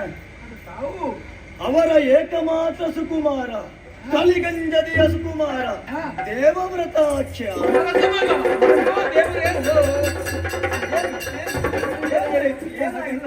ನಿಮ್ಮಂತವರ ನಮ್ಮಂತವರ ಮನೆಗೆ ಬರಬಾರ್ದು ಒಡೆಯ. ಎಲ್ಲಿ ನೋಡಿದ್ರು ಮೀನುಗಳ ರಾಶಿ, ವಾಸನೆಗಳು ಮೂಗು ಬಿಡ್ಲಿಕ್ಕೆ ಆಗುವುದಿಲ್ಲ. ಒಂದು ಕುಳಿತುಕೊಳ್ಳುವುದರ ವ್ಯವಸ್ಥೆ ಮಾಡುವಂದ್ರೆ ನಮ್ಮಲ್ಲಿ ಅಂತದ್ದು ಏನಿಲ್ಲ. ಈಗಪ್ಪ ಒಂದು 4 ಎಳನೀರು ತೆಗಿ, ಯಜಮಾನರು ಬಂದಿದ್ದಾರೆ, ಬೇಗ. ಬೇಡಪ್ಪ ಬೇಡ, ಅಷ್ಟು ಕಷ್ಟಪಡಬೇಕು ಅಂತ ಇಲ್ಲ. ನಾನು ಮೀನಿಗಾಗಿಯೂ ಬಂದದ್ದಲ್ಲ, ನಾನು ಮೀನಾಕ್ಷಿಗಾಗಿ ಬಂದದ್ದು. ಮೀನಾಕ್ಷಿಗಾಗಿ ಬಂದದ್ದು. ನನ್ನ ಅಯ್ಯ ಬಂದ ಉದ್ದೇಶ ನಾನು ಬಂದದ್ದು. ನನ್ನ ಅಪ್ಪ ಯಾಕಾಗಿ ಬಂದರು? ಪ್ರಭು, ಹ. ಅವ್ರು ಬಂದದ್ದು ಹೌದು. ಹ. ಬಂದ ಉದ್ದೇಶ ಬೇರೆ ಏನೂ ಅಲ್ಲ. ಹ. ನೇರವಾಗಿ ನನ್ನ ಮಗಳನ್ನು ಮದುವೆ ಮಾಡಿ ಕೊಡ್ತೀರಾ ಅಂತ ಕೇಳಿದ್ರು. ಸರಿ, ಒಪ್ಪಿಗೆಯನ್ನು ಕೊಡಬೇಕಂತ ಆದ್ರೆ ಹ. ನನ್ನ ಒಂದು ಮಾತಿಗೆ ತಾವು ಅವಕಾಶ ಕೊಟ್ಟರೆ ಕೊಡಬಹುದು ಅಂತ ಹೇಳಿದೆ. ಏನು? ಒಂದು ಪ್ರಶ್ನೆ ಕೇಳಿದೆ, ಹ. ಸಮರ್ಪಕವಾದಂತಹ ಉತ್ತರವನ್ನು ಕೊಡುವುದಕ್ಕೆ ಅಸಾಧ್ಯವಾದಂತಹ ಅವರು ಹ. ತಲೆ ಕೆಳಗೆ ಹಾಕಿದರು, ಮತ್ತೆ ತಲೆ ಎತ್ತಲಿಲ್ಲ. ಸಮರ್ಥ ಮಗನಾದಂತ ನನ್ನಲ್ಲಿ ಆ ಪ್ರಶ್ನೆ ಏನು ಅಂತ ಹೇಳ್ಬಹುದೇ? ಓ ಧಾರಾಳವಾಗಿ ಹ. ಮಗಳನ್ನು ಕೊಡಬೇಕು ಅಂತಾದ್ರೆ ಹ. ನನ್ನ ಮಗಳ ಹೊಟ್ಟೆಯಲ್ಲಿ ಹುಟ್ಟಿದಂತಹ ಅರ್ಥಾತ್ ನನ್ನ ಮೊಮ್ಮಕ್ಕಳಿಗೆ ಹಸ್ತಿನಾವತಿ ಅಧಿಕಾರ ತಾವು ಕೊಡುವುದು ಹೌದು ಅಂತಾದ್ರೆ ಹ. ನನ್ನ ಮಗಳು ಧಾರಾಳವಾಗಿ ಕೊಡಬಹುದು ಅಂತ ಹೇಳಿದಾಗ ಅದಕ್ಕೆ ಯಾವ ಉತ್ತರವು ಕೊಡದೆ ಪ್ರಶ್ನೆಗೆ ಹೋಗಿದ್ದಾರೆ. ನಾನು ಬಂದ ಉದ್ದೇಶ ಅದೇ ಅಲ್ಲವೇ? ನನ್ನ ಅಪ್ಪನಿಗೆ ಮದುವೆ ಮಾಡಬೇಕು. ಆ ಕಾರಣದಿಂದ ನಿನ್ನ ತರಳೆಯನ್ನು ಕೇಳುವುದಕ್ಕಾಗಿ ಬಂದಿದ್ದೇನೆ. ಈಗ ನನ್ನ ತಂದೆಯನ್ನು ನಿನ್ನ ಮಗಳು ಕೈ ಹಿಡಿದಳು ಅಂತ ಆದ್ರೆ ಮುಂದೆ ಆಗುವುದವಳು ಮಹಾರಾಣಿಯ ತಾನೇ? ಆಗುದಿಲ್ಲ ಒಡೆಯ. ಯಾಕೆ? ಯಾಕಂದ್ರೆ ಅದರ ಕಾರಣ ಬೇರೆ ಉಂಟು. ಹ. ಅವರಿಗೆ ಹುಟ್ಟಿದ ಮೊದಲ ಮಗ ನೀವಲ್ವ. ಹೌದು. ತಲೆ ಇರುವಾಗ ಕಾಲಿಗೆ ಪಟ್ಟ ಸಿಗುತ್ತದೆ, ಅಧಿಕಾರ ಸಿಗುತ್ತದೆ ಹೇಳಿ. ಹ, ಹ. ಹಿರಿಯ ಮಗ ನೀವಿರುವಾಗ ನನ್ನ ಮೊಮ್ಮಕ್ಕಳಿಗೆ ಹಸ್ತಿನಾವತಿ ಅಧಿಕಾರ ಹೇಗೆ ಸಿಗುವುದಕ್ಕೆ ಸಾಧ್ಯ? ಈಗ ಸಮಸ್ಯೆ ಶುಭತಮ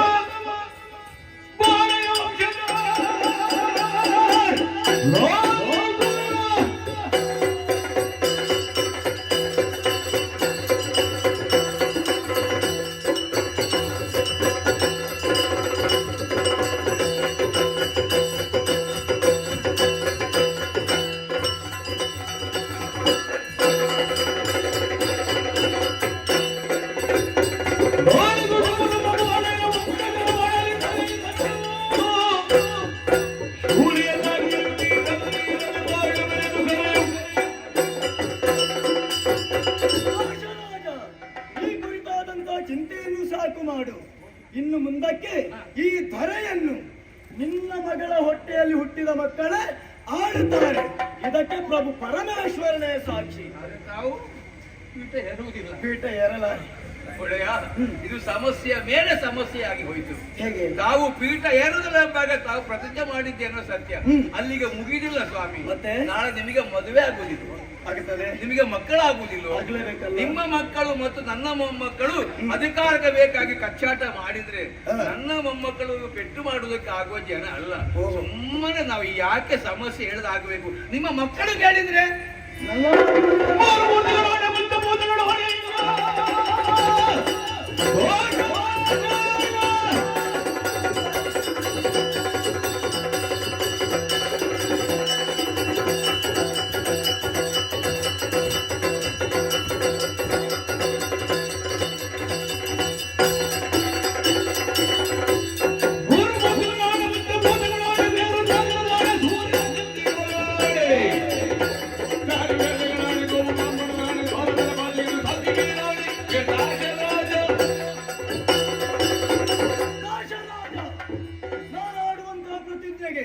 ನಿಂತ ನೆಲ, ಸೂರ್ಯಚಂದ್ರರು, ತ್ರಿಮೂರ್ತಿಗಳು, ಚತುರ್ವೇದಗಳು, ಪಂಚಭೂತಗಳು, ಷಟ್ಶಾಸ್ತ್ರಗಳು, ಸಪ್ತ ಸಾಗರಗಳು, ಅಷ್ಟ ದಿಕ್ಪಾಲಕರು, ನವಗ್ರಹಗಳು, ದಶ ದಿಕ್ಕುಗಳು, ಏಕಾದಶ ರುದ್ರರು, ದ್ವಾದಶಾದಿತ್ಯರು, ಚತುರ್ದಶ ಭುವನಗಳು, ಗೋಬ್ರಾಹ್ಮಣರು ಸಾಕ್ಷಿಯಾಗಿ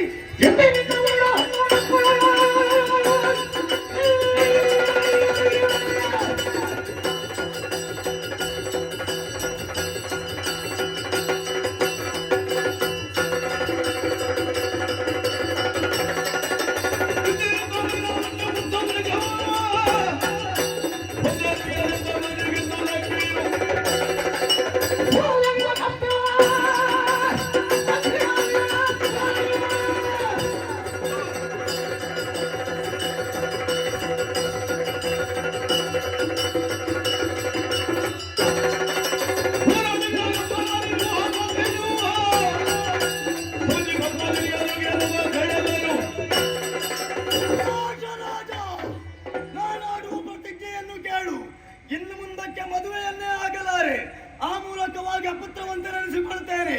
ಇದಕ್ಕೆ ಇನ್ನು ಮುಂದಕ್ಕೆ ಈ ಧರೆಯಲ್ಲಿರುವಂತಹ ಸಕಲ ಹೆಣ್ಣು ಮಕ್ಕಳು ನನ್ನ ತಾಯಿ ಗಂಗಾ ಭವಾನಿಗೆ ಸಮಾನ.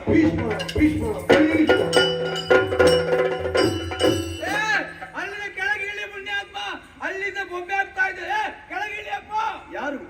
ಹೌದು, ಎಳನೀರು ತೆಗಿಲಿಕ್ಕೆ ಹೋದವು ಅಲ್ಲಿ ಬೊಬ್ಬೆ ಆಗ್ತಾ ಇದೆ. ಮರ ಏರಿದವರು ಆಡಿದ ಮಾತಲ್ಲ ಇದು, ಅದು ಅಮರರ ಆಡಿದ ಮಾತು, ದೇವತೆಗಳ ನುಡಿ. ಭೀಷ್ಮ ಎನ್ನುವ ಹಾಗೆ ಮರುನಾಮಕರಣ ಮಾಡಿದ್ದಾರೆ.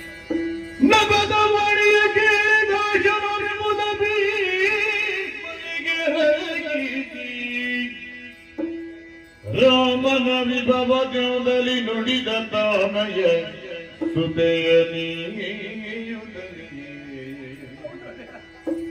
ಭೀಷ್ಮ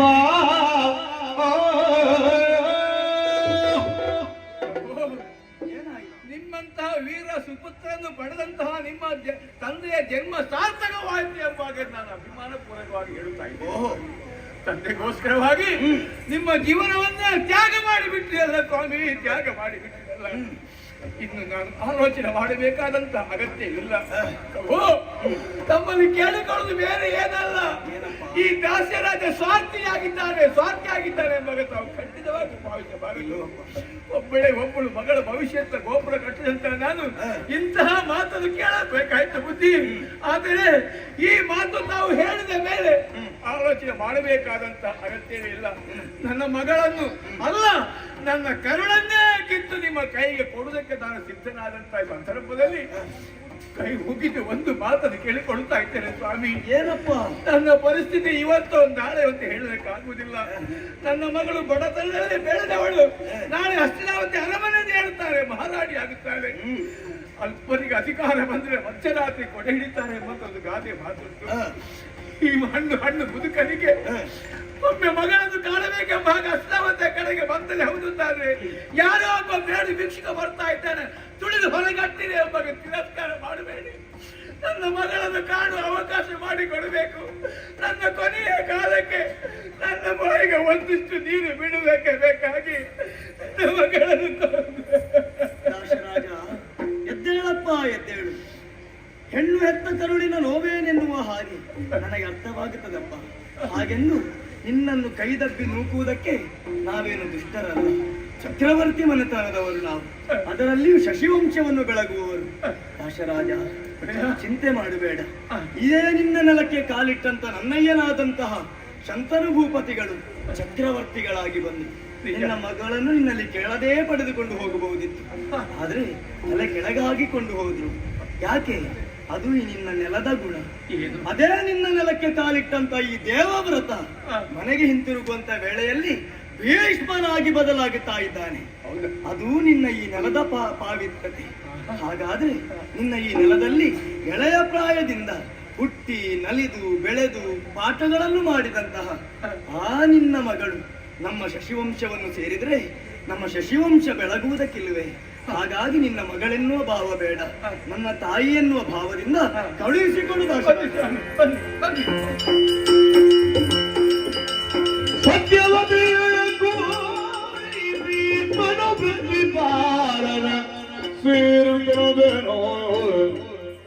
ಚಿತ್ತಗ್ಲಾದಿಯನುಳಿದು ಪೀಠದಿ ವ್ಯಸ್ತನ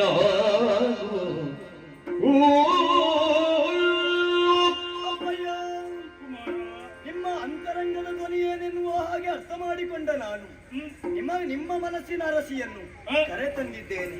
ಸತ್ಯವತಿ ಅಮ್ಮನವರನ್ನು ಮದುವೆಯಾಗಿ ಪೀಠವನ್ನು ಏರಿ ಪ್ರಜಾಪಾಲನೆ ಮಾಡಬಾರೆ.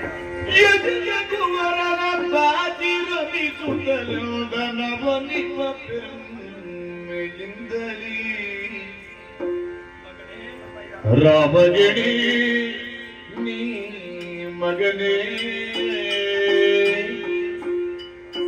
ಶ್ರೀರಾಮಗಿಣಿ ನೀ ಮಗನೇ, ಇಚ್ಚಿ ಪಡೆದು ಆಭರಣ ಬಳಿಬಾರದೆನ್ನುವುದ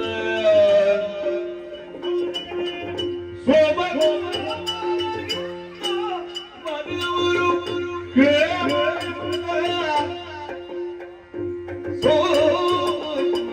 ಹೊರಗಿದ್ದ ವರವನು ಪ್ರೇಮದಿಂದ ಮಗನೇ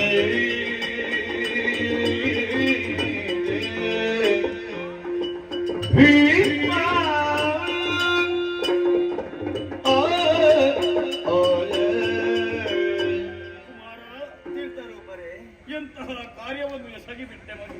ಏನಾಯ್ತು? ನಿನ್ನ ತಂದೆಯ ವೃದ್ಧಾಪ್ಯದ ಒಂದು ಸಣ್ಣ ಬಯಕೆಯನ್ನು ಈಡೇರಿಸುವುದಕ್ಕಾಗಿ ನಿನ್ನ ಬದುಕಿನ ಸಮಸ್ತ ಸುಖವನ್ನು ತ್ಯಾಗ ಮಾಡಿಬಿಟ್ಟೆಯಲ್ಲ. ಮರ್ಯಾದಾ ಪುರುಷೋತ್ತಮನಾದಂತಹ ಶ್ರೀರಾಮಚಂದ್ರ ತಂದೆಯ ನುಡಿಯನ್ನು ನಡೆಸುವ ಉದ್ದೇಶದಿಂದ 14 ವರ್ಷ ವನವಾಸವನ್ನು ಅನುಭವಿಸಿದನಂತೆ. ಆದರೆ ನೀನು ಹಾಗಲ್ಲ ಮಗು. ತಂದೆಗೆ ಬೇಕಾಗಿ ನಿನ್ನ ಬದುಕನ್ನೇ ಅಲ್ಲ ನಿನ್ನ ಭವಿಷ್ಯವನ್ನೇ ಬಲಿಗೊಟ್ಟೆ. ದೊಡ್ಡ ಮಾತು ಅಪ್ಪಯ್ಯ. ರಾಮಗೆಣೆ ನೀನು ಎಂದು ಹೇಳಿದ್ರು ಹೆಚ್ಚಾಗಲಿಕ್ಕಿಲ್ಲ. ಏನು ದೊಡ್ಡದು ತ್ಯಾಗ ಅಪ್ಪಯ್ಯ. ನಾನು ಹುಟ್ಟಿದಾಗ ಹುಟ್ಟುವಂತಹ ಪೂರ್ವದಲ್ಲಿ 7 ಮಕ್ಕಳನ್ನು ನನ್ನ ತಾಯಿ ನಿಮಗೆ ಹೆತ್ತು ಕೊಡುವಂತ ಕಾಲ. ಆದ್ರೆ ನಿಮಗೆ ಕೊಡದೆ ತನ್ನದಾದಂತ ನದಿಯಲ್ಲೇ ಬಿಟ್ಟಾಗ ನಿಮಗೆ ಯಾವ ಕಾರಣಕ್ಕೂ ಮಕ್ಕಳು ಬೇಕು ಅಂತ ಮನಸ್ಸಾಗ್ಲಿಲ್ಲ ಅಪ್ಪಯ್ಯ. ಆದ್ರೆ 8ನೇ ಮಗುವಾಗಿ ನಾನು ಹುಟ್ಟಿದಂತಹ ಕಾಲದಲ್ಲಿ ತಾಯಿ ಬೇಡ ಮಗು ಬೇಕು ಎನ್ನುವಂತ ಭಾವ ಉಂಟಾಯಿತು. ನನಗೆ ಬೇಕಾಗಿ ನಿಮ್ಮ ಮುದ್ದಿನ ಅರಸಿಯನ್ನು ತ್ಯಾಗ ಮಾಡಿದಂತಹ ನಿಮ್ಮ ಮುಂಭಾಗದಲ್ಲಿ ಈ ತ್ಯಾಗ ಏನು ಮಹಾ ದೊಡ್ಡಪ್ಪಯ್ಯ. ಮಗು ಇರುವ ಒಬ್ಬಾಕೆ ಮಗಳ ಭವಿಷ್ಯವನ್ನು ದೃಷ್ಟಿಯಲ್ಲಿರಿಸಿಕೊಂಡಂತಹ ದಾಶರಾಜ ಆಕೆಯ ಬದುಕಿನ ಏಳಿಗೆಯನ್ನು ಬಯಸಿದ.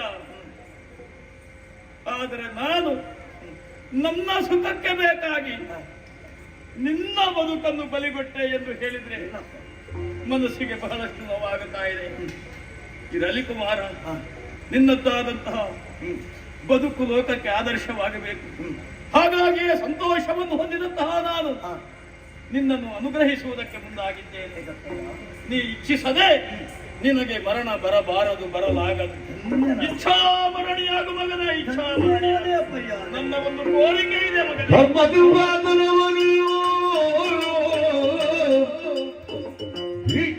ಧರ್ಮದೊಳು ಪಾಲನೆಯನು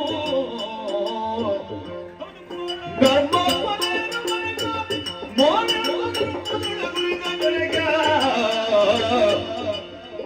ಧರ್ಮದುರ್ಗಾದರವರು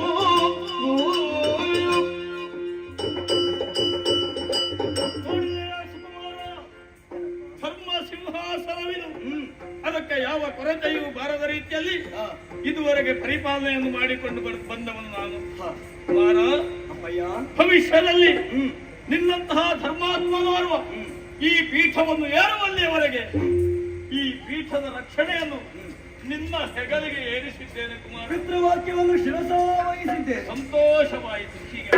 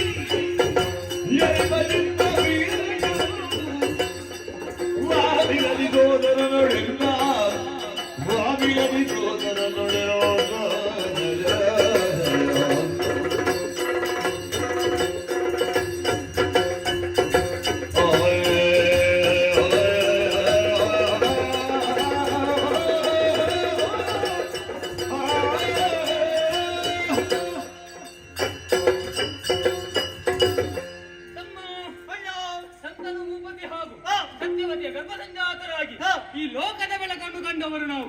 ಚಿತ್ರವೀರ್ಯ ವಿಚಿತ್ರವೀರ್ಯ ಎನ್ನುವ ಹಾಗೆ ನಮ್ಮ ಹೆಸರು. ನಾವು ಇಬ್ಬರು ವಿಚಿತ್ರ. ಹೌದು. ಹಸ್ತಿನಾಪುರದಲ್ಲಿ ಚಂದ್ರವಂಶದಲ್ಲಿ ಸೂರ್ಯ ಚಂದ್ರರ ಹಾಗೆ ನಾವು ಕಂಗೊಳಿಸುತ್ತಾ ಇದ್ದೇವೆ. ಶಂತನು ಭೂಪತಿಗಳ ಎರಡು ಭುಜಗಳ ಹಾಗೆ, ಹೌದಪ್ಪ, ಎರಡು ನೇತ್ರಗಳ ಹಾಗೆ ಕಂಗೊಳಿಸ್ತಾ ಇದ್ದೇವೆ. ತಮ್ಮ ವರ್ತಮಾನದಲ್ಲಿ ಹೇಳುವುದಾದರೆ ಇಲ್ಲಿಯ ಚಕ್ರವರ್ತಿ ಮುಂದೆ ಯಾರಾಗಬೇಕು ಎಂದು ಪ್ರಶ್ನೆಯನ್ನಿಟ್ಟರೆ ಉತ್ತರ ಏನು? ಎಲ್ಲರಿಗೂ ನಿರೀಕ್ಷೆ ಇದ್ದದ್ದು ಯಾರದ್ದು? ಯಾರದ್ದು? ಅವರ ವಿಷಯ ಬಿಡುವ. ಆದ್ರೆ ಯೋಗ ಉಂಟಾ? ಹಣೆ ಬರೆಯಲಿಲ್ಲ. ಭಾಗ್ಯ ಉಂಟಾ? ಇಲ್ಲ. ಎಲ್ಲವನ್ನು ಕಳೆದುಕೊಂಡ. ಹೌದಪ್ಪ. ಇಲ್ಲಿ ಹೊತ್ತು ಅಧಿಕಾರಿ ಆಗುವಂತಹ ಹೊಣೆಗಾರಿಕೆ ಇದ್ರೆ ಅದು ನಿನಗೆ ಯೋಗ್ಯತವಂತ ಎನ್ನುವುದು ನಾನು ಮಾತ್ರ. ಆದ್ರೆ ಪಕ್ಕದಲ್ಲಿ ನಾನು ಯುವರಾಜನಿದ್ದೇನೆ. ನೀನಿಲ್ಲದಿದ್ದರೆ ನನಗೆ ಆಗುತ್ತದೆ. ನಮ್ಮ ತಿರುಗಾಟ ಎಂದಿಗೂ ಜೊತೆಯಾಗಿ. ಅಷ್ಟು ಮಾತ್ರವಲ್ಲ, ಇಲ್ಲಿಗೆ ನನ್ನ ಪರಾಕ್ರಮ ಮುಗಿಲಿಲ್ಲ. ವಿಶೇಷ ಅವರ ಬುದ್ಧಿಗೆ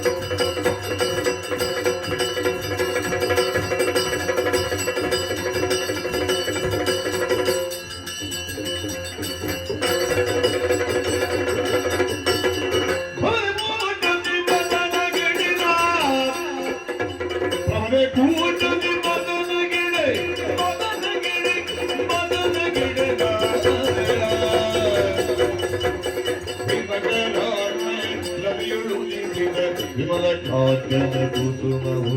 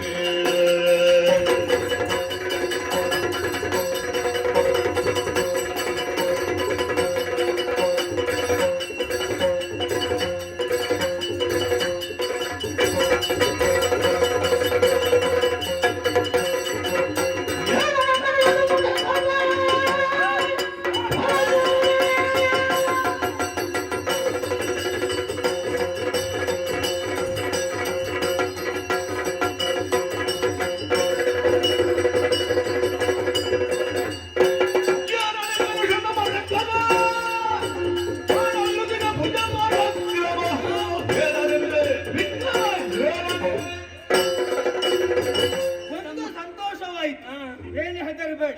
ನಮ್ಮ ಬಗ್ಗೆ ಹೇಳಿಕೊಳ್ಳುವಾಗ ಇಷ್ಟು ಸಂತೋಷ ಆಗ್ತದಲ್ಲ, ಅದು ಇವತ್ತು ಸ್ಪಷ್ಟವಾಗಿ ತಿಳಿಯಿತು. ಇದು ಹೆಚ್ಚಾಯ್ತಲ್ಲ ಸಂತೋಷ. ಆದ್ರೆ ಒಂದು ಏನು ಮಾಡುದು ಹೇಳು, ನಮ್ಮ ಬಗ್ಗೆ ಯಾರಾದ್ರೂ ಉಳಿದವರು ಪ್ರಚಾರ ಮಾಡಬೇಕು. ಇಷ್ಟರ ತನಕ ಯಾರೂ ಪ್ರಚಾರ ಮಾಡುವ ಹಾಗೆ ಕಾಣಲಿಲ್ಲ. ಇನ್ನೂ ಹಾಗಲ್ಲ, ಇನ್ನೊಬ್ಬರು ನಮ್ಮ ಬಗ್ಗೆ ಪ್ರಚಾರ ಮಾಡ್ತಾರೆ ಅಂತ ಕಾದು ಕುಳಿತರೆ ನಾವು ಪ್ರಚಾರಕ್ಕೆ ಸಿಗುದಿಲ್ಲ. ನಮ್ಮ ಬಗ್ಗೆ ನಾವೇ ಪ್ರಚಾರ ಹೌದಣ್ಣ, ಮಾಡ್ತೀವಿ. ಹೌದಮ್ಮ, ನಾನು ಹೇಳುತ್ತೇನೆ. ಭೋಗಗಳಿಗೆ ರಾಜ ಯಾರು? ಅವ ಇಂದ್ರ. ಆ ಪ್ರಕಾಶಕ್ಕೆ ರಾಜ ಯಾರು? ಸೂರ್ಯ. ತ್ಯಾಗಕ್ಕೆ ಹೇಳಿದವರು ಯಾರು? ಶಿಬಿ ಅಲ್ವೋ? ಹಾ. ಇನ್ನೂ ಒಂದು ಯಾವುದು? ರತಿ ವಿಲಾಸಕ್ಕೆ ಅದು ಹೇಳಿದವರು ಎಷ್ಟಿದ್ರು ಕೂಡ ಮನ್ಮಥ ಬಿಟ್ಟು ಮನ್ಮಥ? ಬೇರೆ- ಮನ್ಮಥ ಅಲ್ವೋ? ಯಾಕೆ? ಅವರೆಲ್ಲ ಬೇರೆ ಬೇರೆ ಕಾರ್ಯದಲ್ಲಿ ಹಾ. ಅವರದಂತಹ ಸಾಧನೆ ಮಾಡಿದ್ದಾರೆ. ಹಾ. ಆದ್ರೆ ನಾನು ಹಾಗಲ್ಲ, ಹಾ.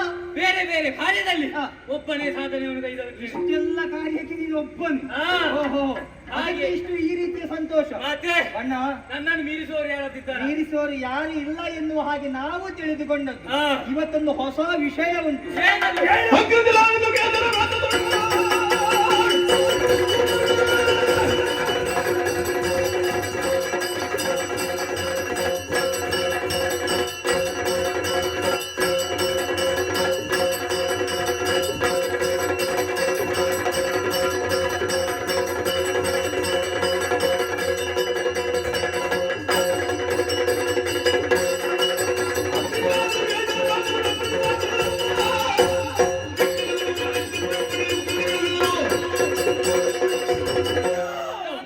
ನಮ್ಮನ್ನು ಮೀರಿಸುವವರು ಯಾರು ಇಲ್ಲ ಯಾರು ಇಲ್ಲ ತಮ್ಮ. ಎನ್ನುವ ಹಾಗೆ ಸಂತೋಷದಲ್ಲಿದ್ರೆ ಹಾ. ಸಿಟ್ಟು ಎನ್ನುವುದು ನೆತ್ತಿಗೆ ಏರುತ್ತಾ ಇದೆ. ಯಾಕೆ? ಕೇಳಿದೆಯಾ? ಹೊಸ ವಿಚಾರವೊಂದನ್ನು ಕೇಳಿಕೊಂಡೆ. ಏನು? ದೇವಲೋಕದವ ಚಿತ್ರಾಂಗದ ಎನ್ನುವಂತಹ ಗಂಧರ್ವ ಹಾ. ಯುದ್ಧಕ್ಕಾಗಿ ಬರುತ್ತೇನೆ ಎನ್ನುವ ಹಾಗೆ ಹಾ. ಓಲೆ ಬರೆದು ಕಳುಹಿಸಿದ್ದಾನೆ. ಹಾ. ಏನು ಮಾಡಿ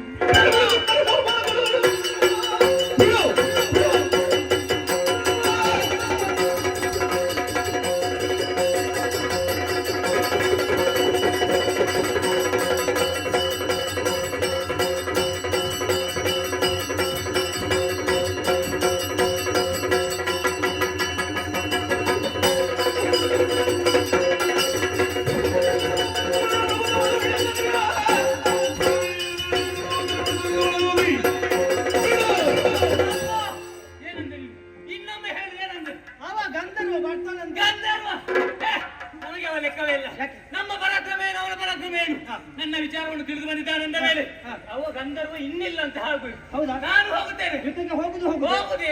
ಆದ್ರೆ ಒಂದು ಏನು? ಒಳ್ಳೆಯ ಕೆಲಸಕ್ಕೆ ಹೋಗುವಂತಹ ವೇಳೆಯಲ್ಲಿ ಹಿರಿಯರ ಆಶೀರ್ವಾದ ಎನ್ನುವುದು ಮುಖ್ಯವಾಗಿ ಬೇಕು. ಹಾಗಾಗಿ ಹೆತ್ತಬ್ಬೆಯ ಆಶೀರ್ವಾದ ಯಾವ ಮಕ್ಕಳ ಮೇಲುಂಟೋ ಆ ಮಕ್ಕಳನ್ನು ಪ್ರಪಂಚದಲ್ಲಿ ಮೀರಿಸುವಂತಹ ಶಕ್ತಿ ಇನ್ನೊಂದಿಲ್ಲ. ಹಾಗಾಗಿ ಯುದ್ಧಕ್ಕೆ ಹೋಗುವಂತಹ ನಮಗೆ ಮುಖ್ಯವಾಗಿ ಬೇಕಾದ್ದು ನಮ್ಮ ಹೆತ್ತಬ್ಬೆಯ ಸತ್ಯವತಿಯ ಆಶೀರ್ವಾದ.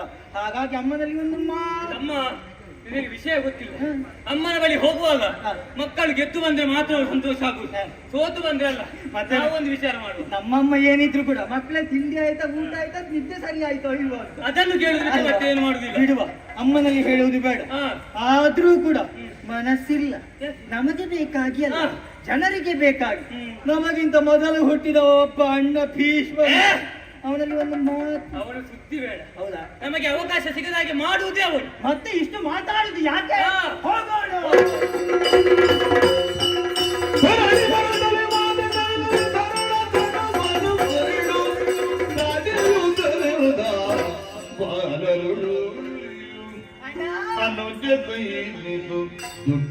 ದುಡ್ಡು ಕದಿರು ಅನುಜ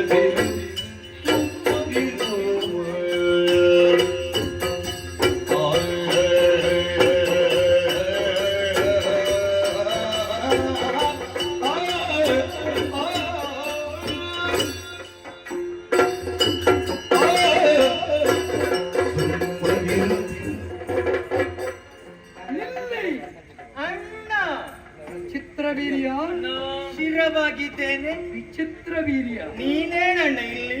ಎದ್ದೇಳು. ನೀವೆಲ್ಲಿಯೋ ನಾ ಅಲ್ಲೇ. ಸಮಸ್ಯೆ ಕಾರಣ ಉಂಟು. ಏನು? ನೀವೀರ್ವರು ಹೊರಟು ನಿಂತಿದ್ದೀರಿ. ಹೊರಟದ್ದು ದೂರ. ಯಾರಲ್ಲಿ? ಚಿತ್ರಾಂಗದಿ ಎಂಬವ ಗಂಧರ್ವ. ಗಂಧರ್ವ ಪತಿಯ ಕೂಡ ಬಾಳಕಕ್ಕಾಗಿ ಸನ್ನದ್ಧರಾಗಿ ಹೊರಟು ನಿಂತಿದ್ದೀರಿ. ಕದನದ ಕಣದಲ್ಲಿ ನೀವು ಬಾಲರು ಎನ್ನುವ ಮರೆವು ನಿಮಗಾಗಿದೆ. ನೀನು ಹೇಳಿದಷ್ಟು ಬಾಲರು ನಾವಲ್ಲ. ಇಲ್ಲಿ ಸ್ವಲ್ಪ ಕಪ್ಪು ಕಪ್ಪಾಗಿದೆ. ಭೀಷ್ಮನ ಮುಂದೆ ಬಾಲರೇ ನೀವು, ಇನ್ನ ಮುಂದೆ ಅಲ್ಲ. ಹಾಗೆಂದು ಗಂಧರ್ವರ ಬಗ್ಗೆ ನಾವು ಜಾಗೃತರಾಗಬೇಕು. ಏನು ಅಸಾಮಾನ್ಯನೇ? ಸರ್ವಶಸ್ತ್ರ ಶಸ್ತ್ರ ವಿಶಾರದರವರು, ಶಸ್ತ್ರಾಸ್ತ್ರ ಪಾಂಡಿತ್ಯವನ್ನು ಹೊಂದಿದವರು, ಸಾಮಾನ್ಯರೇ ಗಂಧರ್ವರು. ಏನು ವಿಶೇಷ? ಕನಸರದ ಮಂತ್ರಾಸ್ತ್ರ ವಿದ್ಯೆಗಳನ್ನು ಚೆನ್ನಾಗಿ ಆರ್ಜಿಸಿಕೊಂಡವರಿದ್ದಾರೆ. ಚಾಕ್ಷುಷ ಸಂಮೋಹನಾದಿ ವಿಶೇಷ ವಿದ್ಯಾವಿಶಾರದರಿದ್ದಾರೆ. ಅಂತಹವರನ್ನು ಕದನದ ಕಣದಲ್ಲಿ ಕಾದಾಟದಲ್ಲಿ ಗೆಲ್ಲುತ್ತೇವೆ ಎನ್ನುವ ಹುಚ್ಚು ಕಲ್ಪನೆಯಿಂದ ಹೊರಟಿದ್ದೀರಲ್ಲ ಮಕ್ಕಳೇ, ಇದು ಸಾಧ್ಯವೂ ಇಲ್ಲ, ಸಾಧುವೂ ಅಲ್ಲ. ಹಾಗೆಂದು ನಿಮಗೆ ಕರೆ ಕೊಟ್ಟಿದ್ದಾನೆ, ನನಗೆ ಕರೆ ಕೊಡ್ಲಿಲ್ಲ. ನನ್ನಲ್ಲಿ ಹೇಳದೆ ನೀವು ಹೊರಟು ನಿಂತಿದ್ದೀರಿ. ಇದು ನಿಮಗೆ ಯಾವತ್ತೂ ಭೂಷಣವಲ್ಲ ಮಕ್ಕಳೇ. ಅವನಿಗೆ ಉತ್ತರ ಕೊಡುವುದಕ್ಕೆ ಬೇಕಾಗಿ ಭೀಷ್ಮ ಸದಾ ಸಿದ್ಧ ಬದ್ಧ. ನಾನು ನೋಡಿಕೊಳ್ಳುತ್ತೇನೆ. ಒಳಗೆ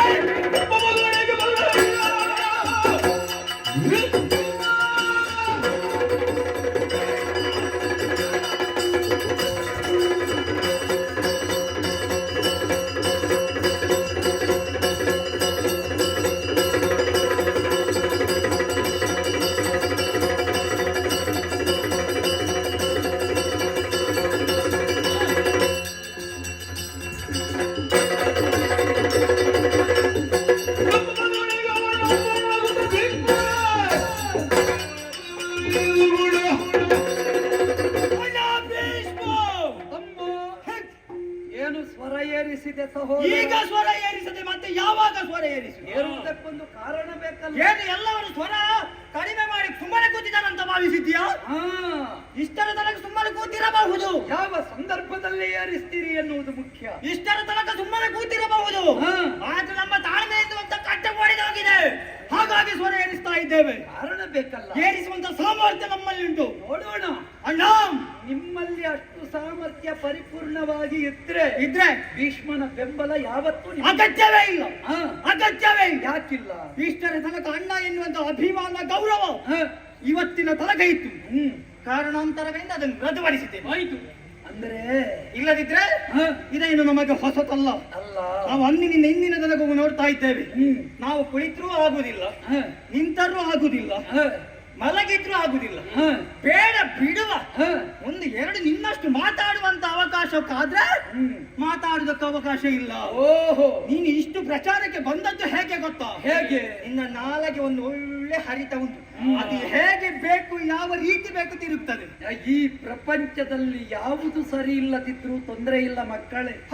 ನಾಲಗೆ ಒಂದು ಸರಿ ಬೇಕು. ಆದ್ರೆ ಎಲ್ಲಿ ಯಾವಾಗ ಅಂತ ಬೇಕಾಗ್ತದೆ. ಅದಕ್ಕೆ ಎಲ್ಲಾ ಕಡೆಯಲ್ಲಿ ನಾಲಗೆಯ ಬಲವನ್ನು ಉಪಯೋಗಿಸಕ್ಕೆ ಹೋದ್ರೆ ಕೈ ಕೊಡ್ತದೆ. ಜಾಗ್ರತೆ. ಭೀಷ್ಮನಂತಹವರಿಗೆ ಇನ್ನೊಬ್ಬನಿಂದ ಪಾಠ ಆಗಬೇಕಾಗಿಲ್ಲ ಮಕ್ಕಳೇ.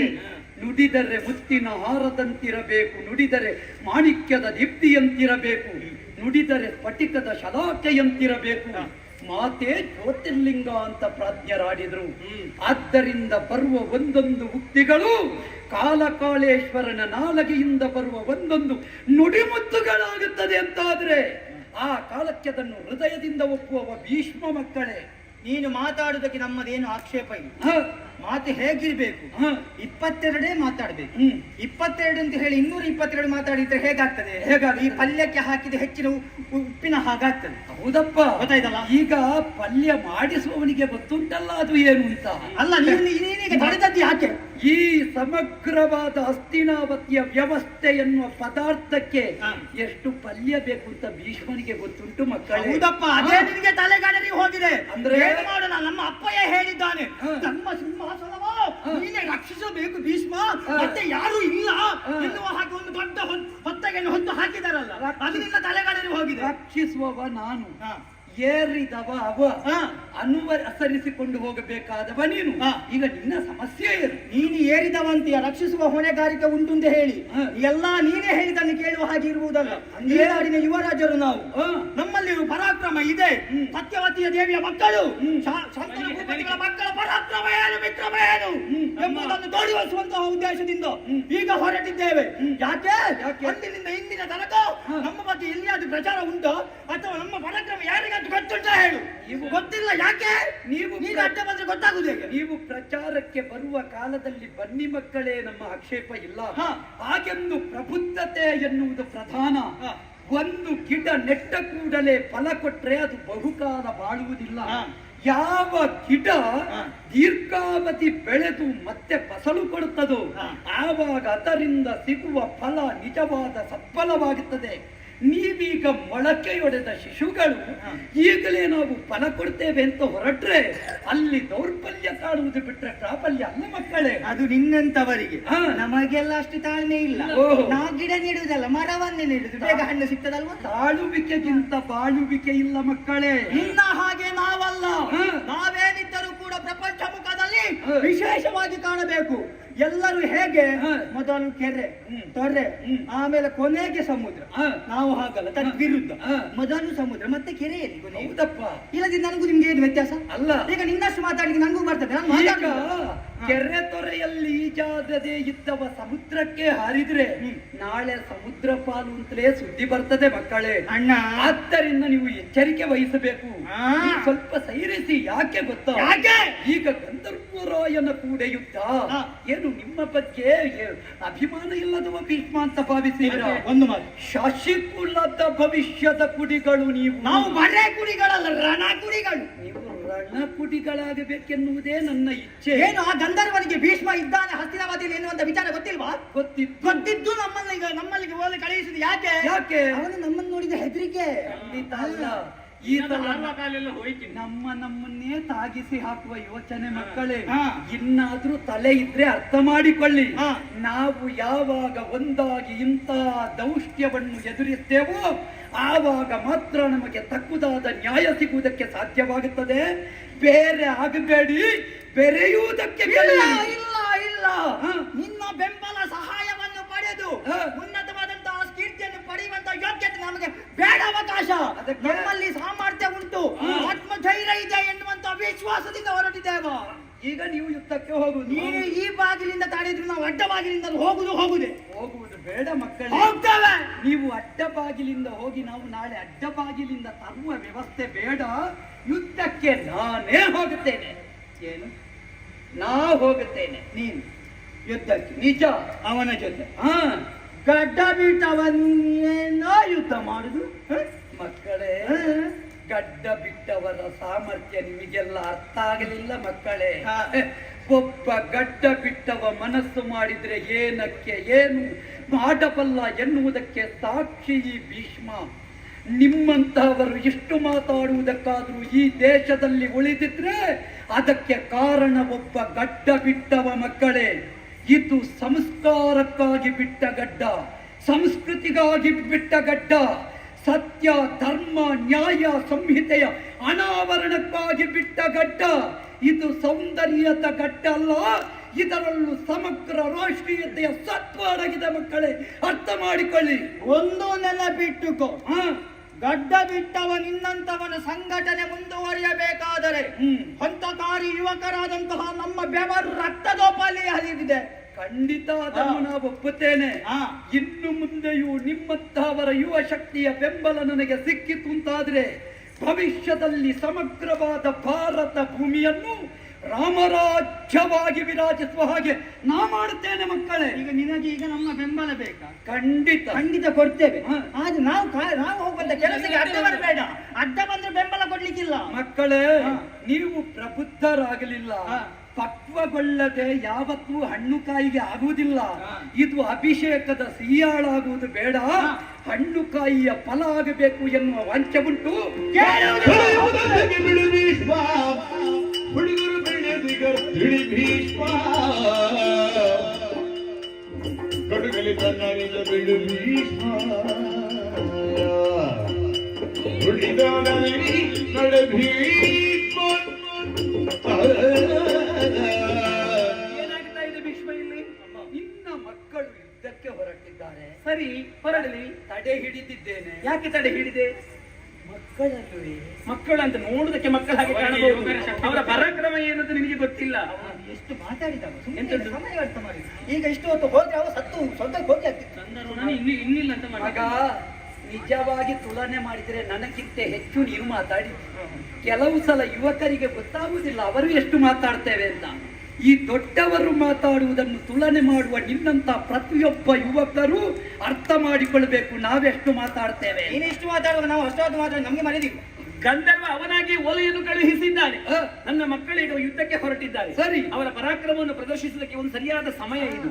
ಅದನ್ನು ಬಿಟ್ಟು ಅವರನ್ನು ಪ್ರೋತ್ಸಾಹ ಮಾಡುವುದನ್ನು ಬಿಟ್ಟು ಮಕ್ಕಳೇ ಹೋಗಬೇಡಿ ಎನ್ನುವ ಹಾಗೆ ಅವರನ್ನು ತೆಗೆದು ನಿಲ್ಲಿಸ್ತಾ ಇದೆಯಾ? ಸ್ವಲ್ಪ ಆಲೋಚನೆ ಮಾಡು ನೀನು. ಏನು? ಅವರಿಗೊಂದು ಅವಕಾಶವನ್ನು ಕೊಟ್ಟರೆ ಅವರು ಮೆರೆಯುತ್ತಾರೆ, ಅವರ ಹೆಸರು 4 ಊರಿನಲ್ಲಿ ಬರುತ್ತದೆ. ನೀನು ಸ್ವಲ್ಪ ಆಲೋಚನೆ ಮಾಡು. ನೀನು ಒಬ್ಬನೇ ಹೋಗಿ ಮೆರೆಯುವುದಲ್ಲ, ನಿನಗೆ ಪರಾಕ್ರಮ ಉಂಟು, ಅದರ ಬಗ್ಗೆ ಒಂದು ಅನುಮಾನ ಇಲ್ಲ. ನನಗೆ ಹೊಣೆಗಾರಿಕೆ ಉಂಟು. ನಿಂಗೆ ಪೀಠ ರಕ್ಷಿಸುವ ಹೊಣೆಗಾರಿಕೆ ಮಾತ್ರ. ನಾ ಹೆಸರು ಬೇಕು ಅಂತಿದ್ರೆ ಯಾವತ್ತೂ ಅದನ್ನು ಪಡೆಯುತ್ತಾ ಇದ್ದೆ. ಹೆಸರಿಗಾಗಿ ನನ್ನ ಮನಸ್ಸಲ್ಲ. ಮತ್ತೆ ಈ ಆರ್ಯಾವರ್ತದ ಭವಿಷ್ಯ ಕೆಸರಾಗಬಾರದೆನ್ನುವುದೇ ನನ್ನ ಇಚ್ಛೆ.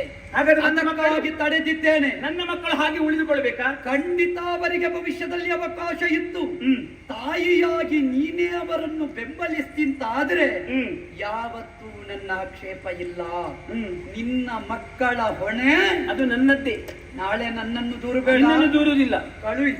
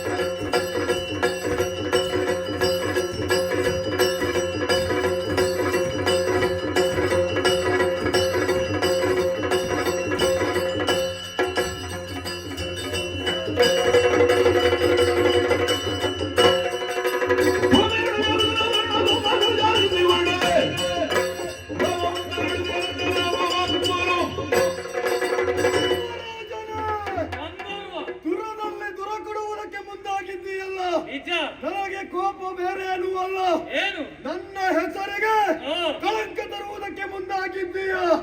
ನೀತಿಯ ಮಾತನ್ನು ಬುದ್ಧಿ ಮಾತನ್ನು ಹೇಳುವುದಕ್ಕೆ ನಾನು ಬಂದವನಿದ್ದೇನೆ. ನಿನ್ನ ಅಹಂಕಾರವನ್ನು ನಾನು ನಿಲ್ಲಿಸಿಯನು.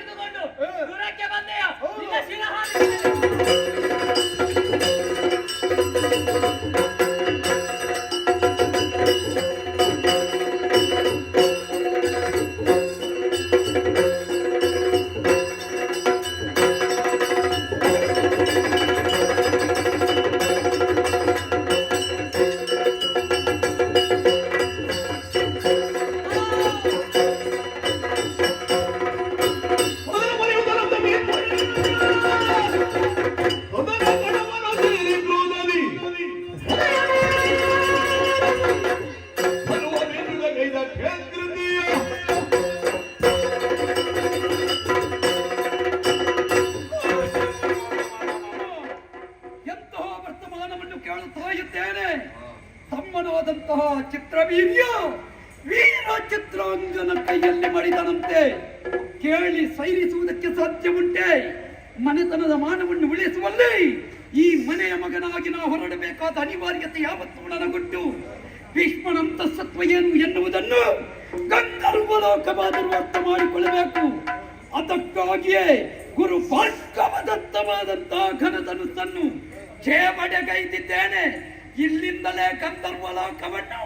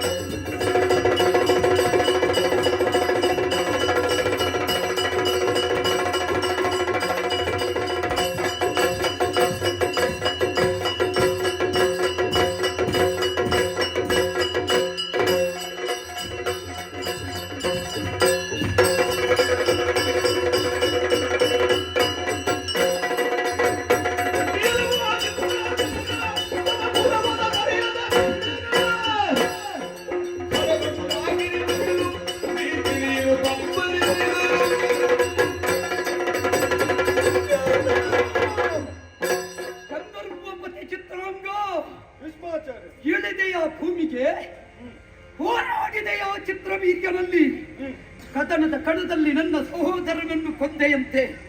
ವರ್ತಮಾನ ಕೇಳಿ ಸಾಟೆಗತ್ತವ ಭೀಷ್ಮ ಮುನಿದು ನಿಂತೆಂತಾದರೆ 3 ಲೋಕಕ್ಕೂ ಉತ್ತರ ಕೊಡಬಲ್ಲ ಮಟ್ಟಕ್ಕೇರಿದವನಿಗೆ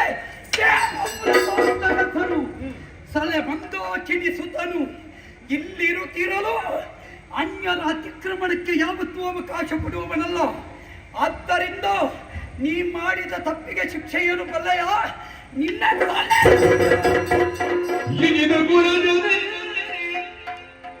ಮನ್ನಿಸು ಸುರತಮ ಬಂಧು ನೀನ ಕುದಾಲಿಸು ಮನ್ನಿಸು ಹಿಂದೂ ಕುಲ ಜನ ಖಾದಿಸಿ ಬಿಡನಾಡಿ ತಿಂದಿದ್ದಲಷ್ಟು ಸುರಿಸಿ ಹಿಂದೂ ಕುಲ ಜನ ಮನ್ನಿಸು.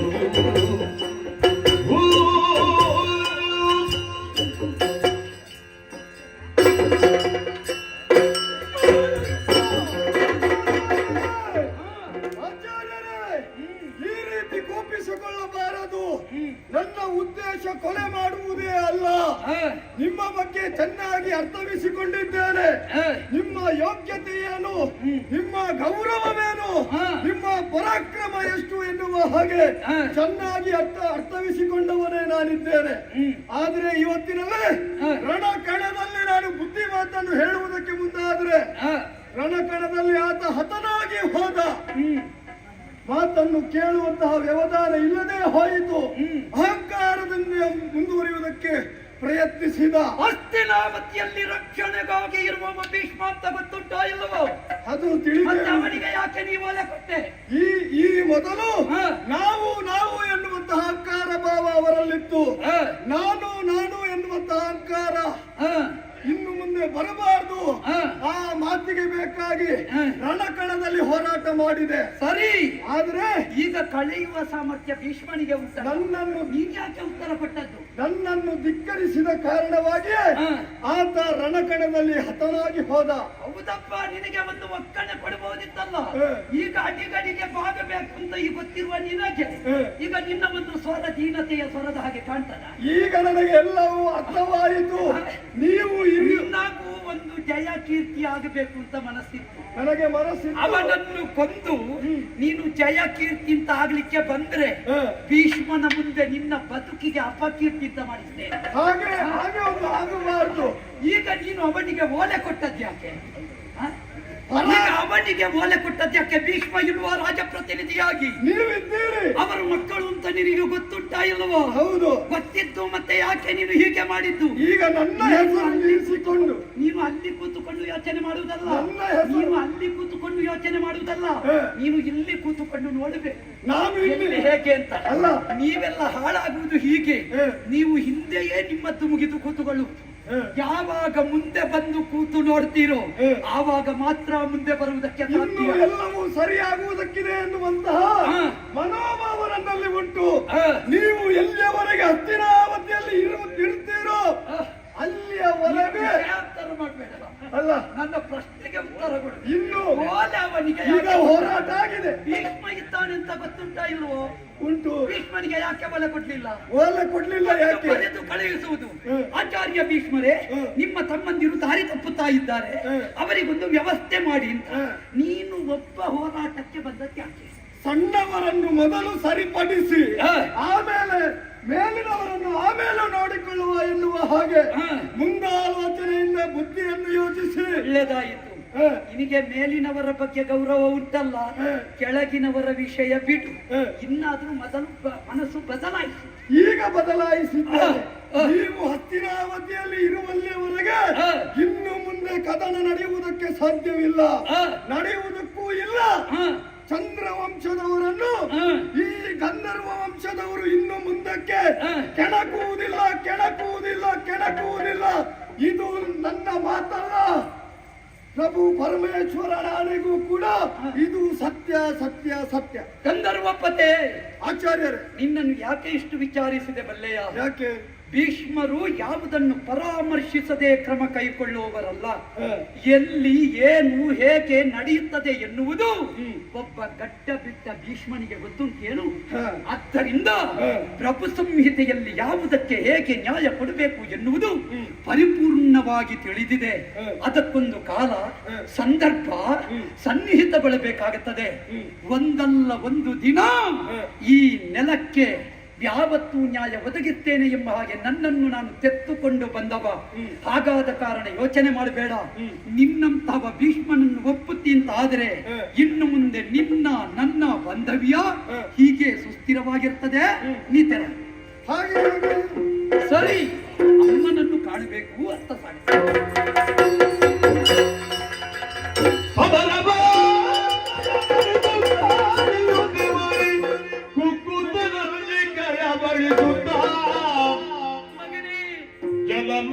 ಜಲಮಧ್ಯದೊಳಗಿರ್ಪ ಚುಳಿಯಾದಿಗಳು ನಮಗೆ ಸಿಲುಕಿ ಬದುಕಿದರು ಜಗದಿಯೇ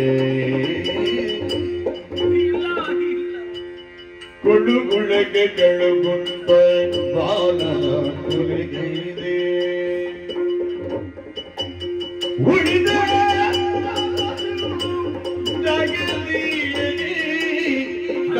ಉಳಿದೈರು ಕೊಲವ್ಯೋ ಜಗದಿ ಅಗದಾಯ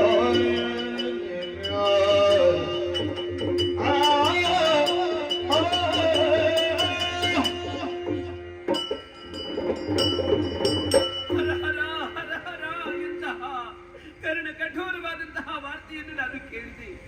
ಗಂಧರ್ವನೊಡನೆ ಯುದ್ಧವನ್ನು ಮಾಡುವುದಕ್ಕೆ ಹೋದಂತಹ ನನ್ನ ಮಗ ಮಡಿದು ಹೋದದಂತೆ ಭೀಷ್ಮ ಸಾರಿ ಸಾರಿ ಹೇಳಿದ ಅಮ್ಮ ಮಕ್ಕಳನ್ನು ಕಳುಹಿಸಿ ಕೊಡಬೇಡಿ ಎನ್ನುವ ಹಾಗೆ. ಆದರೆ ಅವನ ಮಾತನ್ನು ಧಿಕ್ಕರಿಸಿ ನನ್ನ ಮಗನನ್ನು ಕಳುಹಿಸಿಕೊಟ್ಟರೆ ಅಯ್ಯೋ ವಿಧಿಯೇ, ನನ್ನ ಮಕ್ಕಳ ಮೇಲಿರುವಂತಹ ಕಡು ಬಮತಿ ನನ್ನ ಮಗನ ಮರಣಕ್ಕೆ ಕಾರಣವಾಗಿ ಹೋಯಿತಲ್ಲ. ಇವನೇ ಏನು ಮಾಡಲಿ?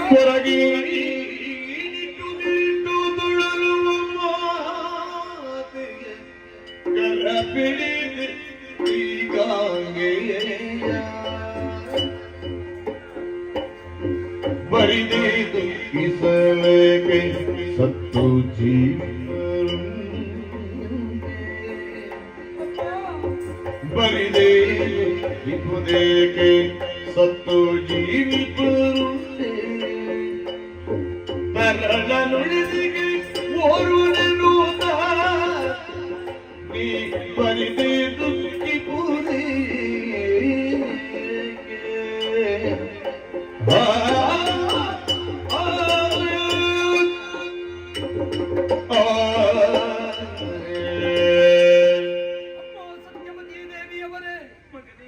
ಯಾಕಪ್ಪ ಈಗ ಚಿಂತಿಸುತ್ತಾ ಇದ್ದೀರಿ? ಏನು ಮಾಡಲಿ ನಾನು? ಮಿಂಚಿ ಹೋದ ಕಾರ್ಯಕ್ಕೆ ಚಿಂತಿಸಿ ಫಲವುಂಟೇ ತಾಯೇ?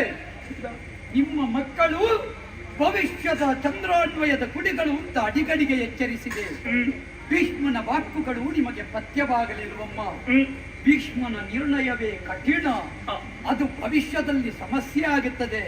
ಹೀಗೆ ಆಡಿದಿರಲ್ಲ, ಪರಿಣಾಮ ಏನಾಯಿತು ಬಲ್ಲೆಯ? ಇದು ಭವಿಷ್ಯದ ಪ್ರಪಂಚಕ್ಕೆ ಸಂದೇಶವಾಗಬೇಕು ತಾಯೇ.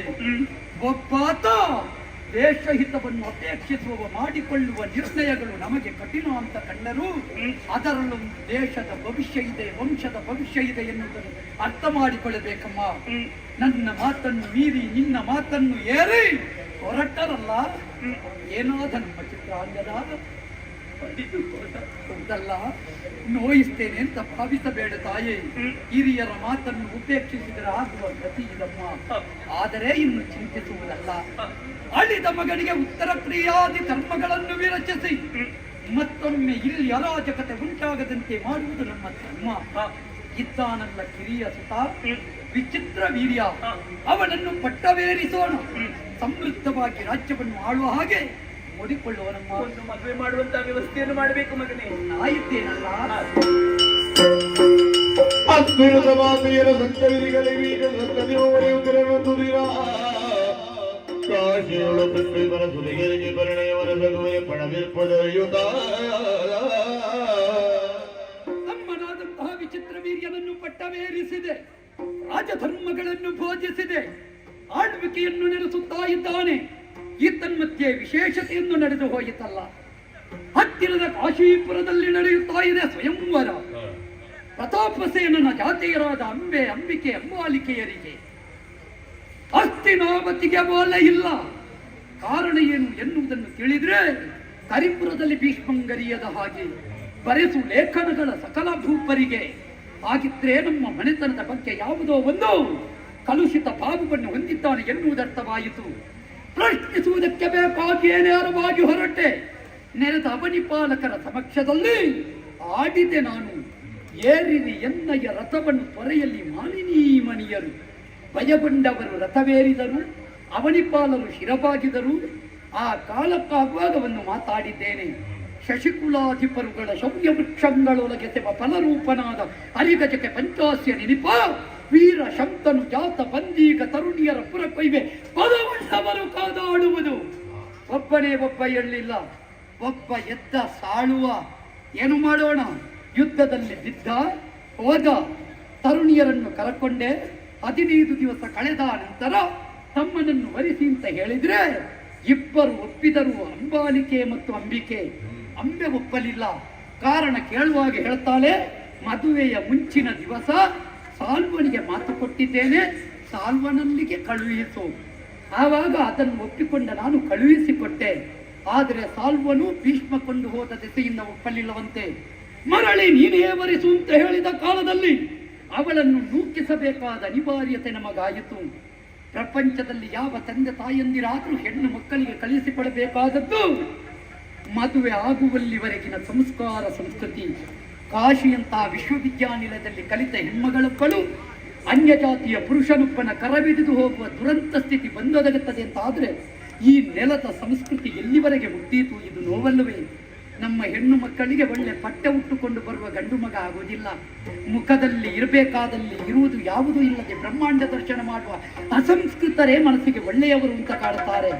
ಆದ್ದರಿಂದಲೇ ಎಚ್ಚರಿಕೆಯನ್ನೇ ಕಾಣಿಸಿದ್ದೇನೆ. ಪತ್ರ ಸಂಹಿತೆಯನ್ನು ಜನಮಾನಸಕ್ಕೆ ಕೊಟ್ಟಿದ್ದೇನೆ. ಅಂತೂ ಅವಳನ್ನು ಬಿಟ್ಟಿದ್ದೇನೆ. ತಮ್ಮ ಆಳ್ವಿಕೆ ನಡೆಸ್ತಾ ಇದ್ದಾನೆ. ಮುಂದೆ ಏನಾಗುತ್ತದೆ ನೋಡು.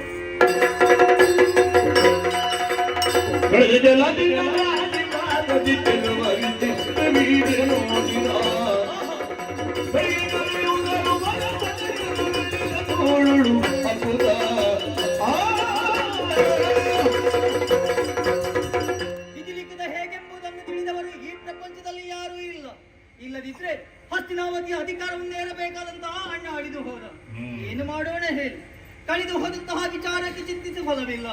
ಆಮೇಲೆ ಅಣ್ಣನಾದಂತಹ ಭೀಷ್ಮನ ಮಾತಿನಂತೆ ಕಾಶೀಪುರಾಧಿಪನ ಮಕ್ಕಳಾದಂತಹ ಅಂಬಿಕೆ, ಅಂಬಾಲಿಕೆ ಇರುವರನ್ನು ಮದುವೆಯಾಗಿ ಕೆಲವೇ ದಿನಗಳು ಕಳೆದು ಹೋಯಿತು.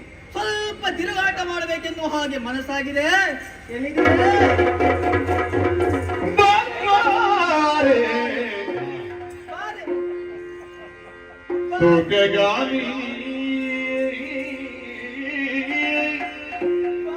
ಬಾರಿ ಬಾರಿ ಬಾರಿ ಬಾರಿ ತೋಕೆ ಗಾಮಿನಿ ಬಾರಿ ಬಾರಿ ಬಾರಿ ಬಾರಿ ತೋಕೆ ಗಾಮಿನಿ ಮದಿರಾಕ್ಕೆ ಮನವ ತೋರಿ ಮುಳ್ಳಿ ಮಧುರ ಭಾಗಿಣಿ ಮದಿರಾಕ್ಕೆ ಮನವ ತೋರಿ ಮುಳ್ಳಿ ಮಧುರ ಭಾಗಿಣಿ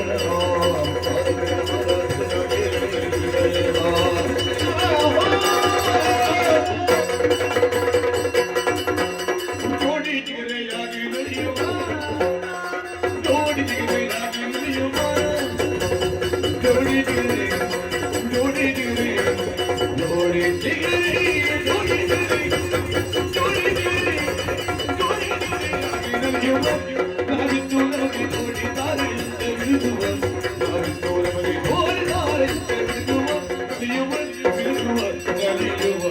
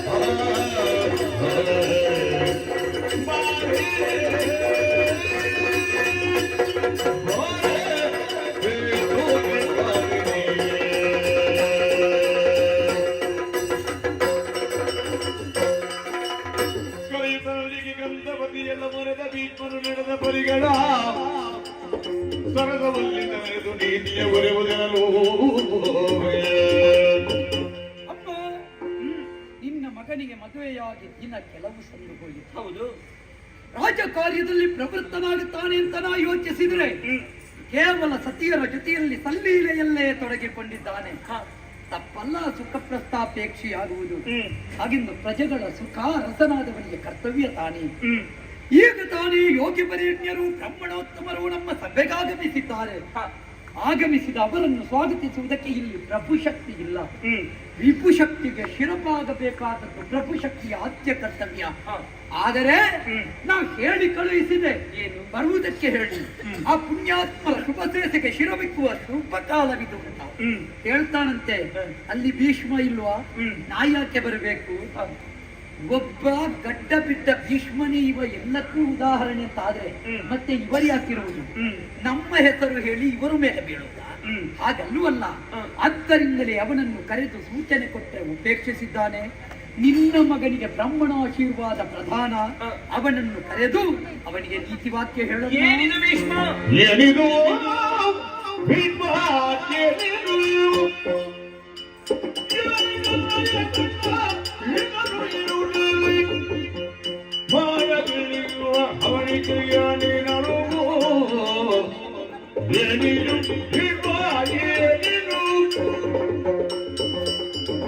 ಏನಿದು ಭೀಷ್ಮ? ಏನು ನನ್ನ ಮಗನ ಮಾನ ತೆಗಿಲಿಕ್ಕೆ ಮುಂದಾಗಿದ್ದೆ ನೀನು?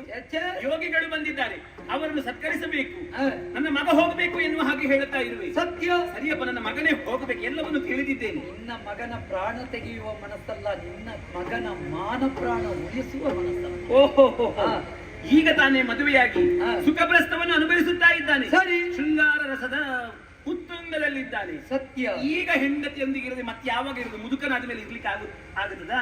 ಆದ್ರೆ ಯುವ ಪ್ರೌಢಾವಸ್ಥೆಯಲ್ಲಿ ಆದ್ರೂ ಶೃಂಗಾರಕ್ಕೊಂದು ಮಿತಿ ಉಂಟಲ್ಲ ತಾಯಿ. ಏನೇ ಇರಲಿ, ಈಗ ಯೋಗಿಗಳು ಹೇಗೂ ಬಂದಿದ್ದಾರೆ, ಅವರನ್ನು ನೀನೇ ಹೋಗಿ ಸತ್ಕರಿಸುವುದು. ಮತ್ತೆ ಹೇಳಬೇಡ ಹೋಗಿ ಅಲ್ಲಿ ಸತ್ಯವತಿ ಹೀಗೆ ಹೇಳಿದ್ದಾಳೆ, ಅವಳ ಮಗನಿಗೆ ಬರ್ಲಿಕ್ಕೆ ಆಗುದಿಲ್ಲ ಎನ್ನುವಾಗ ಅವರಲ್ಲಿ ಹೋಗಿ ಹೇಳಬೇಡ ನೀನು.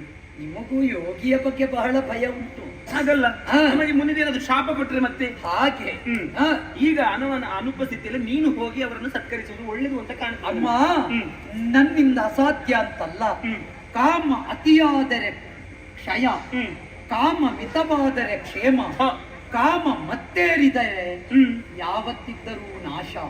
ಆದ್ದರಿಂದ ನಿನ್ನ ಮಗನ ಕಾಮದ ಬಗ್ಗೆ ಇಷ್ಟಿಯಾಗಿರಲಿ, ಅದು ಐಷಟ್ ವರ್ಗದಲ್ಲಿ ಒಂದಾಗುವುದಲ್ಲ. ಎಚ್ಚರ ವಹಿಸಿ. ನೋಡೋಣವಂತೆ ನೋಡು.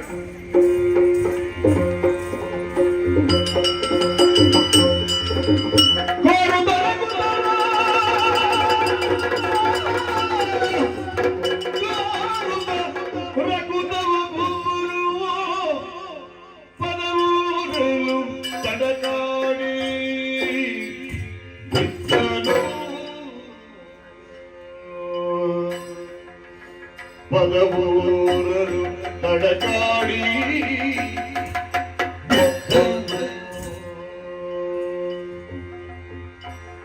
ಸೋರುವ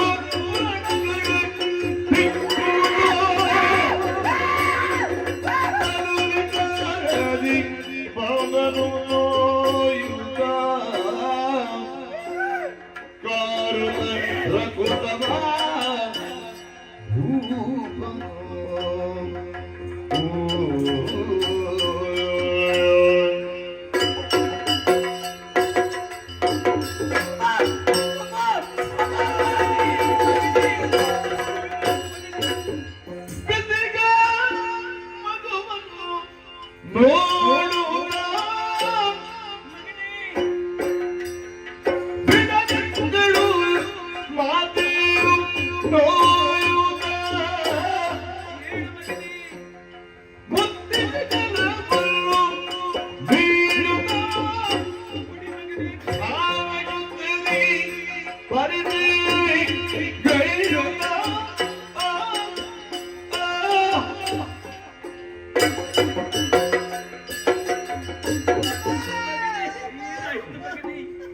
ಏನಾಯಿತು ಕಂದ? ಒಮ್ಮಿಂದೊಮ್ಮೆಲೆ ಸೋರುವ ಮೃಗಗಳನ್ನು ಕಾಡುತ್ತಾ ಇದ್ದೇನೆ. ಮಾತನಾಡುವುದಕ್ಕೆ ನೀನು ತಡವರಿಸುತ್ತಾ ಇದ್ದೀಯ. ಏನಾಯ್ತು ಮಗನೇ, ಏನಾಯ್ತು ಕಂದ? ಹೇಳಪ್ಪ, ಹೇಳು.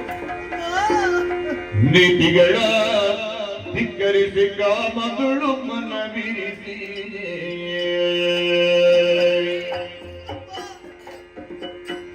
ನೀತಿಗಳ ಧಿಕ್ಕರಿಸಿ ಕಾಮ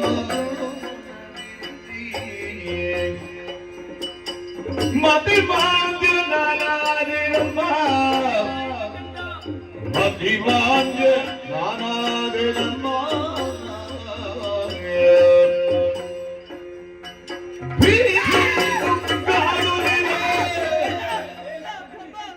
ಮಡಿದಲ್ಲೆನು ನಾನು ಕಾಡುವುದಿದೆ ಮಳೆಯಲ್ಲೆನು ನಾನು ಪ್ರೀತಿಯೊಳಗೆ ಉಳಿಸು ಅಮ್ಮ ಅಮ್ಮ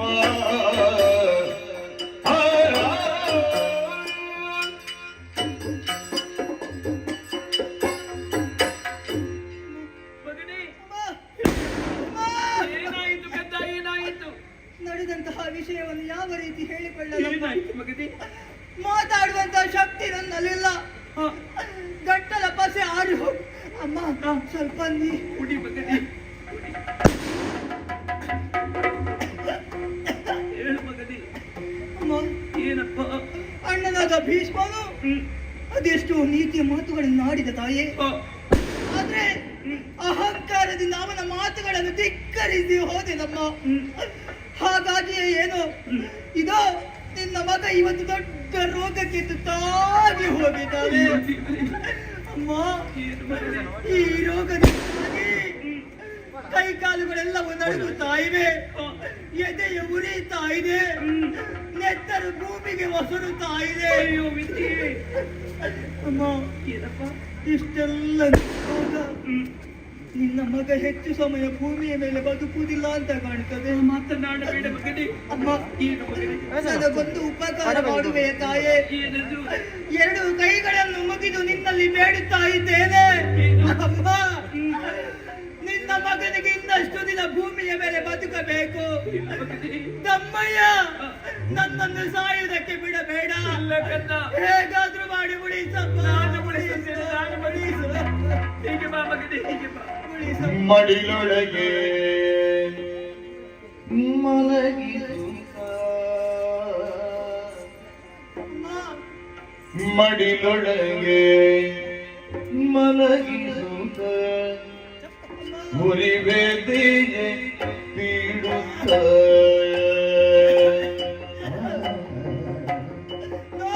ಮುರಿಬೇದಿಗೆ ತೀಡುತ್ತ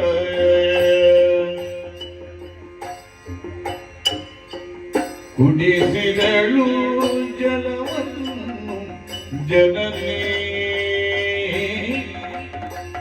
ಕುಡಿಸಿದಳು ಜಲವನ್ನು ಜನನಿ ಸುಡುವೊಡಲ ಜೀಕುತ್ತ ಮೇರುದಿಲ್ಲ ಎಳೆಯುತ್ತ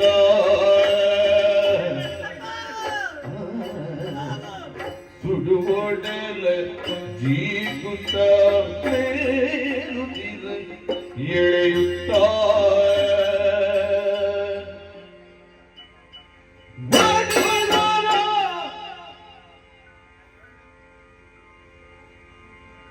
ಜನಪದೆಯು ಬಳಲಿಯೇ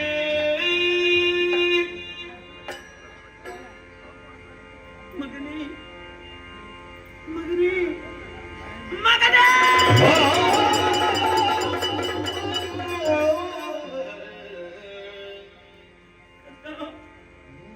ಅಮ್ಮ ನನ್ನನ್ನು ಬದುಕಿಸು, ಬದುಕಿಸು ಎನ್ನುವ ಹಾಗೆ ಹೇಳುತ್ತಿದ್ದಂತಹ ಮಗನನ್ನು ಬದುಕಿಸುವುದಕ್ಕೆ ಈ ತಾಯಿಗೆ ಅಸಾಧ್ಯವಾಗಿ ಹೋಯಿತಲ್ಲ ಮಗನೇ. ಕರ್ಣ, ಮುಂದಕ್ಕೆ ಈ ಹಸ್ತಿನಾವತಿಯನ್ನು ನೀನು ಆಳತಿ, ಈ ಚಂದ್ರವಂಶವನ್ನು ಬೆಳಗತಿ ಎನ್ನುವ ಹಾಗೆ ಆಸೆಯನ್ನು ಪಟ್ಟರೆ ನನ್ನ ಆಸೆ ಎಲ್ಲವೂ ನುಚ್ಚು ನೂರಾಗಿ ಹೋಯಿತಲ್ಲ ಮಗನೇ. ಎಂತಹ ದೌರ್ಭಾಗ್ಯವತಿ ನಾನು. ಹೆತ್ತವರ ಹೆಣ ಮಕ್ಕಳ ಹೆಗಲೇರಿ ಸ್ಮಶಾನಕ್ಕೆ ಹೋಗಬೇಕು ಅಂತ ಹೇಳ್ತಾರೆ. ಆದರೆ ನನ್ನ ಮಡಿಯಲ್ಲಿಯೇ ನಿನ್ನ ಹೆಣವನ್ನು ನೋಡುವಂತಹ ದೌರ್ಭಾಗ್ಯ ಈ ತಾಯಿಗೆ ಒದಗಿ ಬಂತಲ್ಲ ಶಿವನೇ. ಅಣ್ಣ, ಇಲ್ಲ ಮಗನೇ, ಶಶಿ ವಂಶದ ವೃಕ್ಷಕ್ಕೆ ಮನಸ್ಸಿಡಲೇ ಬಂದ ಅಪ್ಪಳಿಸಿ ಹೋಯಿತು ಮಗನೇ.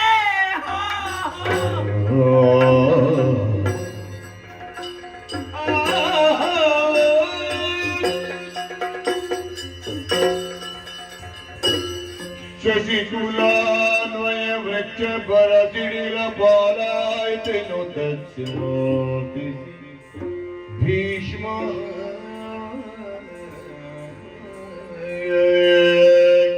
ಎಂತಹ ಕನಸನ್ನು ಕಂಡಿದ್ದೆ ಈ ಶಶಿವಂಶದ ಬಗ್ಗೆ. ನನ್ನ ನೇತೃತ್ವದಲ್ಲಿ ವಂಶವಲ್ಲರಿ ಪಲ್ಲವಿಸುವ ವ್ಯವಸ್ಥೆ ಮಾಡಿದೆ ಎನ್ನುವ ಆತ್ಮತೃಪ್ತಿಯನ್ನು ಹೊಂದಿದವ ನಾನು.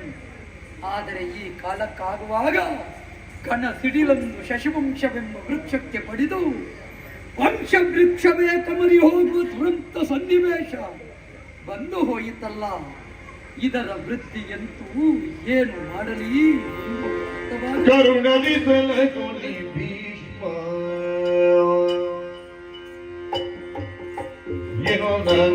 ತರಳತನವನ್ನೆಲ್ಲ ಮರೆತು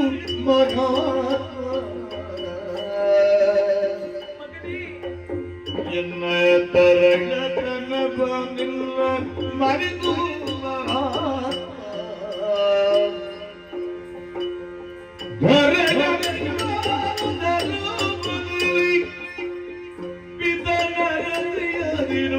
ನಿನ್ನ ಪರಮ ತ್ಯಾಗದಲ್ಲಿ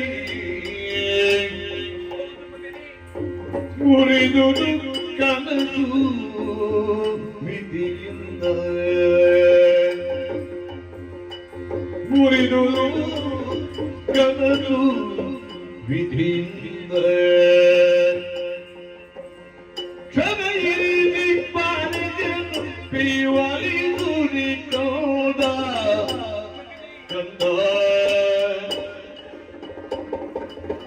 ಕರುಣದಿ ತಲಗೋನಿ ಭೀಷ್ಮ ಎನ್ನ ತರಳತನವನೆಲ್ಲ ಮರೆತು ಮಹಾತ್ಮ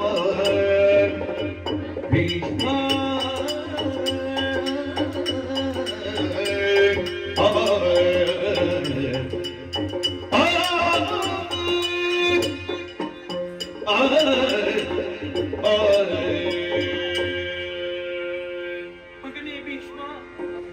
ನಿನ್ನ ಕಣ್ಣ ಮುಂಭಾಗದಲ್ಲಿ ನಿಂತು ಮಾತನಾಡುವಂತಹ ನೈತಿಕತೆಯನ್ನೇ ಕಳೆದುಕೊಂಡಿದ್ದೇನೆ ಮಗನೇ.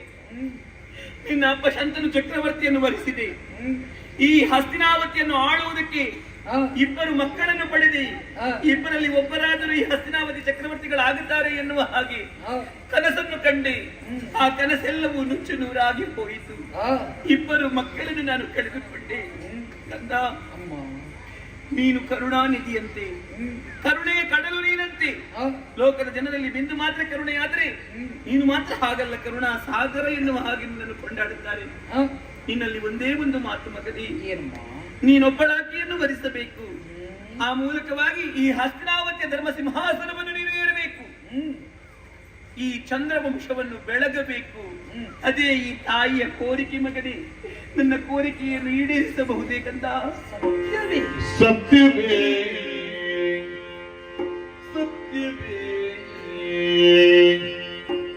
ಸತ್ಯವೇ ತಾಯಿಯು ಸತ್ಯವೇ ತಂದೆಯು ಸತ್ಯವದಿನ ಗತಿ ಬಂಧು ಜನ ಸತ್ಯವದಿನ ಗತಿ ಬಂಧು ಜನ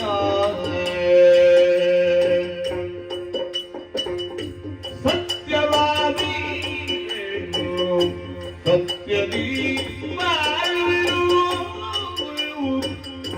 ಸತ್ಯವಾದಿ ಸತ್ಯದಿ ಸತ್ಯನು ಆಗಲಿ ಅವಸಾನ ಸತ್ಯ ಬರೀನು ಸತ್ಯದಿ ಬಾಳೆನು ಸತ್ಯದೊಡಾಗಲಿ ಅವಸಾನ ಸತ್ಯವಿದಾಯಿಯು ಸತ್ಯವಿದಂತೆಯು ಸತ್ಯವದಿನ ಗತಿ ಬಂಧು ಜನ ಸತ್ಯವೇ ತಾಯಿಯು ತಂದೆಯು. ಅಮ್ಮ ಸತ್ಯವತಿ ದೇವಿ, ಮಗನೇ, ನಿಮ್ಮ ಮಾತುಗಳನ್ನು ಕೇಳುವಾಗ ಆಶ್ಚರ್ಯವಾಗುತ್ತಾ ಇದೆ ತಾಯಿ. ಸತ್ಯವತೆಯ ವಂಶಕ್ಕೆ ಈ ಹಸ್ತಿನಾವತಿಯ ಪೀಠ ಪ್ರಾಪ್ತಿಯಾಗಬೇಕು. ಈ ವಂಚೆಯನ್ನು ಹೊಂದಿದವಳು ನೀನು. ಈ ಕಾಲಕ್ಕಾಗುವಾಗ ಭೀಷ್ಮನ ನೀತಿ ವಚನ ಪಥ್ಯವಾಗದೆ ನಿನ್ನ ಸುತರನ್ನು ನೀ ಕಳಕೊಳ್ಳಬೇಕಾದ ಸ್ಥಿತಿ ನಿರ್ಮಾಣವಾಯಿತು. ಇದೀಗ ಭೀಷ್ಮ ಪಟ್ಟವೇರು ನಿನ್ನ ನಾಲಗೆಯಿಂದ ಬರುವ ವಾಕ್ಯ. ಹೌದು ಮಗನೇ, ಸತ್ಯ. ಅಮ್ಮ, ಏನು ಈ ಪ್ರಪಂಚದಲ್ಲಿ ಭೀಷ್ಮನದ್ದು ಸತ್ಯಂ ವದ ಧರ್ಮಂ ಚರ, ಸತ್ಯವನ್ನೇ ನುಡಿಯುತ್ತೇನೆ, ಧರ್ಮದಿಂದಲೇ ನಡೆಯುತ್ತೇನೆ. ಇದು ಪವಿತ್ರವಾದ ಹಸ್ತಿನಾವತಿಯ ರತ್ನ ಸಿಂಹಾಸನಕ್ಕೆ ಮಕುಟವನ್ನು ತಾಗಿಸಿ ಆಡಿದ ಮಾತು. ಅದರಿಂದ ಯಾವತ್ತೂ ನಾವು ವಿಚಲಿತನಾಗುವುದಲ್ಲ. ಸತ್ಯವೇ ನಮ್ಮ ತಾಯಿ ತಂದೆ, ಸತ್ಯವೇ ನಮ್ಮ ಬಂಧು ಬಳಗ. ಸತ್ಯ ವಾಕ್ಯಕ್ಕೆ ತಪ್ಪಿ ನಡೆದರೆ ಬೆಚ್ಚನೋ ಜಗದೀಶನು. ಅದನ್ನೇ ಆಡಿದವನಮ್ಮ. ಸತ್ಯಕ್ಕಾಗಿ ಬದುಕಿದ್ದೇನೆ, ಸತ್ಯಕ್ಕಾಗಿ ಬಾಳುತ್ತೇನೆ. ನಾಳೆ ಭೀಷ್ಮನಿಗೆ ಸಾವು ಬರುವುದಿದ್ದರೂ ಸತ್ಯಕ್ಕಾಗಿಯೇ ತಾಯಿಯೇ, ಸತ್ಯಕ್ಕಾಗಿಯೇ. ಆದ್ದರಿಂದ ನೀವು ಯೋಚನೆ ಮಾಡು, ನಮ್ಮ ಮದುವೆಯಾಗುವುದೇ ಇದು ಸಾಮಾನ್ಯ ಸಿಂಹಾಸನ ಅಂತ ಭಾವಿಸಿದೆಯಮ್ಮ. ಮತ್ತೆ ಪೂರ್ವ ಕಾಲದಲ್ಲಿ ಭೂತಲದಿಂದ ಸ್ವರ್ಗದವರೆಗೆ ಹೇಗೆ ಹೋಗಿ ಸ್ವರ್ಗದ ಸಿಂಹಾಸನಾಧಿಪನಿಗೆ ಸಹಕಾರ ಕೊಟ್ಟಂತ ಶಂಭರಾರಿ ಎನ್ನಿಸಿದ ಬಿರುದಿಗೆ ದುರ್ಜಯಾರಿ ಎನ್ನುವ ಬಿರುದಿಗೆ ಪಾತ್ರನಾದ ದುಷ್ಯಂತ ಚಕ್ರವರ್ತಿ ಏರಿ ಆಳಿದಂತಹ ಕೀರ್ತಿ ಸಿಂಹಾಸನ ತಾಯಿ ತನ್ನ ಶರೀರವನ್ನೇ ಈ ಭೂಮಿಯಲ್ಲಿ ಧರ್ಮದ ರಕ್ಷಣೆಗೆ ಬೇಕಾಗಿ ಪವಿತ್ರವಾದ ಧರ್ಮಕ್ಷೇತ್ರಕ್ಕೆ ತೆತ್ತು ಹರಿಯ ಸುದರ್ಶನಕ್ಕೆ ಆಹುತಿ ಕೊಟ್ಟು ತ್ಯಾಗಿಯಾಗಿ ಬೆಳೆದಂತಹ ತ್ಯಾಗಮಯಿಯಾದ ಕುರು ಭೂಪತಿ ಏರಿದ ತ್ಯಾಗ ಸಿಂಹಾಸನವಮ್ಮ. ಉತ್ತರದ ಎತ್ತರದ ಹಿಮಾಲಯದ ತುತ್ತ ತುದಿಯಿಂದ ದಕ್ಷಿಣಾವೃತ್ತದ ಕಟ್ಟಕಡೆಯವರೆಗೆ ಅಖಂಡ ಭಾರತ ಸಂಕಲ್ಪವನ್ನು ಸತ್ಯವಾಗಿಸಿ ಇದಕ್ಕೆ ಭಾರತ ಎನ್ನುವ ವಿಧಾನ ತಂದಿದ್ದಂತಹ ಭರತ ಚಕ್ರವರ್ತಿ ಏರಿ ಆಳಿದ ಧರ್ಮ ಸಿಂಹಾಸನ ತಾಯಿ. ಈ ಸಿಂಹಾಸನವನ್ನು ನಾ ಅಸತ್ಯವಾಕ್ಕನ್ನಾಡಿಗೆ ಏರಬೇಕಿ. ಏರಲಾರೆ ನಮ್ಮ ಏರಲಾರೆ. ಹಾಗಾದ ಕಾರಣ ಹೇಳುತ್ತೇನೆ, ನಾನು ಸಿಂಹಾಸನ ಏರುವುದಿಲ್ಲ, ಮದುವೆ ಆಗುವುದಿಲ್ಲ. ನೀ ಸಿಂಹಾಸನವನ್ನು ಏರುವುದಿಲ್ಲ, ಇಲ್ಲ. ನೀ ಮದುವೆಯಾಗುವುದಿಲ್ಲ, ಇಲ್ಲ. ಹಾಗಾದರೆ ಈ ಚಂದ್ರವಂಶ ಪತನವಾಗುವುದರಲ್ಲಿ ಯಾವುದೇ ಅನುಮಾನವಿಲ್ಲ ಮಗನೇ. ಯೋಚನೆ ಮಾಡಬೇಡ ತಾಯಿ, ದೈವ ಸಂಕಲ್ಪ ಬೇರೆಯೇ ಇರುತ್ತದೆ. ಹಿಂದಕ್ಕಾದರೂ ಅಖಂಡಾರ್ಯಾವೃತವನ್ನು ಸುತ್ತಿ ಸೊಕ್ಕಿದ ಅವಣಿಪಾಲಕರ ತಲೆ ಕಡಿದು ಕ್ಷಾತ್ರಭೇದವನ್ನೇ ರಚಿಸಿ ಕುರುಕ್ಷೇತ್ರದಲ್ಲಿ ಶಮಂತಕ ಪಂಚಕವನ್ನು ನಿರ್ಮಾಣ ಮಾಡಿದಂತ ಭಾರ್ಗವರಾಮರು ಮುಂದೆ ಎಂದು ಕ್ಷಾತ್ರ ಕುಲದ ವೃತ್ತಿ ಅಂತ ಋಷಿಗಳು ಚಿಂತಿಸಿದರಂತೆ. ಆ ಕಾಲಕ್ಕೆ ಋಷಿ ನಿಯೋಗವೇ ಸಂಕಲ್ಪಿಸಿತು. ಅಳಿದ ಕ್ಷಾತ್ರ ಕನ್ಯೆಯರ ಜೊತೆಯಲ್ಲಿ ಋಷಿ ನಿಯೋಗದಿಂದ ಸಂತಾನ ಪಡೆದರೆ ಅವರು ಪೀಠಯೋಗ್ಯರು. ಹೀಗೆ ಮುಂದುವರಿಯಿತು ರಾಜವಂಶ. ಹಾಗಾಗಿ ಇಲ್ಲಿಯೂ ಅಷ್ಟೇ, ನಿನ್ನ ಮಕ್ಕಳು ಅಳಿದಿರಬಹುದು, ಸೊಸೆಯಂದಿರು ಈಗಲೂ ಇದ್ದಾರೆ. ಋಷಿ ನಿಯೋಗಕ್ಕೆ ಸಮ್ಮತಿಸಿದೆ, ಆದರೆ ಈ ವಂಶವನ್ನು ವೃತ್ತಿಗೊಳಿಸುವುದಕ್ಕೆ ದಾರಿ ಉಂಟು. ಋಷಿ ನಿಯೋಗ ಪದ್ಧತಿಯಿಂದ ಮಕ್ಕಳನ್ನು ಪಡೆಯಬಹುದು. ನಿಜ, ಸತ್ಯವೇ. ಮುನಿಪರಾಜರ ಕಟಾಕಿ ತನಯ ವ್ಯಾಸನು ಜನಿಸಿದ ಹುಡುಗನಾಡಿದ ಋಷಿ ಕುಮಾರನ ಗಣ ನಿಯೋಗವೇ ಸಂಪದ ಸತ್ಯವತೀರ್ಣ ಕುಲ ಸುಜಾತರು ಪೃಥ್ವಿ ಬಾಲಕರಾಗಲು ಸತ್ಯದ ನಿಜವಾಗಿ ತಪ್ಪದು ವಿತ್ತಗಳು ನೀವು ಭೀಷ್ಮ ಮಗನೇ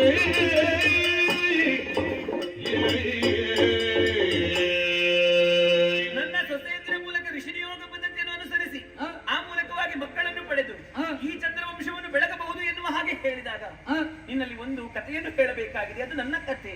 ಏನಮ್ಮ ನಿನ್ನಲ್ಲಿ ಹೇಳದಿರುವಂತಹ ಕಥೆ ನನ್ನ ಜನ್ಮದ ಕಥೆ. ಸರಿ. ಈ ಹಿಂದೆ ಅದ್ರಿಕೆ ಎನ್ನುವಂತಹ ಅಪ್ಸರೆ ಬ್ರಹ್ಮನ ಶಾಪಕ್ಕೆ ಒಳಗಾಗಿ ಮೀನಾಗಿ ಹುಟ್ಟಿದ್ದಳು. ಸರಿ. ಒಂದೊಮ್ಮೆಗೆ ವಸು ಚಕ್ರವರ್ತಿ ಬೇಟೆಯಾಡುವುದಕ್ಕೆ ಹೋಗುವಂತಹ ಸಂದರ್ಭದಲ್ಲಿ ಹರಿಣದ ಮಿಥುನಗಳನ್ನು ಕಂಡು ವಸು ಚಕ್ರವರ್ತಿ ರೇತಸ್ಸು ಸ್ಖಲನವಾಯಿತು. ಸರಿ. ಅದು ನಾಶವಾಗಬಾರದು ಎನ್ನುವಂತಹ ಉದ್ದೇಶದಿಂದ ಆ ರೇತಸ್ಸನ್ನು ಪರ್ಣ ಪಾತ್ರೆಯಲ್ಲಿ ಇರಿಸಿ ಗರುಡನ ಕೊಕ್ಕಿನಲ್ಲಿ ಕಳುಹಿಸಿಕೊಟ್ಟ. ಸರಿ. ನಂತರ ಆ ಗರುಡನ ಕೊಕ್ಕಿನಿಂದ ಆ ರೇತಸ್ಸು ಕಡಲಿಗೆ ಬಿದ್ದು ಅದ್ರಿಕೆ ಎನ್ನುವಂತಹ ಅಪ್ಸರೆ ಮೀನಾಗಿ ಹುಟ್ಟಿದವಳು ಆ ರೇತಸ್ಸನ್ನು ನುಂಗಿಬಿಟ್ಟಳು. ಪರಿಣಾಮವಾಗಿ ಆ ಮೀನಿನ ಹೊಟ್ಟೆಯೊಳಗೆ 2 ಶಿಶುಗಳು ಜನ್ಮವಾಯಿತು. ಆಮೇಲೆ ದಾಶರಾಜ ಮೀನನ್ನು ಹಿಡಿಯುವುದಕ್ಕೆ ಹೋಗುವಂತಹ ಸಂದರ್ಭದಲ್ಲಿ ಅದೇ ಮೀನು ಅವನ ಬಲೆಯೊಳಗೆ ಸಿಕ್ಕಿ ಹಾಕಿಕೊಂಡಿದ್ದು. ಹೌದೇ? ಹೌದಪ್ಪ. ಮುಂದೆ ಮುಂದೆ ಆ ಮೀನನ್ನು ಬಗೆದು ನೋಡುವಾಗ ಅದರ ಒಳಗೆ 2 ಶಿಶುಗಳು, ಒಂದು ಹೆಣ್ಣು ಶಿಶು ಮತ್ತೊಂದು ಗಂಡು ಶಿಶು. ಗಂಡು ಶಿಶು ಬೇರೆ ಯಾರು ಅಲ್ಲ, ಅವನೇ ಮತ್ಸ್ಯರಾಜ. ಹೆಣ್ಣು ಶಿಶು ಬೇರೆ ಯಾರು ಅಲ್ಲ, ನಿನ್ನ ಕಣ್ಣ ಮುಂಭಾಗದಲ್ಲಿ ನಿಂತಿರುವಂತಹ ಈ ಸತ್ಯವತಿ ಸುಚಕ್ರವರ್ತಿಯ ಮಗಳು ದಾಶರಾಜ ಸಾಕಿದ್ದು. ಸಂತೋಷವಾಯಿತಮ್ಮ. ಮತ್ಸ್ಯಗಂಧಿ ಎನ್ನುವ ಹಾಗೆ ನನಗೆ ಹೆಸರನ್ನಿಟ್ಟ. ಸರಿ. ಒಮ್ಮೆ ಪರಾಶರ ಮುನಿಗಳು ನಾವೇ ನಡೆಸುವಂತಹ ಸಂದರ್ಭದಲ್ಲಿ ನನ್ನನ್ನು ಒಡಗೂಡಿದರ ಪರಿಣಾಮವಾಗಿ ನಮಗೆ ಒಬ್ಬ ಮಗ ಜನಿಸಿದ ಸದ್ಯೋಜಾತ. ಯಾರವರು? ಅವನು ಬೇರೆ ಯಾರೂ ಅಲ್ಲ, ಅವನೇ ವ್ಯಾಸ ಮಗನು.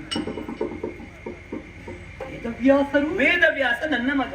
ಅವಗರ್ಭ ಸಂಭವ. ಹೌದು. ಧನ್ಯೋಸ್ಮಿ. ಕಾಲೀನ ಸಂಭವ. ಸರಿ, ಮುಂದೆ ಮುಖ್ಯವಾದಂತಹ ವಿಷಯಕ್ಕೆ ಬರೋಣ. ಈಗ ಋಷಿ ನಿಯೋಗ ಪದ್ಧತಿಯನ್ನು ನನ್ನ ಸೊಸೆಯಂದಿರಲ್ಲಿ ನಾವು ಅನುಸರಿಸಬೇಕು. ಬೇರೆ ಯಾವ ಋಷಿಗಳನ್ನು ಕರೆಯುವಂತಹ ಅವಶ್ಯಕತೆ ಇಲ್ಲ. ನನ್ನ ಮಗನಾದಂತಹ ವ್ಯಾಸನನ್ನೇ ಕರೆಯಿಸಿ ಅವನ ಮೂಲಕವಾಗಿ ಋಷಿ ನಿಯೋಗ ಪದ್ಧತಿಯನ್ನು ಮಾಡಿ ಆ ಮೂಲಕವಾಗಿ ಸತ್ಸಂತಾನವನ್ನು ಪಡೆದು ಈ ಹಸ್ತಿನಾವತಿಯ ಧರ್ಮ ಸಿಂಹಾಸನವನ್ನು ಏರಬೇಕು. ಆಗ ಸತ್ಯವತಿಯ ಕುಲದವರೇ ಮುಂದೆ ಹೋಗುತ್ತಾರೆ. ನಿಮಗೂ ಇನ್ನೂ ನಿಮ್ಮ ಕುಟುಂಬದವರೇ ಆಗಬೇಕು ಅಂತ ಉಂಟಮ್ಮ. ಅವಕಾಶ ಇರುವಾಗ ಯಾಕೆ ಬಿಟ್ಟು ಕೊಡಬೇಕು? ಆಗಲಿ. ದೈವ ಚಿತ್ತ ಯಾರು ಬಲ್ಲರು. ಪ್ರಯತ್ನ ನಿಮ್ಮದ್ದು, ಫಲ ಕೊಡುವ ಭಗವಂತ. ಮಗನಾದಂತಹ ವ್ಯಾಸನಿಂದಲೇ ಬೇಕಾಗಿದೆ. ಮಗನೇ ವ್ಯಾಸ, ಮಗನೇ ವ್ಯಾಸ. ಸುರಿವ ಕಾಬನೆಯೊರಸಿ ಕೇಳುದನು ನೆನೆದ ಹನನಗಳ ಏನಮ್ಮ ನೆನೆದುದು ನೀನು ಬಂದ ಕಾರ್ಯ ಬೇಕು ಧ್ಯಾನದೊಳಿರಲಿಲ್ಲ ಮನಕ್ಕೆ ಸಂಕಟವಾಯಿತು ಸಾಧನು ತಿಳಿಯುತ್ತ ಬರುತ್ತಿಗೆ ಜೀವನಗಳಲ್ಲಿ ಬೇಡು ಬೇಡಲಿ ಏನಮ್ಮ ನೆನೆದುದು ನೀನು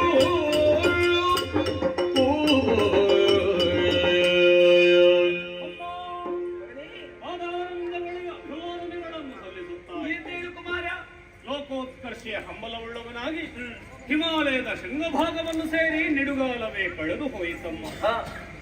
ಹುಟ್ಟಿದ ಕ್ಷಣವೇ ನಡೆದಾಡುವ ಪ್ರೌಢವ್ಯಾಸನನ್ನು ನಿನ್ನ ಗಮನಿಸಿದವಳು. ಆ ಕಾಲದಲ್ಲಿ ನಿನ್ನಲ್ಲೊಂದು ಮಾತನ್ನಾಡಿದ್ದೆ. ನಿನಗೆ ಸಂಕಷ್ಟ ಒದಗಿ ಬಂತು ಅಂತಾದರೆ ನನ್ನನ್ನೇ ಧ್ಯಾನಿಸು ಎನ್ನುವ ಹಾಗೆ. ತಪಸ್ಸಿನಲ್ಲಿ ನಿರತನಾಗಿದ್ದವ ನನ್ನ ಧ್ಯಾನಕ್ಕೆ ತೊಡಕಾಯಿತಮ್ಮ. ಮನಸ್ಸಿಗೆ ಸಂಕಟವಾಯಿತು. ತಪೋ ಬಲದಿಂದಲೇ ಅರಿತೆ ಮಾತಿಗೆ ಒದಗಿ ಬಂತ ಸಂಕಷ್ಟ ಎನ್ನುವ ಹಾಗೆ ಓಡೋಡಿ ಬಂದಿದ್ದೇನೆ. ಯಾಕೆ ನನ್ನನ್ನು ಸ್ಮರಿಸಿದೆ ಹೇಳಬೇಕು? ತನಜಾತ ಬಂದೆಯ ನೀನು ಘನ ಮುನಿ ಪರಾಶರ ತನಯನಿರುವರು ಮನೆದು ಮುರಿಪೋದುದು ಒಂದೇ ಕರುಣಿನಿಯೋಗಾಗಿಯರು ತನಿನದ ಮನವಿದ ತೋಷಗುಳಿದ ತನುಜಾತ ಬಂದೆಯ ನೀನು ಬಂದೆಯ ನೀನು. ಮಗನೇ ವ್ಯಾಸ, ನಿನ್ನನ್ನು ನಿರ್ದಾಕ್ಷಣವೇ ಓಡೋಡಿ ಬಂದೆಯಾ ಮಗನೇ? ನಿನ್ನನ್ನು ಮುದ್ದಿಸಿದವಳು ನಾನಲ್ಲ, ನಿನಗೆ ಹಾಲುಣಿಸಿದವಳು ನಾನಲ್ಲ, ಆದರೂ ನನ್ನ ಕರೆಗೆ ಹೋಗೊಟ್ಟು ಓಡೋಡಿ ಬಂದೆಯಾ ಮಗನೇ? ಪ್ರಪಂಚದ ಬೆಳಕನ್ನು ಕಾಣಿಸಿದಂತಹ ಭಾಗ್ಯದ ಧನ್ಯಳಾದೆ ಅಮ್ಮ. ನಿನ್ನನ್ನು ನೆನೆಯುವುದಕ್ಕೆ ಬಲವಾದಂತಹ ಕಾರಣವಿದೆ. ಏನದು? 2 ಮಕ್ಕಳನ್ನು ಪಡೆದವಳು ನಾನು, ಚಿತ್ರವೀರ ವಿಚಿತ್ರವೀರ ಎನ್ನುವ ಹಾಗೆ. ಆದರೆ ಆ ಮಕ್ಕಳನ್ನು ಉಳಿಸಿಕೊಳ್ಳುವಂತಹ ಭಾಗ್ಯದಿಂದ ವಂಚಿತಳಾದೆ. 2 ಮಕ್ಕಳನ್ನು ನಾನು ಕಳೆದುಕೊಂಡೆ. ಆಗ ನನ್ನ ಮನಸ್ಸಲ್ಲಿ ಮೂಡಿದಂತಹ ಚಿಂತೆ, ಈ ಹಸ್ತಿನಾವತಿಯ ಸಿಂಹಾಸನವನ್ನು ಏರುವವರು ಯಾರು, ಈ ಚಂದ್ರವಂಶವನ್ನು ಬೆಳಗುವುದಾದರೂ ಹೇಗೆ ಎನ್ನುವ ಹಾಗೆ. ಆಗ ಭೀಷ್ಮ ಆಡಿದಂತಹ ಮಾತು, ಋಷಿ ನಿಯೋಗ ಪದ್ಧತಿಯನ್ನು ಅನುಸರಿಸಿ ಮಕ್ಕಳನ್ನು ಪಡೆಯಬಹುದು. ನಿನ್ನ ಮಕ್ಕಳು ಅಳಿದಿದ್ದರೂ ಕೂಡ ಸೊಸೆಯಂದಿರಿದ್ದಾರೆ. ಸೊಸೆಯಂದಿರ ಮೂಲಕ ಋಷಿ ನಿಯೋಗ ಪದ್ಧತಿಯನ್ನು ಅನುಸರಿಸಿ ಆ ಮೂಲಕವಾಗಿ ಸತ್ಸಂತಾನವನ್ನು ಪಡೆದು ಈ ಸಿಂಹಾಸನವನ್ನು ಏರಿ ಚಂದ್ರವಂಶವನ್ನು ಬೆಳಗಬಹುದು ಎನ್ನುವ ಹಾಗೆ. ಹಾಗಾದರೆ ಋಷಿ ನಿಯೋಗ ಪದ್ಧತಿಯನ್ನು ಅನುಸರಿಸುವುದು ಹೌದೇ ಆದಲ್ಲಿ ಬೇರೆ ಯಾವ ಋಷಿಗಳೂ ಬೇಡ, ನನ್ನ ಮಗನಾದಂತಹ ವ್ಯಾಸನನ್ನೇ ನೆನೆಯುತ್ತೇನೆ ಎನ್ನುವ ಹಾಗೆ ಹೇಳಿದೆ. ಹಾಗಾಗಿ ನಿನ್ನನ್ನು ನೆನೆದವಳಿದ್ದೇನೆ. ಋಷಿ ನಿಯೋಗ ಪದ್ಧತಿಯನ್ನು ಅನುಸರಿಸಿ ನನಗೊಂದು ಸಂತಾನವನ್ನು ಕರುಣಿಸಬೇಕು ಮಗನೇ. ಅಮ್ಮ, ತಮ್ಮ ಅಪೇಕ್ಷೆ ಏನೋ ಸಾಧುವಾದದ್ದು. ವಂಶವಲ್ಲದೆ ಪಲ್ಲವಿಸಬೇಕು ಎನ್ನುವಂತಹ ಹೆಬ್ಬಯಕೆಯನ್ನು ಹೊಂದಿದವರು ತಾವು. ನಾನು ಅನುಕೂಲಿಸಬಹುದಮ್ಮ. ಆದರೆ ಋಷಿನಿಯೋಗ ಪದ್ಧತಿಯ ಔಚಿತ್ಯವನ್ನು ಮೌಲ್ಯವನ್ನು ಅರಿತು ವ್ಯವಹರಿಸಿದರೆ ಅಂತ ಆದರೆ ಅದರಿಂದ ಸತ್ಫಲವನ್ನು ಹೊಂದುವುದಕ್ಕೆ ಸಾಧ್ಯತಾಯೇ? ಏನದು ಅಮ್ಮ, ಋಷಿನಿಯೋಗ ಪದ್ಧತಿ ಅನುಗ್ರಹಕ್ಕೆ ಹೊಂದಬೇಕು ಅಂತ ಆದ್ರೆ 1 ವರುಷಗಳ ಕಾಲ ನಿನ್ನ ಸೊಸೆ ಗರ್ಭೆಯಲ್ಲೇ ಮಲಗಬೇಕಮ್ಮ. ಹೌದೇ? ಕಂದಮೂಲಾದಿಗಳನ್ನೇ ತಿಂದು ಬದುಕಬೇಕು.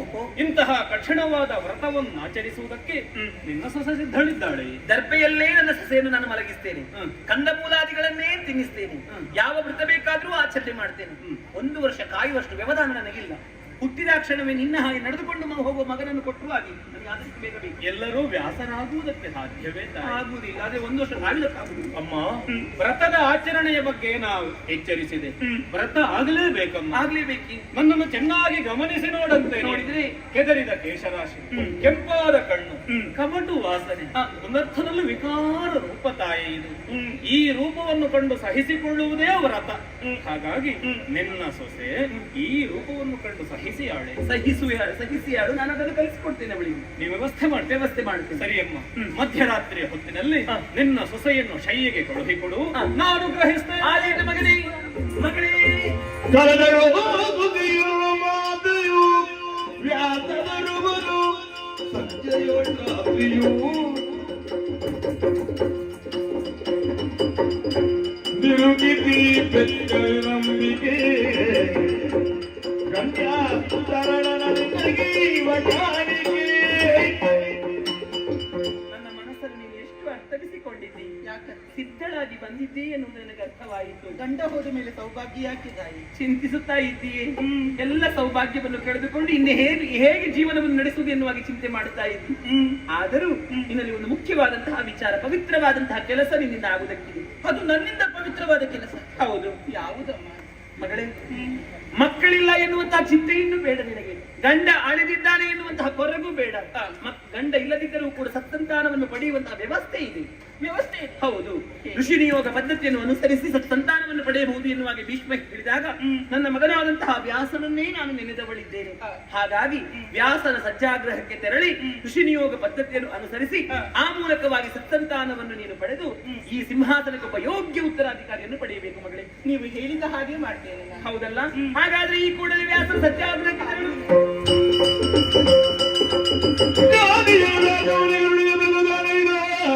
ಪರಿಸ್ಥಿತಿ ಮಮ ವಾಂತಿಯು ಅನ್ಮಯೋ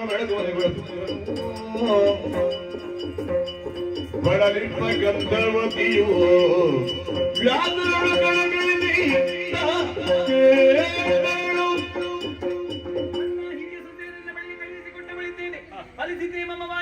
ಅನುಗ್ರಹಿಸಿದ್ದೇನೆ ತಾಯಿ. ಸಂತೋಷವಾಗಿ. ನಿನ್ನ ವಂಶದಲ್ಲಿ ಹುಟ್ಟುವಂತಹ ಮಗ ಸಾಮಾನ್ಯನಲ್ಲ.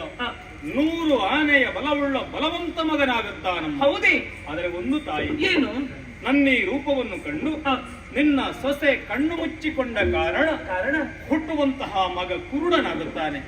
ಕುರುಡನಿಗೆ ಸಿಂಹಾಸನವನ್ನು ಏರುವಂತಹ ಯೋಗ್ಯತೆ ಇರುವುದಿಲ್ಲ. ಅಯ್ಯೋ ದೇವರೇ! ಮರುಗುತ್ತ ಸತ್ಯವತಿಯು ಮರುಗುತ್ತ ಸತ್ಯವತಿಯು ನೊಸಲಿನ ಬರಗೆತ್ತೆ ಯಾರು ಒಡೆಯುವಯೋ ಬರುವುದಕ್ಕೆ ಬರಲಿರುತ್ತಾ ಕೃತಿಯಿಂದ ತೆರಳಿದಳು ನಿಜವರಿಯುತ್ತ ಮರುಗುತ್ತ ಸತ್ಯವತಿಯು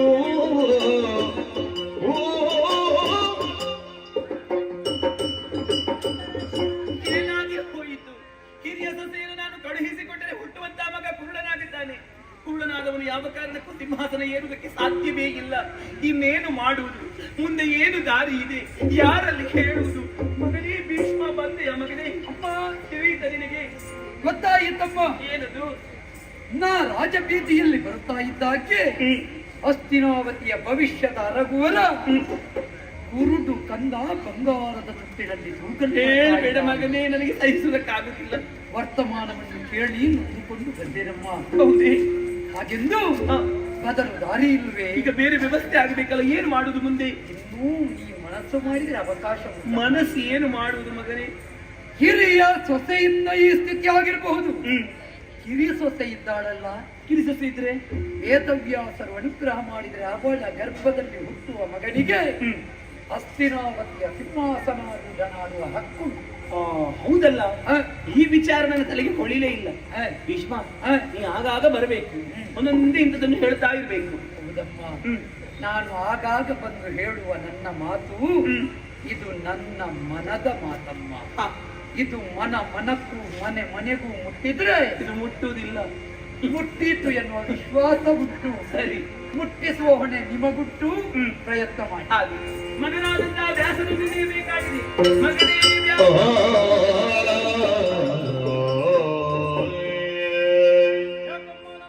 ಸ್ಮರಿಸಿಕೊಂಡೆ. ಮಗನೇ ವ್ಯಾಸ, ಮತ್ತಿನ್ನೇನು ಅಲ್ಲ, ಒಬ್ಬಳನ್ನು ನಿನ್ನ ಬಳಿಗೆ ಕಳುಹಿಸಿಕೊಟ್ಟೆ. ಆ ಹಿರಿಯ ಸೊಸೆಯಲ್ಲಿ ಹುಟ್ಟುವಂತಹ ಮಗ ಕುರುಡನಾಗುತ್ತಾನೆ. ಕುರುಡನಾದವನು ಸಿಂಹಾಸನ ಏರುವುದಕ್ಕೆ ಸಾಧ್ಯವಿಲ್ಲ. ಆದ್ದರಿಂದ ನನ್ನ ಕಿರಿಯ ಸೊಸೆ ಇದ್ದಾಳೆ. ಕಿರಿಯ ಸೊಸೆಯಲ್ಲಿ ಋಷಿನಿಯೋಗ ಪದ್ಧತಿಯನ್ನು ಅನುಸರಿಸಬಹುದೇ? ಅಮ್ಮ, ಋಷಿನಿಯೋಗ ಪದ್ಧತಿಯ ಬಗ್ಗೆ ನಾನಿನಗೆ ಎಚ್ಚರಿಸಿದೆ. ಅವಸರಿಸಕೂಡದು ಎನ್ನುವುದನ್ನು ನಾ ಆಡಿದೆ ತಾಯಿ. ಅವಸರಿಸಿದ ಪರಿಣಾಮವಾಗಿ ಚೂಡ ಮಗ ಹುಟ್ಟಿಕೊಂಡ. ಅಪಾತ್ರರಿಗೆ ಯಾವತ್ತೂ ದಾನ ಮಾಡಕೂಡದು ತಾಯಿ. ಅದು ಸತ್ಪಾತ್ರ ದಾನ ಆಗಬೇಕು ಎನ್ನುವಂತಹ ಬಯಕೆಯಿಂದ ನಾನು ನುಡಿಯುತ್ತಾ ಇದ್ದೇನೆ. ಅಮ್ಮ, ನಾವು ಆಚರಿಸಿದಂತಹ ಯಾವ ತಪಸ್ಸಿನ ಫಲ ಉಂಟು ಅದನ್ನು ಒಮ್ಮೆ ವಿನಿಯೋಗಿಸಿದ್ರೆ, ಅದನ್ನು ನಾವು ಉಪಯೋಗಿಸಿಕೊಂಡೆವು ಅಂತಾದ್ರೆ ಮತ್ತೆ ಅದನ್ನು ಹೊಂದಿಸಿಕೊಳ್ಳುವುದಕ್ಕೆ ಸುದೀರ್ಘವಾದಂತಹ ತಪಸ್ಸಿನಲ್ಲಿ ನಮ್ಮನ್ನು ನಾವು ತೊಡಗಿಸಿಕೊಳ್ಬೇಕಾಗುತ್ತದೆ. ಅಮ್ಮ, ಋಷಿನಿಯೋಗ ಪದ್ಧತಿ ಮೈ ತುಂಬಾ ತುಪ್ಪವನ್ನು ಸವರಿ ತಾ ಸೇರಬೇಕಾದಂತಹ ಹೆಣ್ಣಿನ ಬಳಿಗೆ ಹೋಗುವಾಗ ಯಾವುದೇ ಕಾಮಭಾವವನ್ನು ಇರಿಸಿಕೊಳ್ಳಬಾರದು. ಅನುಗ್ರಹಿಸಿ ಬಂದ ಬಳಿಕ ಆ ಹೆಣ್ಣಿನ ಮುಖವನ್ನು ಕನಸಿನಲ್ಲಿ ಯೋಚಿಸಕೂಡದು. ಇಂತಹ ಕಠಿಣವಾದ ವ್ರತಕ್ಕೆ ನಾವು ಬದ್ಧರಿರುವಾಗ, ಉಪಯೋಗಿಸಿಕೊಳ್ಳುವಾಗ ನೀವು ಯೋಚಿಸಬೇಕು ತಾನೇ. ಈ ಸಲ ಒಂದು ಮನಸ್ಸು ಮಾಡು ಮಗನೇ, ಮತ್ತೆ ನಿನ್ನಲ್ಲಿ ಏನನ್ನು ನಾನು ಬೇಡಿಕೊಳ್ಳುವುದಿಲ್ಲ. ನನ್ನ ಕಿರಿಯ ಸೊಸೆಯನ್ನೊಂದು ಕಳುಹಿಸಿಕೊಡ್ತೇನೆ, ಎಲ್ಲ ವ್ರತವನ್ನು ಅವಳು ಆಚರಿಸ್ತಾಳೆ. ಆಗಲಮ್ಮ, ನಿನ್ನ ಒತ್ತಾಯಕ್ಕೆ ಮಣಿದಿದ್ದೇನೆ. ಸೊಸೆಯನ್ನು ಕಳುಹಿಸಿಕೊಡು, ಅನುಗ್ರಹಿಸು. ಆದಿತ್ಯ ಮಗನೇ ಎಂಬಾಲಿಕೆ ಋಷಿಯ ಬರುವುದು ಕಾಮಿನಿ ಸುಯೋಗದೊಳಗೆ ಮಾರಿಣಿ ಮುಸುಕಿದ ಭಯವಲಿ ಗುಟಕ ಮಗನ ಸೇವೆಗೈದು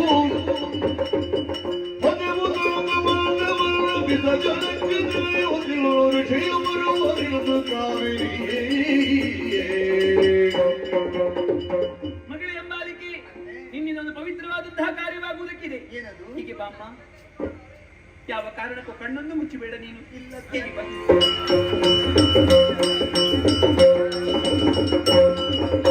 ದ್ವಾರದಿ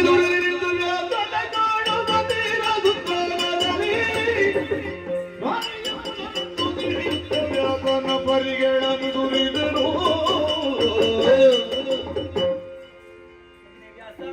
ಹಿರಿಯ ಸೊಸೆಯನ್ನು ಕಳುಹಿಸಿಕೊಟ್ಟ ಬಳಿದ್ದೇನೆ. ಫಲಿಸಿದ್ದೆ ನಮ್ಮ ವಾಂಚೆಯು. ನಿನ್ನದು ತೀರದ ಉತ್ಸಾಹ ತಾಯಿ, ಫಲ ನೀಡಿದೆ ಎಮ್ಮ. ನಿನ್ನ ವಂಶದಲ್ಲಿ ಹುಟ್ಟುವಂತಹ ಮಗ ಜ್ಞಾನಿಯಾಗುತ್ತಾನೆ, ಗುಣನಿಧಿಯಾಗುತ್ತಾನೆ. ಆದರೆ ಆ ಮಗು ಪಾಂಡು ರೋಗಗ್ರಸ್ತನಾಗುತ್ತಾನೆ. ಹೌದೇ? ಯಾಕೆ ಬಲ್ಲೆಯ? ಯಾಕೆ? ನಿನ್ನ ಸೊಸೆ ನನ್ನನ್ನು ಕಂಡು ಮೈಯೆಲ್ಲ ಬಿಳುಚಿಕೊಂಡ ಕಾರಣ, ಮುಖ ವಿವರಣವಾದ ಕಾರಣ ಹುಟ್ಟುವಂತಹ ಮಗ ರೋಗಸ್ಥ. ಪರಿಣಾಮವಾಗಿ ಸಿಂಹಾಸನವನ್ನೇ ಏರುವಂತಹ ಭಾಗ್ಯ ಒದಗಿ ಸುಂದರದ ವಚನವು ಕೇಳುತ್ತವನು ಮರುಗಿ ಪ್ರತಿ ಮನ ಮರುಗುದ ಸತ್ಯವತಿ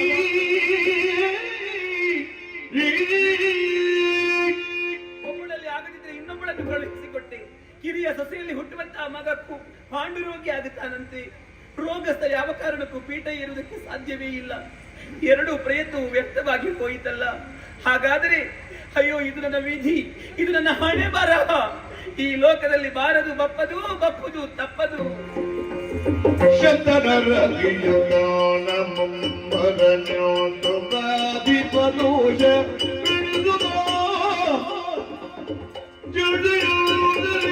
ನಡೆಸಿಕೊಡಲು ಸತ್ಯವ್ಯಾಸನೋ ಎರಡು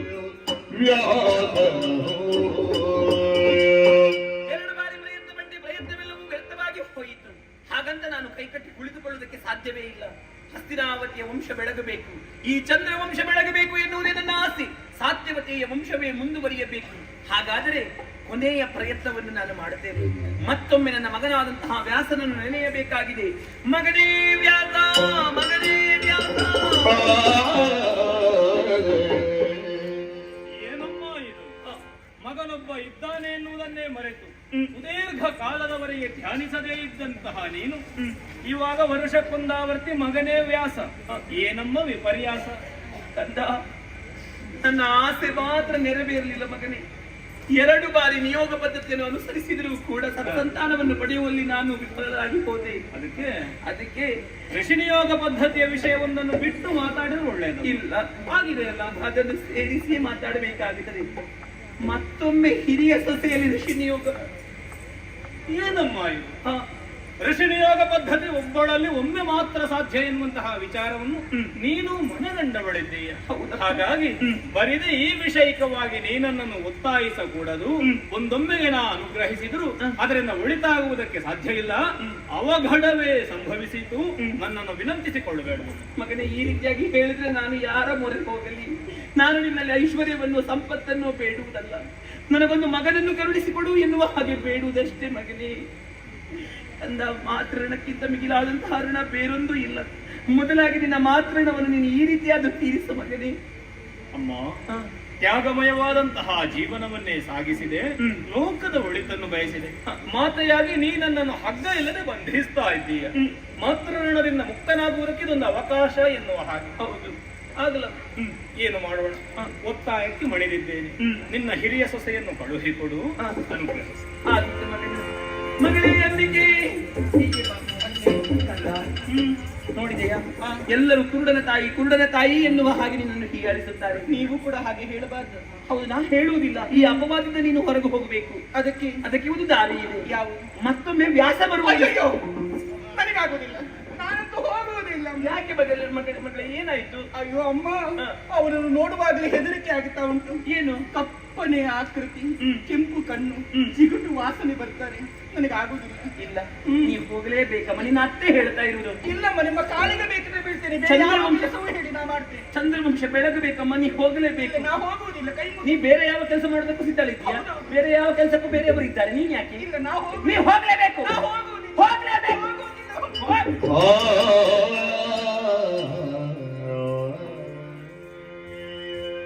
ಅಯ್ಯೋ, ಎಂಥ ಪರಿಸ್ಥಿತಿ ಬಂದೊದಗಿತು ನನಗೆ.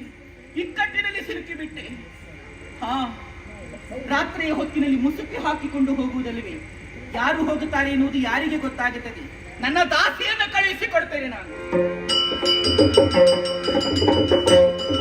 ಮನೆಯ ಬೆಳಗುವ ಪುತ್ರನುದಿಸುವ ಕನಸಿನೊಳಗಿಗ ರಾಜಮಾತೆಯು ಕನೆಯ ಭೀಮನ ಕೂಡಿ ವ್ಯಾಜನ ಬರವ ಕಾದಿಗಳು. ಮತ್ತೊಮ್ಮೆ ವ್ಯಾಸ ನಿಮಗೆ ಸತ್ಯಾಗ್ರಹಕ್ಕೆ ನನ್ನ ಹಿರಿಯ ಸೊಸೆಯನ್ನು ಕಳುಹಿಸಿಕೊಟ್ಟು ಬಳಿದ್ದೇನೆ. ಏನಾಯಿತು ಮಗನೇ?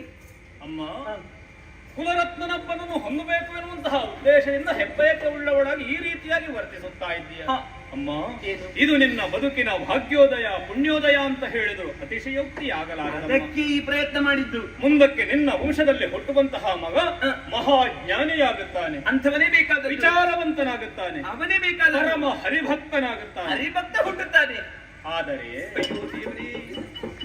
ಎಷ್ಟು ಬಾರಿ ನೀನು ಆದರೆ ಹೇಳ್ತಿ ಮಗನೇ, ನನಗೆ ಹೆದರಿಕೆ ಆಗುತ್ತೆ. ನೀ ಆದರೆ ಹೇಳುವಾಗ ಅಮ್ಮ, ಹರೆಯ ಮೋಹವುಳ್ಳ ನಿನ್ನೊಂದಿಗೆ ಆದರೆ ಎನ್ನುವ ವಿಷಯವನ್ನು ಸೇರಿಸದೆ ಮುಂದುವರಿಯುವುದಕ್ಕಾಗುವುದಿಲ್ಲವಮ್ಮ. ಆದರೆ ಅಮ್ಮ, ಏನು ಮೊದಲೇ ನನ್ನ ರೂಪವನ್ನು ಕಂಡು ಭಯಗೊಂಡಿದ್ದ ನಿನ್ನ ಹಿರಿಯ ಸೊಸೆ ತಾ ಬಾರದೆ ದಾಸಿ ಒಬ್ಬಳನ್ನು ಕಳುಹಿಕೊಟ್ಟ ಕಾರಣ ಹುಟ್ಟುವಂತಹ ಮಗ ದಾಸಿ ಪುತ್ರನಾಗುತ್ತಾನೆ. ದಾಸಿ ಪುತ್ರನಿಗೆ ಸಿಂಹಾಸನವನ್ನು ಏರುವಂತಹ ಯೋಗ ಯೋಗ್ಯತೆ ಬರುವುದಿಲ್ಲ.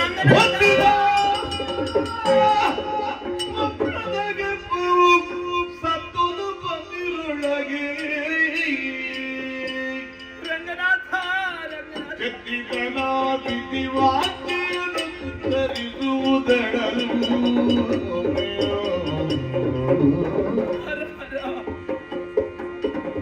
ವಾದವಿಜಯ ಕಂತತೆ ಕೇಸಲಿ ಪೀಠಗಳು ವಾದವನ ಪಾಲಿತು ಬಾಕಿಯು ಬಣ್ಣ ಪಾಲಿಸುವ ರಂಗನಾಥ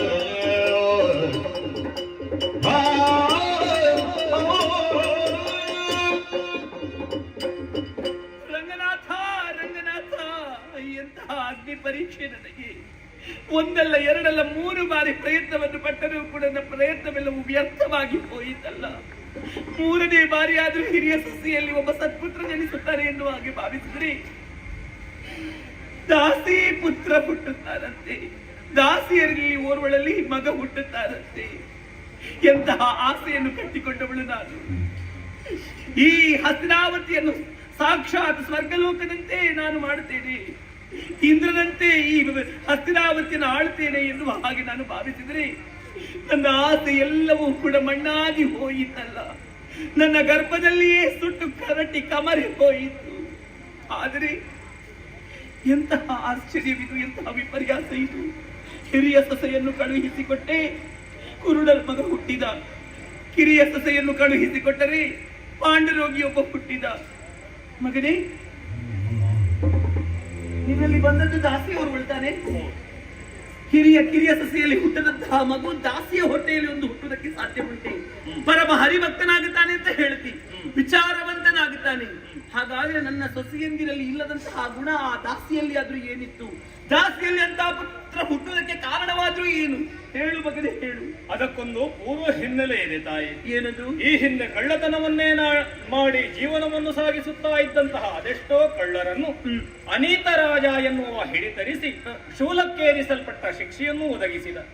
ಕಳ್ಳರನ್ನು ಹಿಡಿತರಿಸುವಂತಹ ಭರದಲ್ಲಿ ಯಾವುದೇ ಅಪರಾಧವನ್ನು ಎಸಗದೇ ಇರುವ ಅಣಿಮಾಂಡವ್ಯ ಎನ್ನುವಂತಹ ಋಷಿಯನ್ನು ಶೂಲಕ್ಕೇರಿಸಿದ.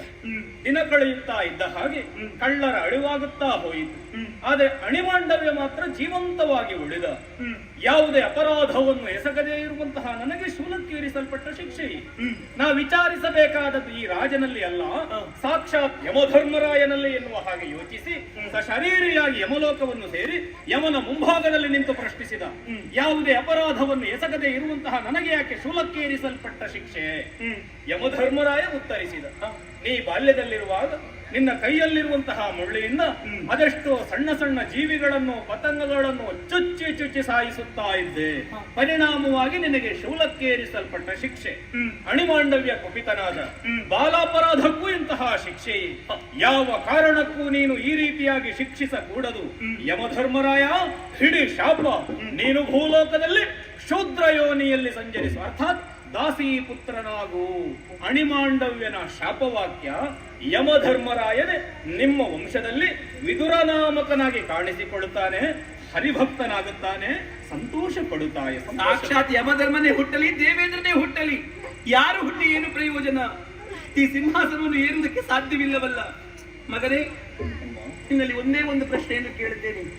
ಭವಿಷ್ಯವನ್ನು ಭೇದಿಸುವಂತಹ ಶಕ್ತಿ ಉಳ್ಳವನು ನೀನು. ಈ ಸಿಂಹಾಸನ ಹೀಗೆ ಬರಿದಾಗಿಯೇ ಇರುತ್ತದೆಯೋ ಅಥವಾ ಈ ಸಿಂಹಾಸನವನ್ನು ಆಳುವುದಕ್ಕೆ ಮುಂದೆ ಯಾರಾದರೂ ಬರ್ತಾರೆಯೋ? ಆ ಒಂದು ಪ್ರಶ್ನೆಗೆ ಉತ್ತರವನ್ನು ಕೊಡಬಹುದೇ? ಶಿಖಿಯ ಭೇದಿಸಬಹುದು, ವೀದಿಯ ನಡೆಸಬಹುದು, ಮತಲಿ ಸಾಗರಗಳೇನು ದಾಟಲಡಬಹುದು. ಸತಿಜ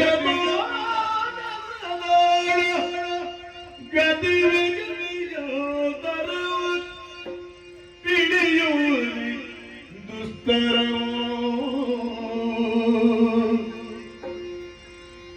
ಪತನ ಕವಿವೇಕ ಕಾರಣವಾಯಿತು, ಪತನಕ್ಕೆ ಅವಿವೇಕ ಕಾರಣವಾಯಿತು. ಮುಂದಕ್ಕೆ ಪೃಥ್ವಿ ನವನಿರಿಸಿ ಮತ್ಸರದ ಕಾಲಿಗೆ ಆಹುತಿಯಾಗಿ ನಿನ್ನೈ ಕುಲಜರು ಅಳಿದು ಹೋಗುವರದಕ್ಕೆ ತಾಳು ವೈರಾಗ್ಯ ಜನನಿ. ಕ್ಷಿತಿಯ ಭೇದಿಸಬಹುದು, ಸತಿಯ ಮಾನಸದಾಳ ಗತಿ ವಿಗತಿಗಳ ತಿಳಿಯುವರಿ.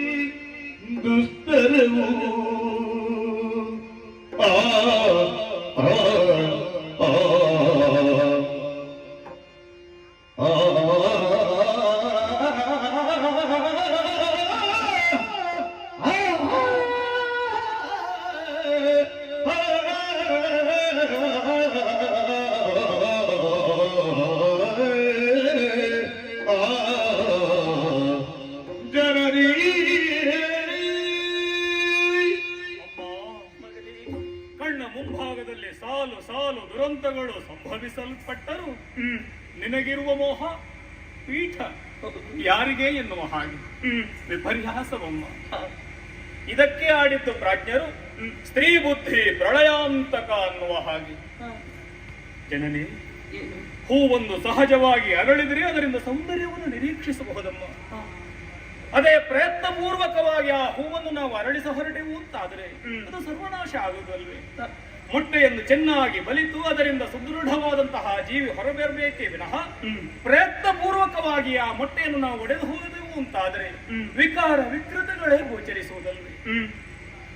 ಜನನಿ, ಒಂದೊಮ್ಮೆಗೆ ವಿಶಾಲವಾದ ಪೃಥ್ವಿಯನ್ನಾದರೂ ಪ್ರಯತ್ನ ಪೂರ್ವಕವಾಗಿ ಭೇದಿಸಬಹುದು ತಾಯಿ. ನಭೋಪಥದಲ್ಲಿರುವಂತಹ ಅಗಣಿತ ನಕ್ಷತ್ರ ರಾಶಿಗಳನ್ನಾದರೂ ಎಣಿಸಬಹುದು.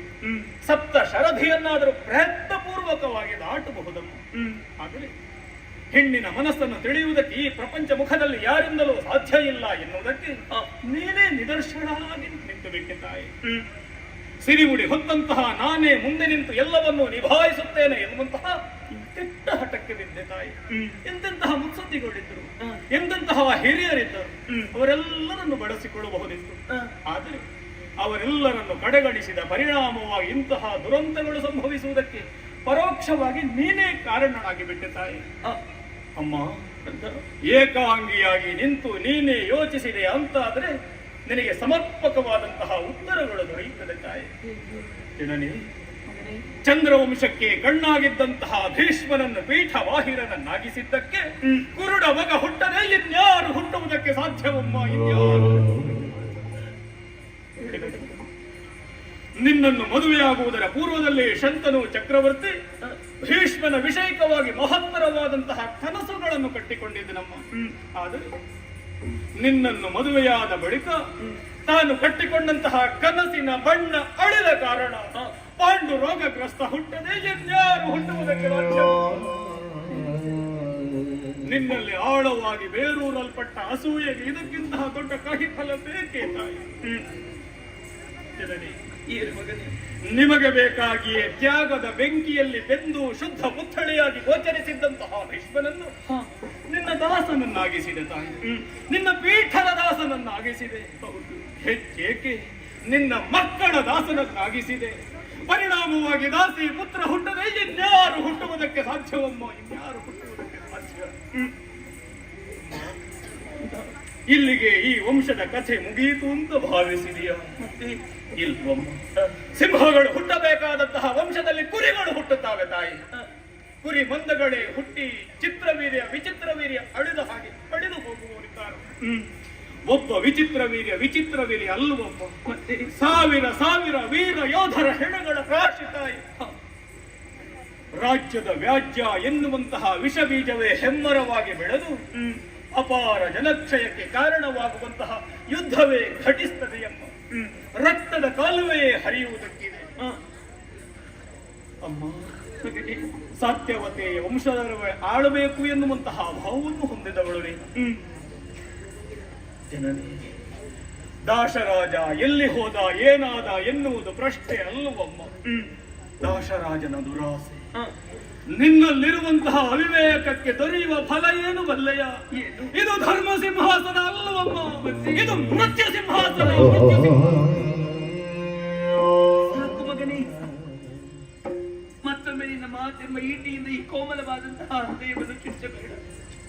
ನನಗೆಲ್ಲವೂ ಅರ್ಥವಾಯಿತು. ಎಲ್ಲ ತಪ್ಪು ನನ್ನಿಂದಲೇ ಆಗಿದೆ ಎನ್ನುವುದು ಅರ್ಥವಾಯಿತು. ಶಂತನು ಚಕ್ರವರ್ತಿಯನ್ನು ವರಿಸಿದೆ, 2 ಮಕ್ಕಳನ್ನು ಪಡೆದೆ. ಮಕ್ಕಳ ಮೇಲಿನ ಕಡು ಮಮತೆಯೇ ಮಕ್ಕಳ ಮರಣಕ್ಕೆ ಕಾರಣವಾಗಿ ಹೋಯಿತು. ಭೀಷ್ಮ ಹೇಳಿದಂತೆ ನೀತಿಯ ಮಾತುಗಳನ್ನು ಅನುಸರಿಸುತ್ತಿದ್ದರೆ ಇಂದು ಆ 2 ಮಕ್ಕಳು ಉಳಿಯುತ್ತಿದ್ದರು. ನಾನೇ ಕಾರಣೀಕರ್ತರಾದೆ. ನನ್ನಿಂದಲೇ ಮಕ್ಕಳು ಅಳಿದು ಹೋದರು. ಇನ್ನು ಋಷಿ ನಿಯೋಗ ಪದ್ಧತಿಯನ್ನು ಅನುಸರಿಸುವಲ್ಲಿಯೂ ನಾನು ಅವಸರಿಸಿದೆ. 1 ವರ್ಷಗಳ ಕಾಲ ವ್ರತವನ್ನು ಆಚರಿಸಬೇಕು ಎನ್ನುವ ಹಾಗೆ ನೀನು ಕೇಳಿಕೊಂಡಾಗ ಇಲ್ಲ, ಈ ಕ್ಷಣದಲ್ಲಿಯೇ ಬೇಕು ಎನ್ನುವ ಹಾಗೆ ಹಠವನ್ನು ಹೇಳಿದೆ. ಒಂದು ವೇಳೆ ನೀನು ಹೇಳಿದ ಹಾಗೆ ವ್ರತಗಳನ್ನು ಆಚರಿಸುತ್ತಿದ್ದರೆ ಖಂಡಿತವಾಗಿಯೂ ನಾನು ಸತ್ಪುತ್ರರನ್ನೇ ಪಡೆಯುತ್ತಿದ್ದೆನೋ ಏನು ಇರಲಿ. ಆದರೆ ಮಗನೇ, ಸಾತ್ಯವತೆಯ ವಂಶವೇ ಬೆಳಗಬೇಕು, ನನ್ನ ಕುಲದವರೇ ಸಿಂಹಾಸನವನ್ನು ಏರಬೇಕು ಎನ್ನುವುದು ನನ್ನ ಗರ್ಭದಲ್ಲಿ ಬೀಜವಾಗಿ ಬಿತ್ತಿ ಈಗ ಗಿಡವಾಗಿ ಬೆಳೆದು ಅದು ಹೆಮ್ಮರವಾಗಿ ಬೆಳೆದು ನಿಂತಿದೆ ಮಗನೇ. ಅದು ವಾಸನ ಎನ್ನುವಂತಹ ನೆಲೆಯಿಂದ ಮತ್ತೆ ಮತ್ತೆ ನನ್ನನ್ನು ಕಾಡುತ್ತಲೇ ಇರುತ್ತದೆ. ಈ ಸಿಂಹಾಸನಕ್ಕೆ ಯಾರು ಯಾರು ಎನ್ನುವ ಬಗ್ಗೆ.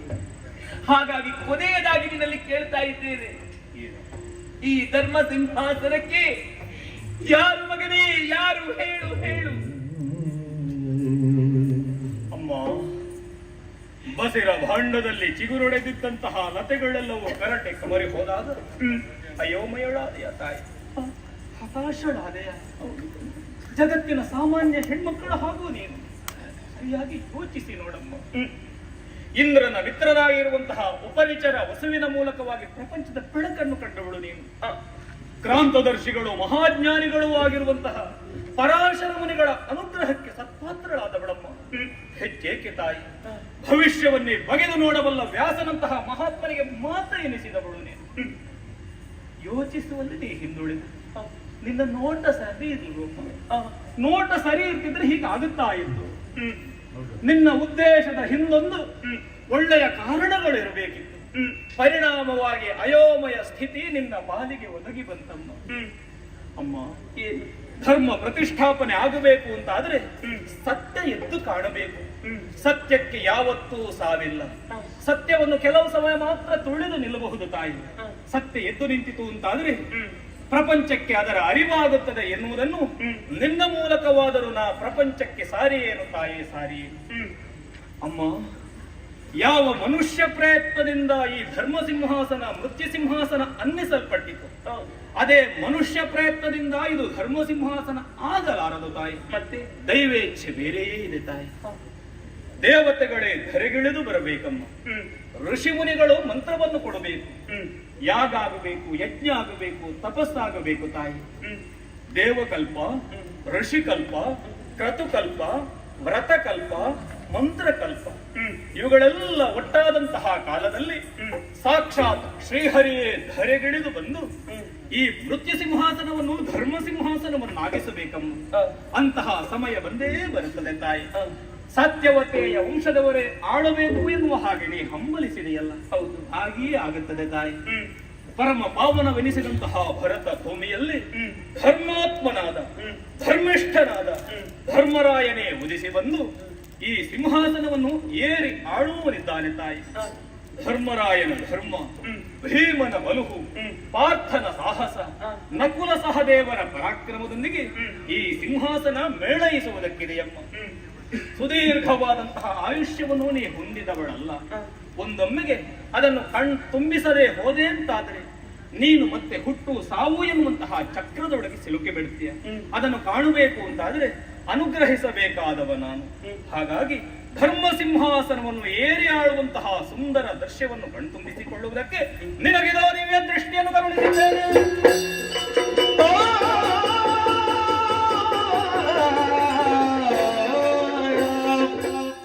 ಧರ್ಮ ಸಿಂಹಾಸನ ಇದು ಧರ್ಮ ಸಿಂಹಾಸನ, ಧರ್ಮ ಸಿಂಹಾಸನ ಇದು ಧರ್ಮ ಸಿಂಹಾಸನ, ಧರ್ಮ ಸಿಂಹಾಸನ. ಧರ್ಮ ಬದಲಿಸಿದ ಧರ್ಮದ ಕೀರ್ತಿ, ಧರ್ಮದ ನಾಳು ಧರ್ಮ ಸಮ್ಮೇಳವು ಧರ್ಮ ಸಿಂಹಾಸನ ಇದು ಧರ್ಮ ಸಿಂಹಾಸನ, ಧರ್ಮ ಸಿಂಹಾಸನ ಇದು ಧರ್ಮ ಸಿಂಹಾಸನ.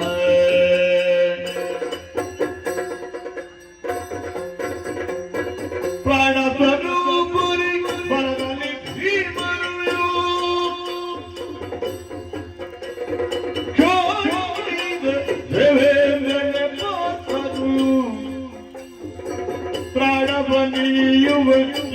ಕುಮಾರರು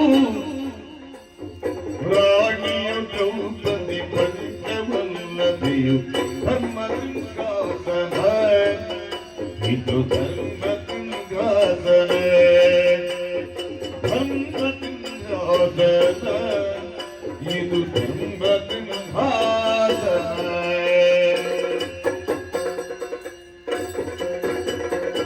ಸಿರಿವರಾಗಿ ಪರವ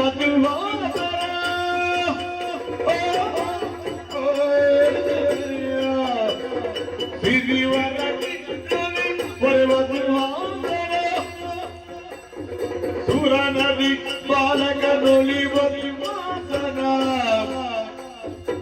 ಗುರುಗಿ ದ್ರೋಣರ ಕಾಣ್ಕಿ ಸಿಂಹಾಸನ ಭರತಾನ್ವಯದೊಳು ಮೆರೆವ ಸಿಂಹಾಸನ ಧರ್ಮ ಸಿಂಹಾಸನ ಇದು ಧರ್ಮ ಸಿಂಹಾಸನ ಧರ್ಮ ಸಿಂಹಾಸನ ಇದು ಧರ್ಮ ಸಿಂಹಾಸನ ಧರ್ಮ ಬದಲಿಸಿದ ಧರ್ಮದ ಕೀರ್ತನೆ ಧರ್ಮದ ನಾಳುವ ಧರ್ಮದ ನೀಡವು ಧರ್ಮ ಸಿಂಹಾಸನ ಇದು ಧರ್ಮ ಸಿಂಹಾಸನ ಧರ್ಮ ಸಿಂಹಾಸನ ಇದು ಧರ್ಮ ಸಿಂಹಾಸನ ಇದು ಧರ್ಮ ಸಿಂಹಾಸನ ಇದು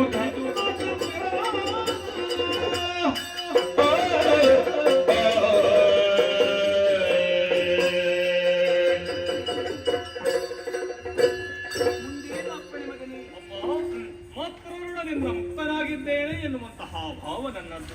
ನಿನ್ನ ಅಳಿದೊಳಿದ ಕ್ಲೇಶವನ್ನ ಹರಿದೊಗೆದಿದ್ದೇನೆ. ಶೇಷಾಯುಷ್ಯವನ್ನ ನೆಮ್ಮದಿಯಿಂದ ವ್ಯಾಸನು ದೊರೆಯುತ್ತಲ್ಲಿ ಭೀಷ್ಮರನು ನುಡಿದ ರಂಗದ ಪರಿಯ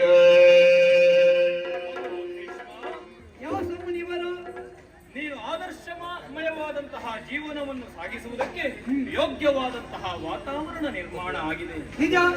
ನೀನು ಆದರ್ಶನಾಗಬೇಕು ಎನ್ನುವ ಹಾಗೆ ನಾ ಎಚ್ಚರಿಸಿದ್ದು ಯಾಕೆ ಬಲ್ಲೆಯ? ಯಾಕೆ? ನಿನ್ನ ಅಪ್ಪಯ್ಯನಿಂದ ದೊರೆತಂತಹ ಯಾವ ವರ ಉಂಟು ಒಂದರ್ಥದಲ್ಲಿ ನಿನ್ನ ಬದುಕಿಗೆ ಅದು ಒಂದು ಶಾಪ. ಹಾಗಾಗಿ ಈ ಧರ್ಮ ಸಿಂಹಾಸನವನ್ನು ಹೊರುವಂತಹ ಕಂಬದ ಕಾಯಕ ನಿನ್ನದ್ದಾಗಬೇಕು. ಈ ಹಿಂದೆ ಮಾತಿಗೆ ನಾ ಆಡಿದ್ದೆ, ಸಂಕಷ್ಟ ಎದುರಾದ್ರೆ ನನ್ನನ್ನೇ ಸ್ಮರಿಸು ಅನ್ನುವ ಹಾಗೆ. ಮಾತೆಗೆಂದೇನು ನಿಮಗೆ ತೊಡಕುಗಳು ಎದುರಾದಂತಹ ಕಾಲದಲ್ಲಿ ನನ್ನನ್ನು ಧ್ಯಾನಿಸಿದರೆ ಸೂಕ್ತ ಪಥ ನಿರ್ದೇಶ ಮಾಡುತ್ತೇನೆ, ಒಳಿತಾಗುತ್ತದೆ. ವ್ಯಾಸ ಮಹರ್ಷಿ ಪ್ರಿಯವ್ರತ ರಾಜನಿಂದ ಜಂಬೂದ್ವೀಪವೆಂದು, ಭರತ ಚಕ್ರವರ್ತಿಯಿಂದ ಭಾರತವೆನ್ನು, ಶ್ರೀರಾಮನಿಂದ ರಾಮರಾಜ್ಯವನ್ನು ಕರೆಸಿಕೊಂಡ ಈ ಪುಣ್ಯ ಭೂಮಿಯ ಧರ್ಮ ರಕ್ಷಣೆಯ ಹೊಣೆ ಒಬ್ಬ ತ್ಯಾಗಿಗೆ ಇನ್ನೊಬ್ಬ ಯೋಗಿಗೆ. ಅಷ್ಟಾದ್ರೆ ಕೀರ್ತಿ ಬರ್ತದೆ. ಧನ್ಯೋಸ್. ಹಾಗಾಗಿ ನಿನ್ನನ್ನೇ ಅನುಮೋದಿಸಿದ್ದೇನೆ ಮಗು. ಸಂತೋಷ ಮಗು. ಎಲ್ಲಿ ಮಾತಿನಲ್ಲಿ ಸತ್ಯವಿರುತ್ತದೆಯೋ ಅಲ್ಲಿ ಆಚರಣೆಯಲ್ಲಿ ಧರ್ಮ ಇರುತ್ತದೆ. ಎಲ್ಲಿ ಧರ್ಮ ಇರುತ್ತದೆಯೋ ಅಲ್ಲಿ ದೈವ ಸಾನ್ನಿಧ್ಯವಿದೆ. ಸರಿ. ಎಲ್ಲಿ ದೈವ ಸಾನ್ನಿಧ್ಯ ಇದೆಯೋ ಅಲ್ಲಿಗೆ ಐಶ್ವರ್ಯ ಜಯಗಳು ಸಾಗಿ ಬರುತ್ತದೆ ಎನ್ನುವುದಕ್ಕೆ ಈ ಪ್ರಕರಣವೇ ಜ್ವಲಂತ ಸಾಕ್ಷಿ. ನಿಜ. ಧರ್ಮ ಸಿಂಹಾಸನ ಎನ್ನುವಂತಹ ಈ ಪುಣ್ಯ ಆಖ್ಯಾನ ಧರೆಯಲ್ಲಿ ಅಚ್ಚಳಿಯದೆ ಉಳಿಯಬೇಕು. ಈ ಕಥಾಭಾಗದ ಪ್ರೇಕ್ಷಕ ವೀಕ್ಷಕ ವಿಮರ್ಶಕ ವರ್ಗಕ್ಕೆ ನಾವು ನಂಬಿಕೊಂಡು ಬಂದಿರುವಂತಹ ಶ್ರೀ ಜ್ಞಾನಶಕ್ತಿ ಸುಬ್ರಹ್ಮಣ್ಯ ಸ್ವಾಮಿ, ವರಪ್ರದ ಗಣಪತಿ ದೇವರು, ಶ್ರೀ ದುರ್ಗಾ ಪರಮೇಶ್ವರಿ ಮಾತೆಯು ಆಯುಷ್ಯ ಆರೋಗ್ಯ ಭಾಗ್ಯವನ್ನು ಕಾಪಾಡಲಿರುವ ಹಾಗೆ ಪ್ರಾರ್ಥಿಸುತ್ತಾ ಮಂಗಳ ಗೀತೆಯನ್ನು ಹಾಡುವುದು ಅಪ್ಪಣೆಯನ್ನು ಬೇಡ. ಶರಣಿಂಬೆ ಶರಣಿಂಬೆ ಶ್ರೀ ಸುಬ್ರಹ್ಮಣ್ಯ ಶರಣಿಂಬೆ ಶರಣಿಂಬೆ ಶ್ರೀ ಸುಬ್ರಹ್ಮಣ್ಯ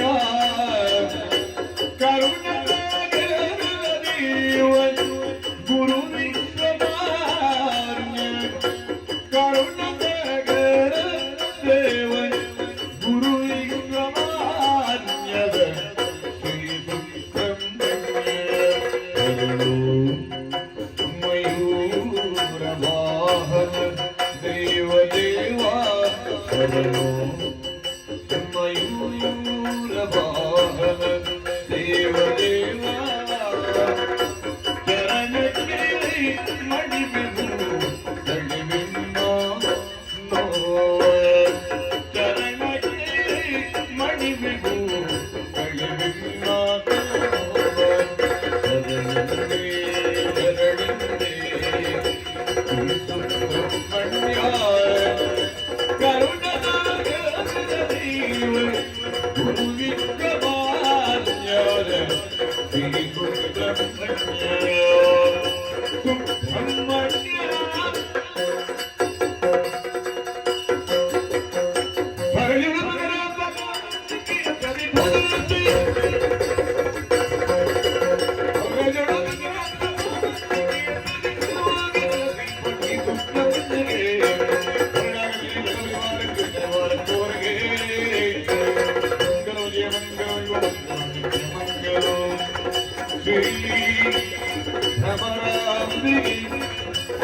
ಮಹಾಗಣಪತಿ ಸುಬ್ರಹ್ಮಣ್ಯಗೆ ಅಣ್ಣಪ್ಪ ಸ್ವಾಮಿಗೆ ಮಂಗಳೋ ಮಂಗಳೋ